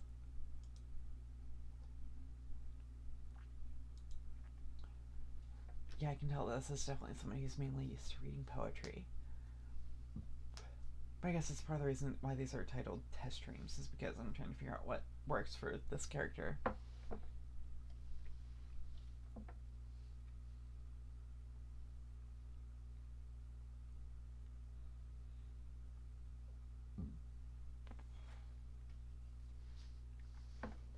I mean, who wants to listen to me play violin? Which I don't recommend, because there's been major changes in like weather conditions, so it's probably out of tune.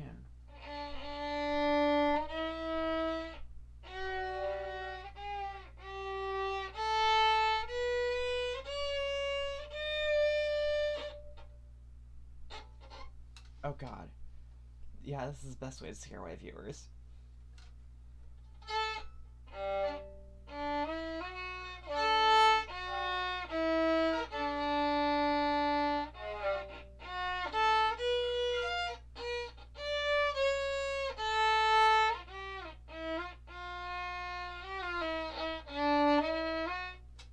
Okay, yeah, you can see the dip in viewership right there. I'll stop, because apparently that's what happens when a drunk elf gets a very drunk elf gets a hold of a violin.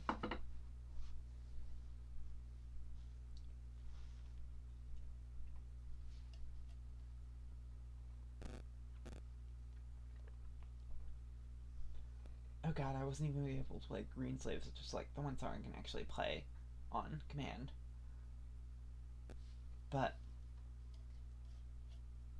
gosh, I guess it is what it is. This is practically my catchphrase at this point. Of course, there's room to excuse for any sort of social faux pas I may make, which I make a lot of them because I'm a 300-year-old elf interacting with foolish round ears. I bet half of you are even dwarf sympathizers too.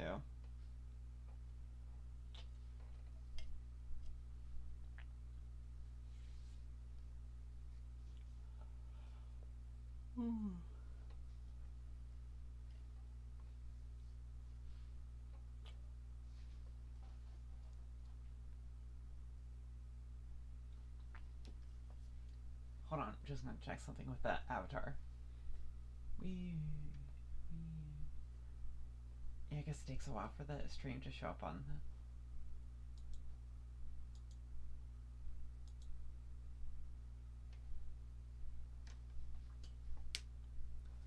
I probably should try the actual video game thing at some point, but what video game do you think would be, like, perfect for me as a person? I mean, I tried Age of Empires, but nobody likes watching somebody just sort of, play a typical, like, empire building game while shouting Dave's Vault the camera occasionally. I mean, that's not really what makes this, like, this. I mean, something with a bit more lore might be fun, but that also means actually sort of finding something with interesting lore that can actually be commented on. Because pretty much the best way to describe Atropa Everwood as a person is they have an overly large amount of useless information that only ever is actually relevant, which can be fun. It's sort of like how Greensleeves is about one of Henry VIII's wives. So, of course, ended up being adapted into different. I mean, it was about one of his wives, but it became super popular and became a Christmas carol of all things.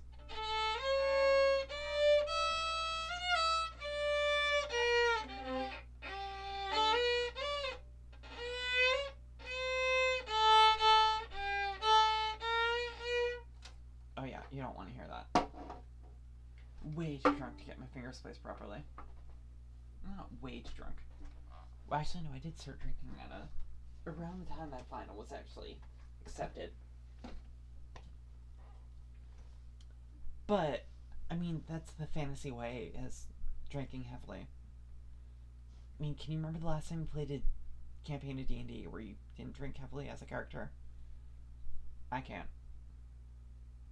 And, yeah, that's what lost the last little bit of people watching.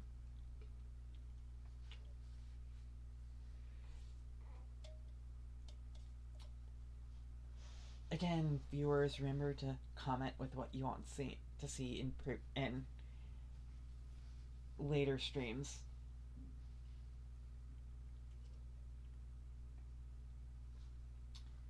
And remember, hold on, I'll be right back.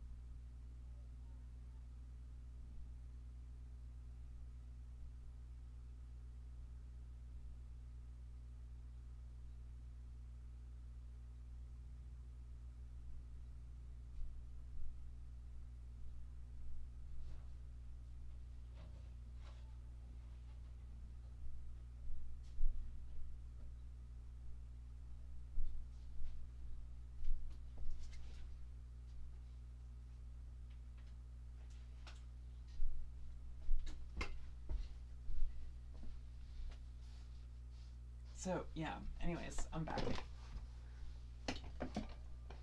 So remember, if you... I mean, I figure I should probably start actually plugging the other social media for the account. But remember, if you want to subscribe to this on Twitter, the Twitter account would be, I probably should actually have that, like, as a thing in the background, which I understand you can do. Well, I should know that's something you can do. But the Atropa account is at Atropa V for Twitter. Because apparently everybody uses Twitter despite everything with Twitter.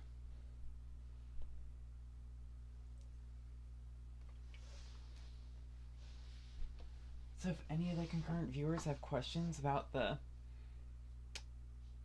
several-hour-long reading of a Beowulf or any of the other poetry read, be sure to ask now.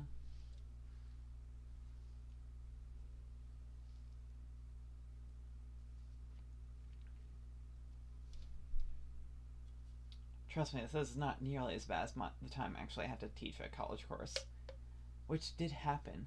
It's actually teaching abnormal psychology, which is a super interesting field. But I mean, it's not one I would want to do for, like, as an actual day job, as I learned. But it is an interesting field. So if you really want, you could just ask some questions about that. I'm sure I could actually give, like, a 30-minute long lecture on, like, different psychiatric diseases. I actually have a copy of the DSM right behind me. Ew.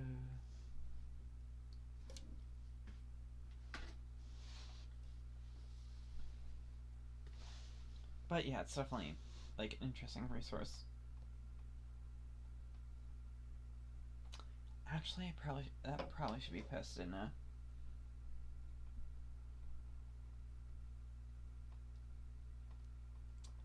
Actually, how do you link right to accounts? I mean, if you remember, like, as a 300-year-old elf witch, I don't understand how technology works.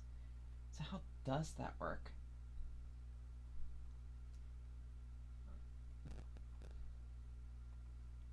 Yeah, totally don't understand. Like, still haven't figured out what a computer is.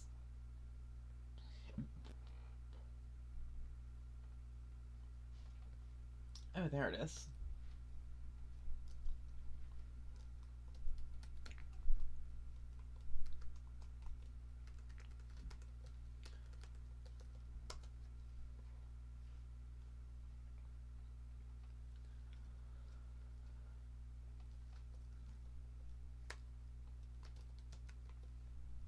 But yeah, so.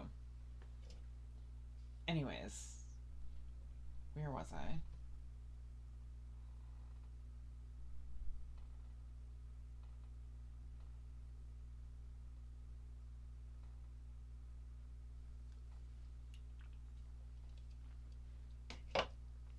Oh yeah, posting this into chat.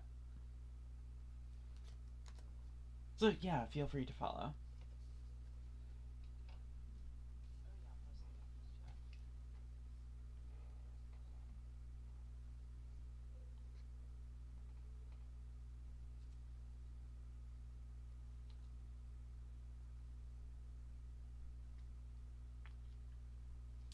Or not.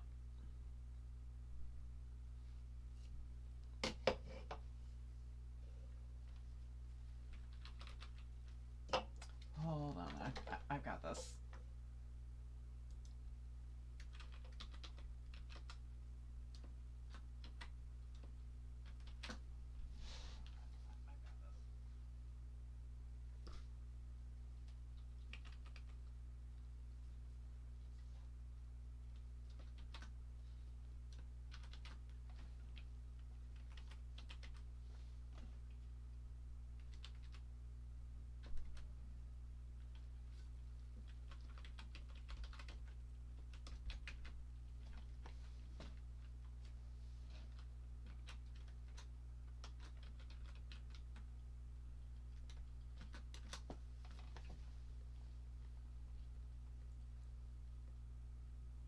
But yeah, be sure to check out that link. And like, share, and subscribe, and everything else. God, that took way too much time. That's why we'd be losing viewers.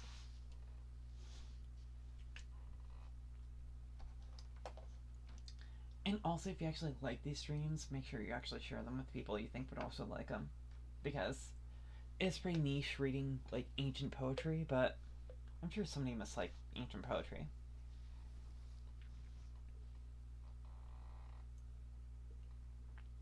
And if you want to see anything else from these streams, make sure you actually, like, let me know, because, like, video game playing might actually be fun. I don't really play many video games. I do know, like, Age of Empires, which is fun, but is that really fun for the viewers? Is it? Actually, I don't know. But Age of Empires, definitely, like, is something I like playing. But if you have any other things you'd like to see me play, make sure you let me know. I do have that Twitter. If you have a Twitter yourself, make sure you follow it. I mean, as a Luddite elf, I mean, I'm kind of reliant on all you round ears to let me know what you want to see in here.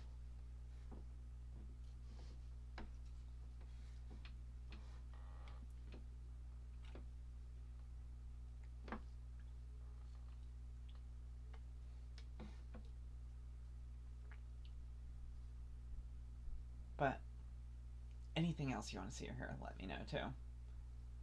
At this point, this is pretty much like the. Hold on, might actually do another Kipling poem, because Rudyard Kipling actually had some pretty good poems. Plus, it's kind of fun trying to do the whole. It's kind of fun. He does a lot of, like, different, like, accents in his poems too, and they're, like, just trying to do those accents right. Or it's kind of fun.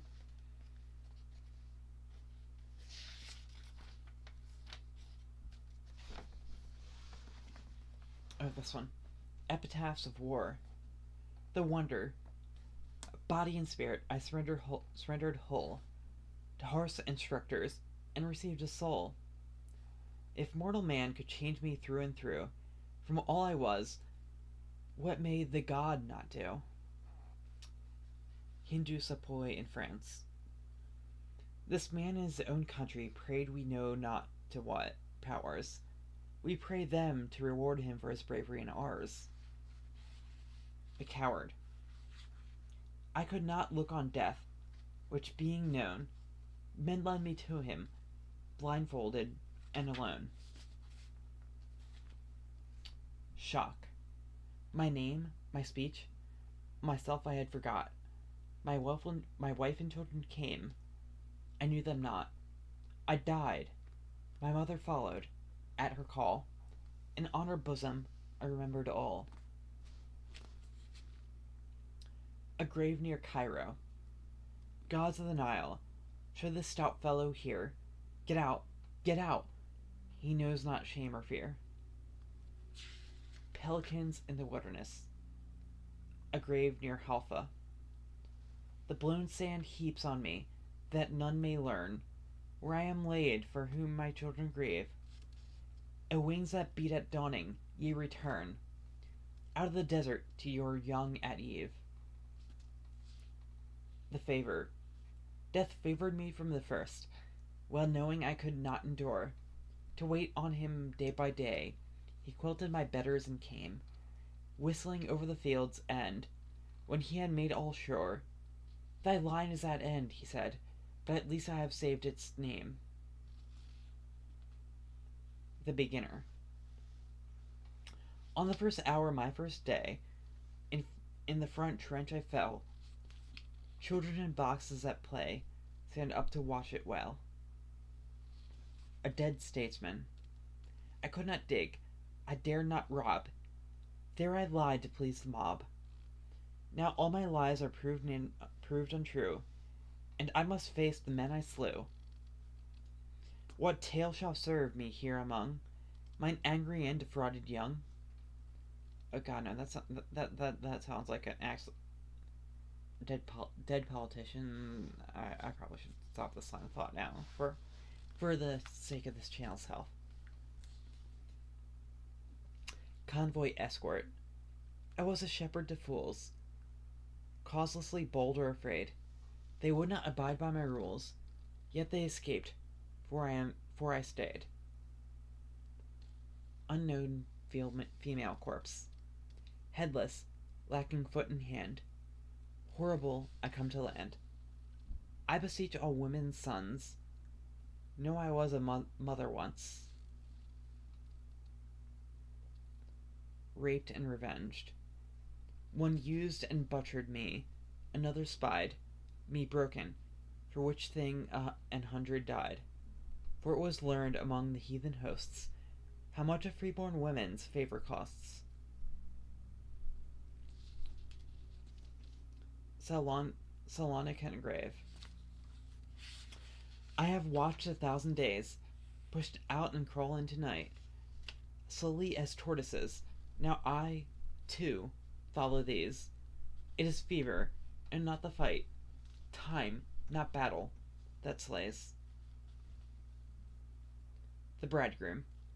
Call me not false, beloved, if from thy sacred known breast, so little time removed, in other arms I rest. For this more ancient bride, whom coldly I embrace, was constantly at my side, before I saw thy face. Our marriage often set, by miracle delayed, at last is consummate, and cannot be unmade. Live then, whom life shall cure, almost of memory, and leave us to endure its immortality.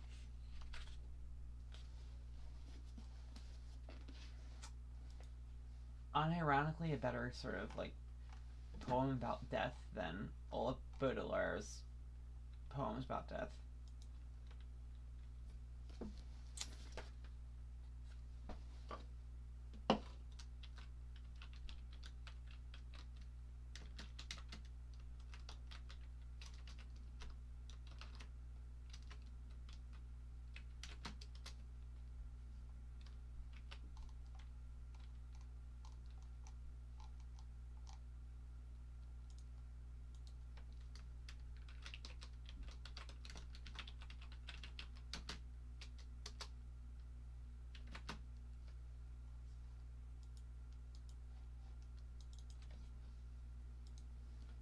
Yep.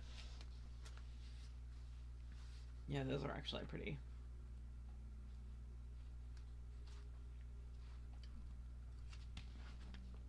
Yeah, Rudyard Kipling actually wrote some pretty good stuff.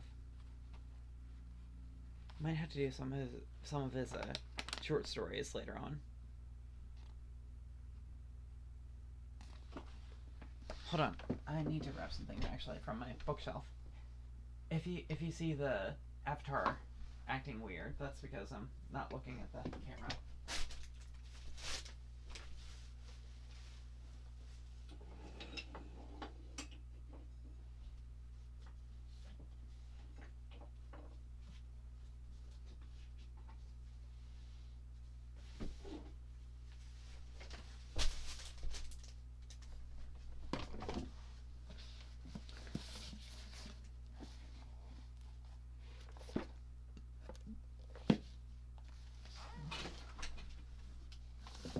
I mean, I guess I did say I'd end the stream once I finish my drink, so I need to find something to read until that drink is done. Unless one of my viewers wants to posit something worth, like, discussing. So it's up to you whether I read a standard book of American and English poetry in verse, or if I read Emily Dickinson, which is... I actually should take the jacket off of it because the jacket's falling apart. Absolutely. I like my books old because they just add to the smell of the room.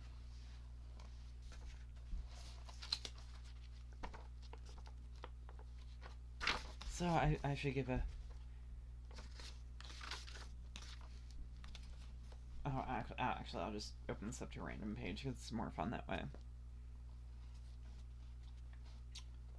Emily Dickinson, 1893, poem 177. Ah, necromancy sweet, ah, wizard erudite, teach me the skill, that I instill the pain, surgeons assuage the pain, nor herb of all the plain can heal. 178. I cautious scanned my little life. I winnowed what would fate, from what would last till heads like mine should be a dreaming laid. I put the latter in the barn, the former blew away. I went one winter morning, and lo, my priceless hay was not upon the scaffold, was not upon the beam, and from the thriving farmer a cynic I became. Whether a thief did it, whether it was the wind, whether deity's guiltless, my business is to find. So I began to ransack. How is it hearts with thee, that art within the little barn, love provideth thee.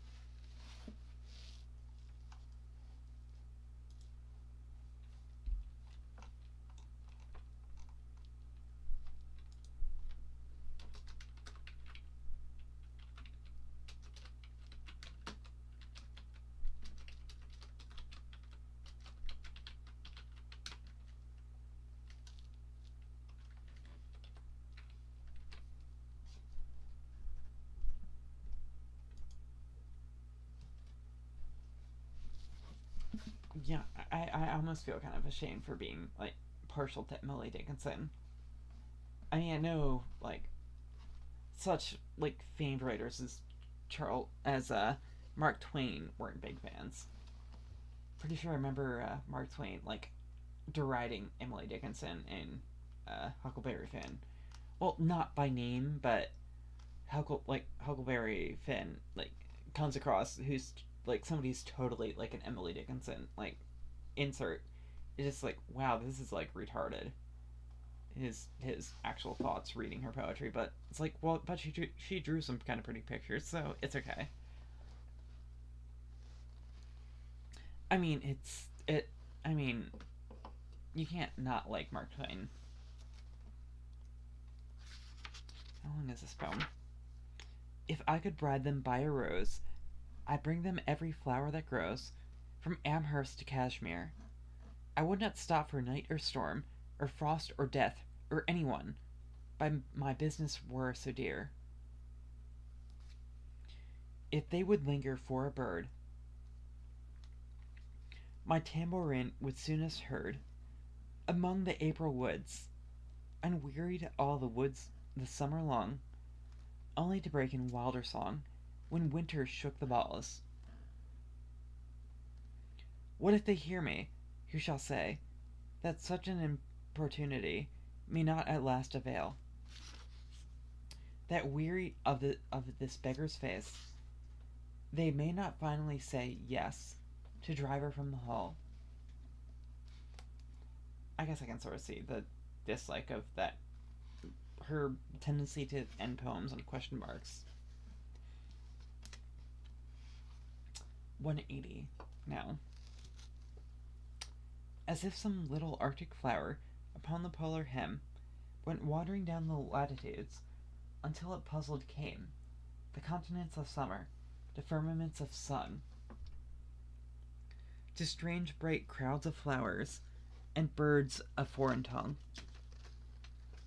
to strange bright crowds of flowers and I say, as if this little flower to Eden wandered in. What then? Why, nothing. Only your inference, therefore, am. Okay, yeah, that. She was really stretching with that last bit. Yeah, that. 181. I lost a world the other day. Has anybody found? You'll know it by the row of stars around its forehead bound. A rich man might not notice it, yet, to my frugal eye, of more esteem than ducats. Oh, find it, sir, for me.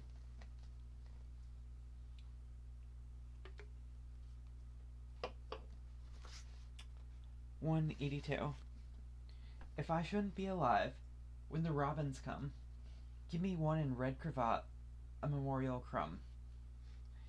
If I couldn't thank you, being fast asleep, you will know it. You will know I am triming with my granite lip.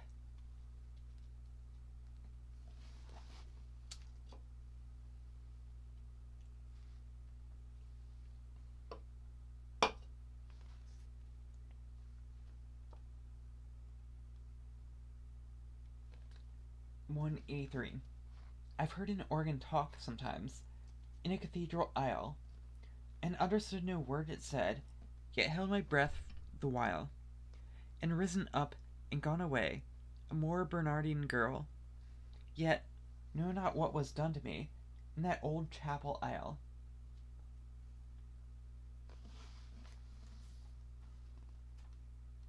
$184.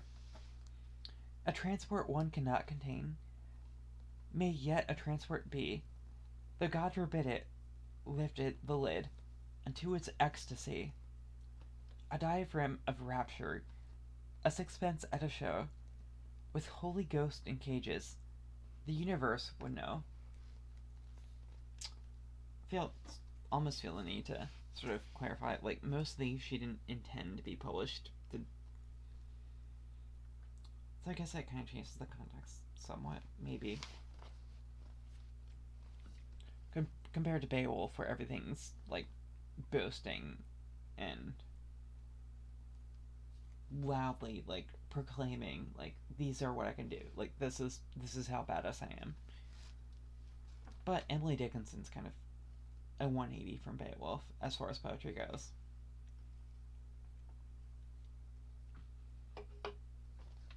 I mean, it's not the Caligula, where you have a old bearded man, like, from the start, just sort of singing and warping the world into his will based on his song, which is a really common trope, actually. Well, I wouldn't even call it a trope. That's a constant among, like, most of the world religions.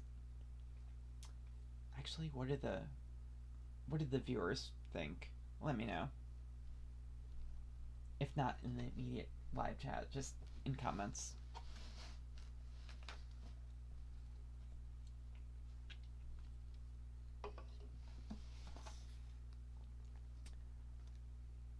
$185. Faith is a fine invention when gentlemen can see, but microscopes are prudent in an emergency. That was a short one. 186. What shall I do? It whimpers so, this little hound within my heart, all day and night with bark and start, and yet it will not go. Would you untie it, were you me?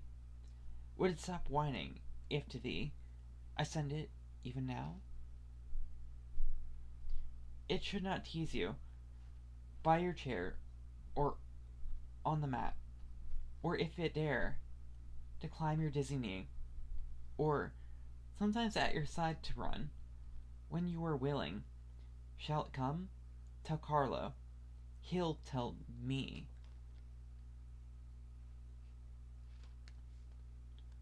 (1816).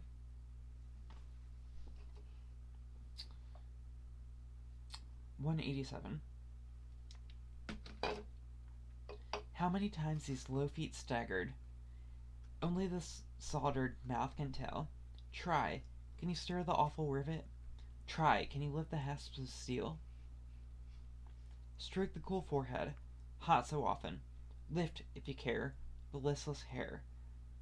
Handle the adamantine fingers. Never a thimble more shall wear. Buzz the dull flies on the chamber window. Brave, shines the sun through the freckled pane. Fearless, the cobweb swings from the ceiling. Indolent housewife in Daisy's Lane.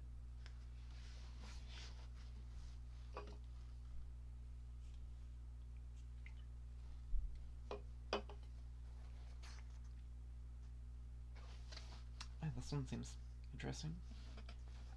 188. Make me a picture of the sun so I can hang it in my room and make believe I'm getting warm when others call it day. Draw me a robin on a stem so I'm hearing him, I'll dream. And when the orchards stop their tune, put my pretense away. Say if it's really warm at noon, whether it's buttercups that skim or butterflies that bloom, then skip the frost upon the lea and skip the russet on the tree. Let's play those. Never come. Maybe that's why I actually like Emily Dickinson, is something about like her verses just sort of like bring to mind like elementary school, like the kind of stuff you think about when you're like at like first or second or third grade. Please tell me I'm not the only person who thought like this at like third grade, because that's kind of depressing. Maybe things were different 300 years ago when I was a third grader. Maybe middle school syndrome has been getting later and later on in people's years. Anybody please save me from my existential horror? No.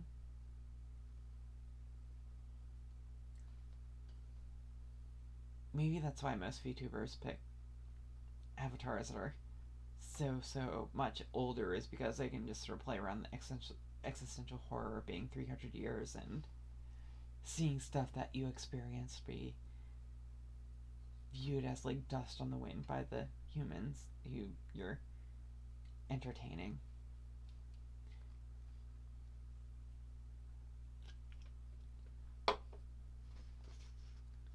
I mean, I was in my mid honestly, when she was writing, I was in like my mid hundreds, so I was still young back then too. So that's like my elementary school years. 189. It's such a little thing to weep, so short a thing to sigh, and yet, by trades, the size of these, we men and women die.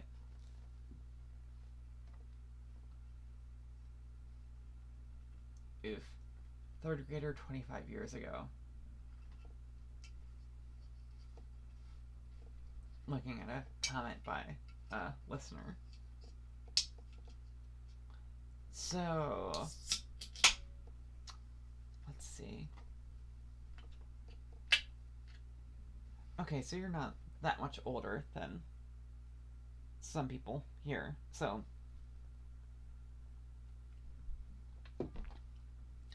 I mean, I still remember, like, back in third grade, Micro Center primarily sold, like, micro components for, like, electrical engineers. So, you go to Micro. Okay, most people, anybody here who knows Micro Center now, it's primarily computers and computer stuff. Back then, a lot of it was like back in like the late 1990s, it was still primarily hardware components. So you go into a Micro Center and it's like chips and stuff.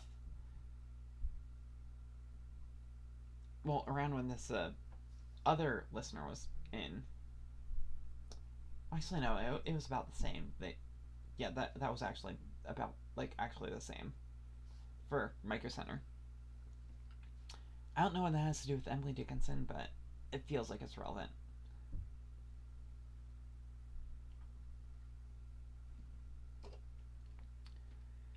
190. He was weak, and I was strong, then. So he let me lead him in. I was weak, and he was strong then.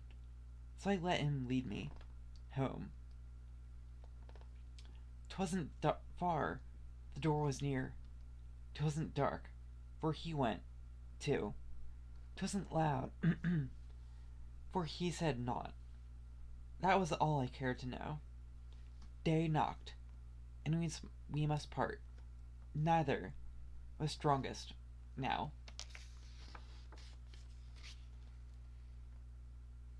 He strove, and I strove, too. We didn't do it, though. Oh, somebody actually remembering Radio Shack being about radios?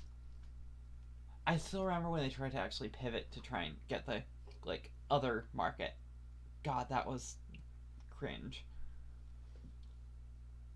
Like, you could see the disappointment in in the person who was showing me the store's eyes when they saw that it wasn't the Radio Shack that they knew. Because no, like the Radio Shack, like on like Navy ships, was where all the radios were at. Like that was a thing. That was what Radio Shack, the store, named themselves after. So turning into what they became was just depressing. Like back when you could go to a Radio Shack and buy the components to make your own binary adder. Not that I know anything about technology as a 300-year-old witch, but well, 300, like a binary adder is, at this point, is practically like witchcraft for most people who don't know like hardware stuff.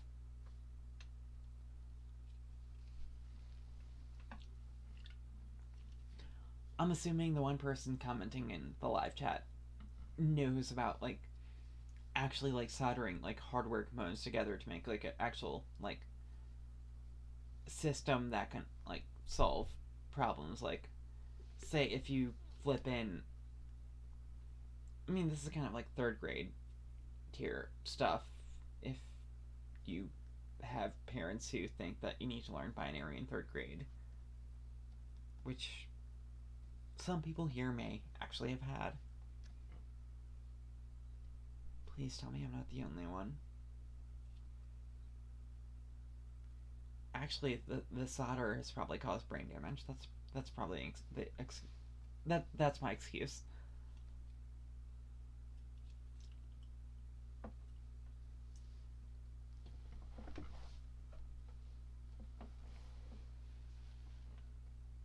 I mean that's. Oh, I already opened this beer, so I have to stay open until I finish this beer too. But yeah, I mean that's like the whole like final like.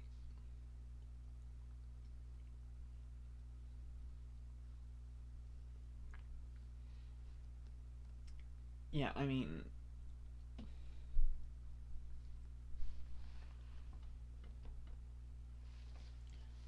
Actually, binary is like super easy to understand too. If anybody here is familiar with, well, hex too. Honestly, is hex is actually pretty useful. But I tend to avoid technology in general because that can be pretty spicy.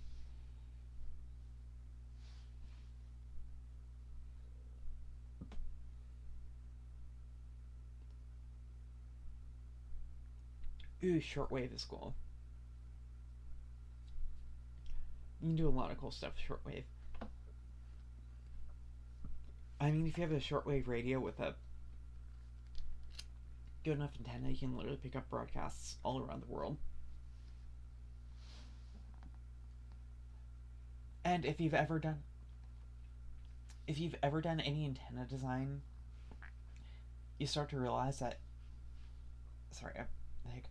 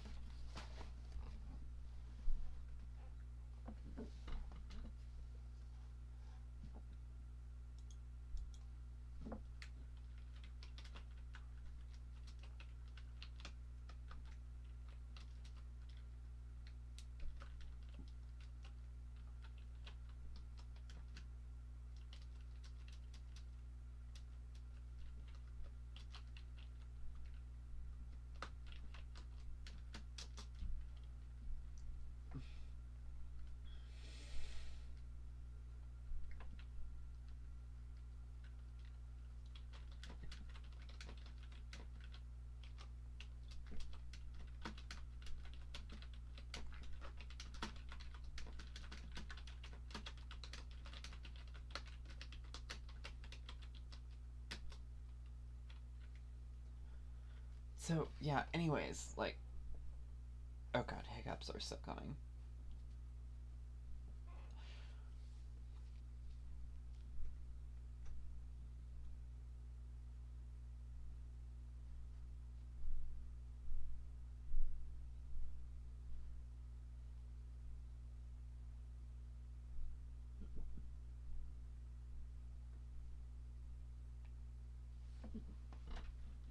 Oh, don't get me started on HF.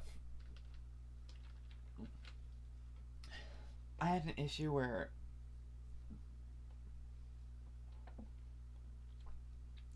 keep in mind a lot of the. Okay, yeah, I definitely have hiccups. So keep in mind, like, some details about the story may be changed for legal reasons. Oh god, these hiccups are horrible. I may or may not have been celebrating the fact that I'm finished my pretty much the biggest project of my master's degree for the whole day. So the hiccuping is totally excusable. God, this is horrible. So, anyways, back. Oh, a while back. I hate this. Totally hate this.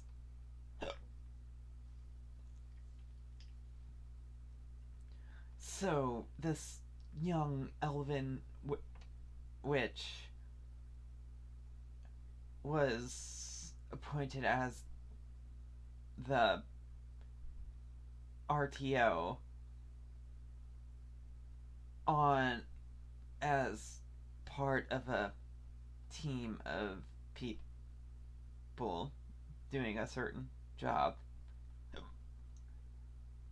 And of course, this young witch is a complete Luddite because when have you ever heard of a witch being competent with technology?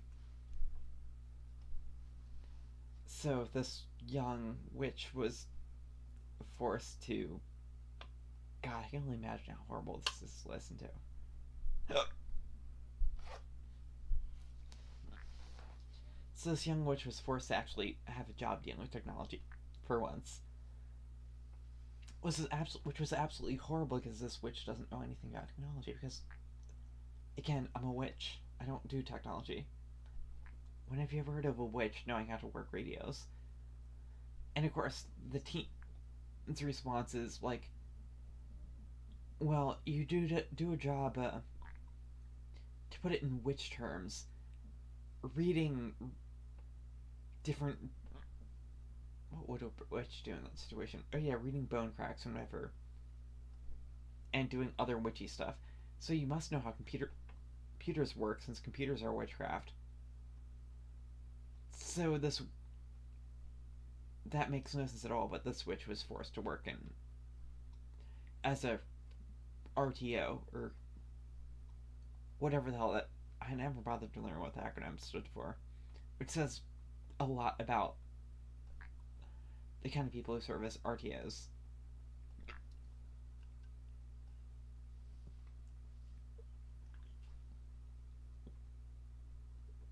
So to summarize a whole month of failed, 2 months of failed operations up in one sentence, nobody told me we ever needed to ground the HF radio. Most of everything revolved around the HF radio and our inability to get it working. I literally have a scar from somebody keying up the radio when I was adjusting the antenna, trying to get it working. Like, I'm pretty sure that caused like permanent nerve damage, which I already billed the VA for, so don't complain about that too much. So, yeah.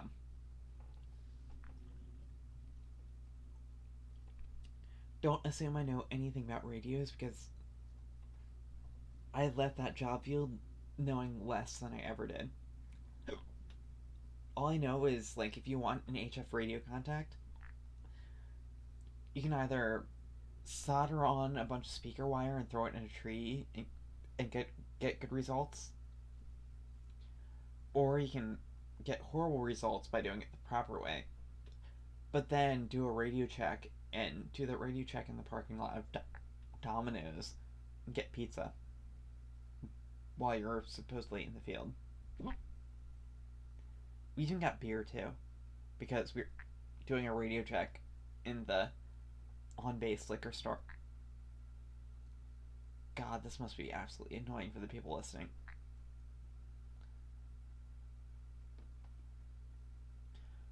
So yeah, while in theory I know about radios, keep in mind that this is an elven witch. And you should never expect an elven witch to actually understand radios. That's just not something elves do. Because radios are evil. And we can never get them to work properly when we want to. We got in trouble too, because, well, actually no, that's because we had a campfire in the shape of a sun cross. If you know the other term for a sun cross. But that made perfectly logical sense too, because we're trying to get comms up. Oh god, these hiccups are absolutely annoying.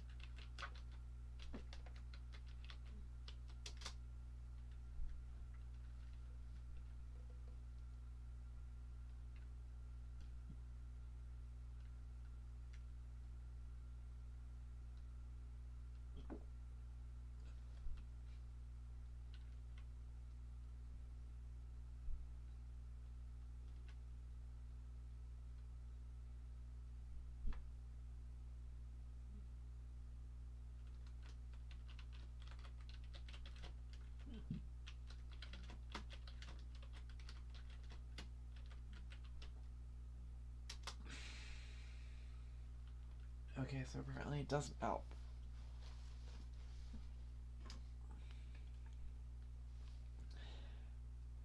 But yeah, it's worth a try.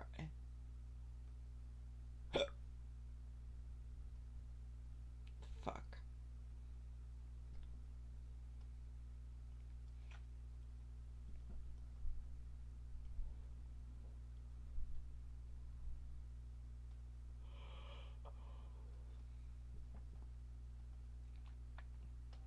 Well, I probably should be calling it a night soon. Any last questions or comments from our current listeners?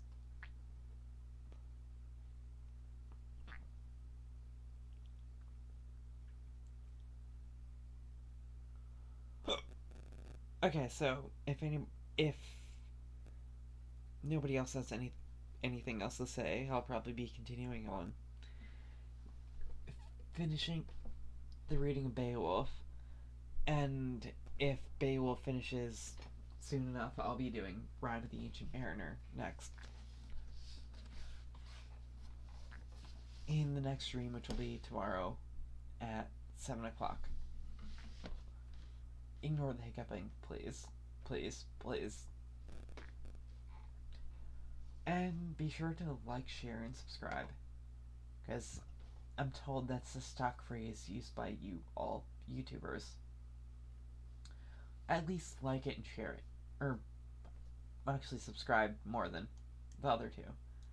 I mean, you can do whatever you want, actually, because it free will, but it would be greatly appreciated if you share and make people subject to the torture of me drunkenly reading poetry like I've been doing. So long, and we're actually pretty close to midnight too, so long and good night.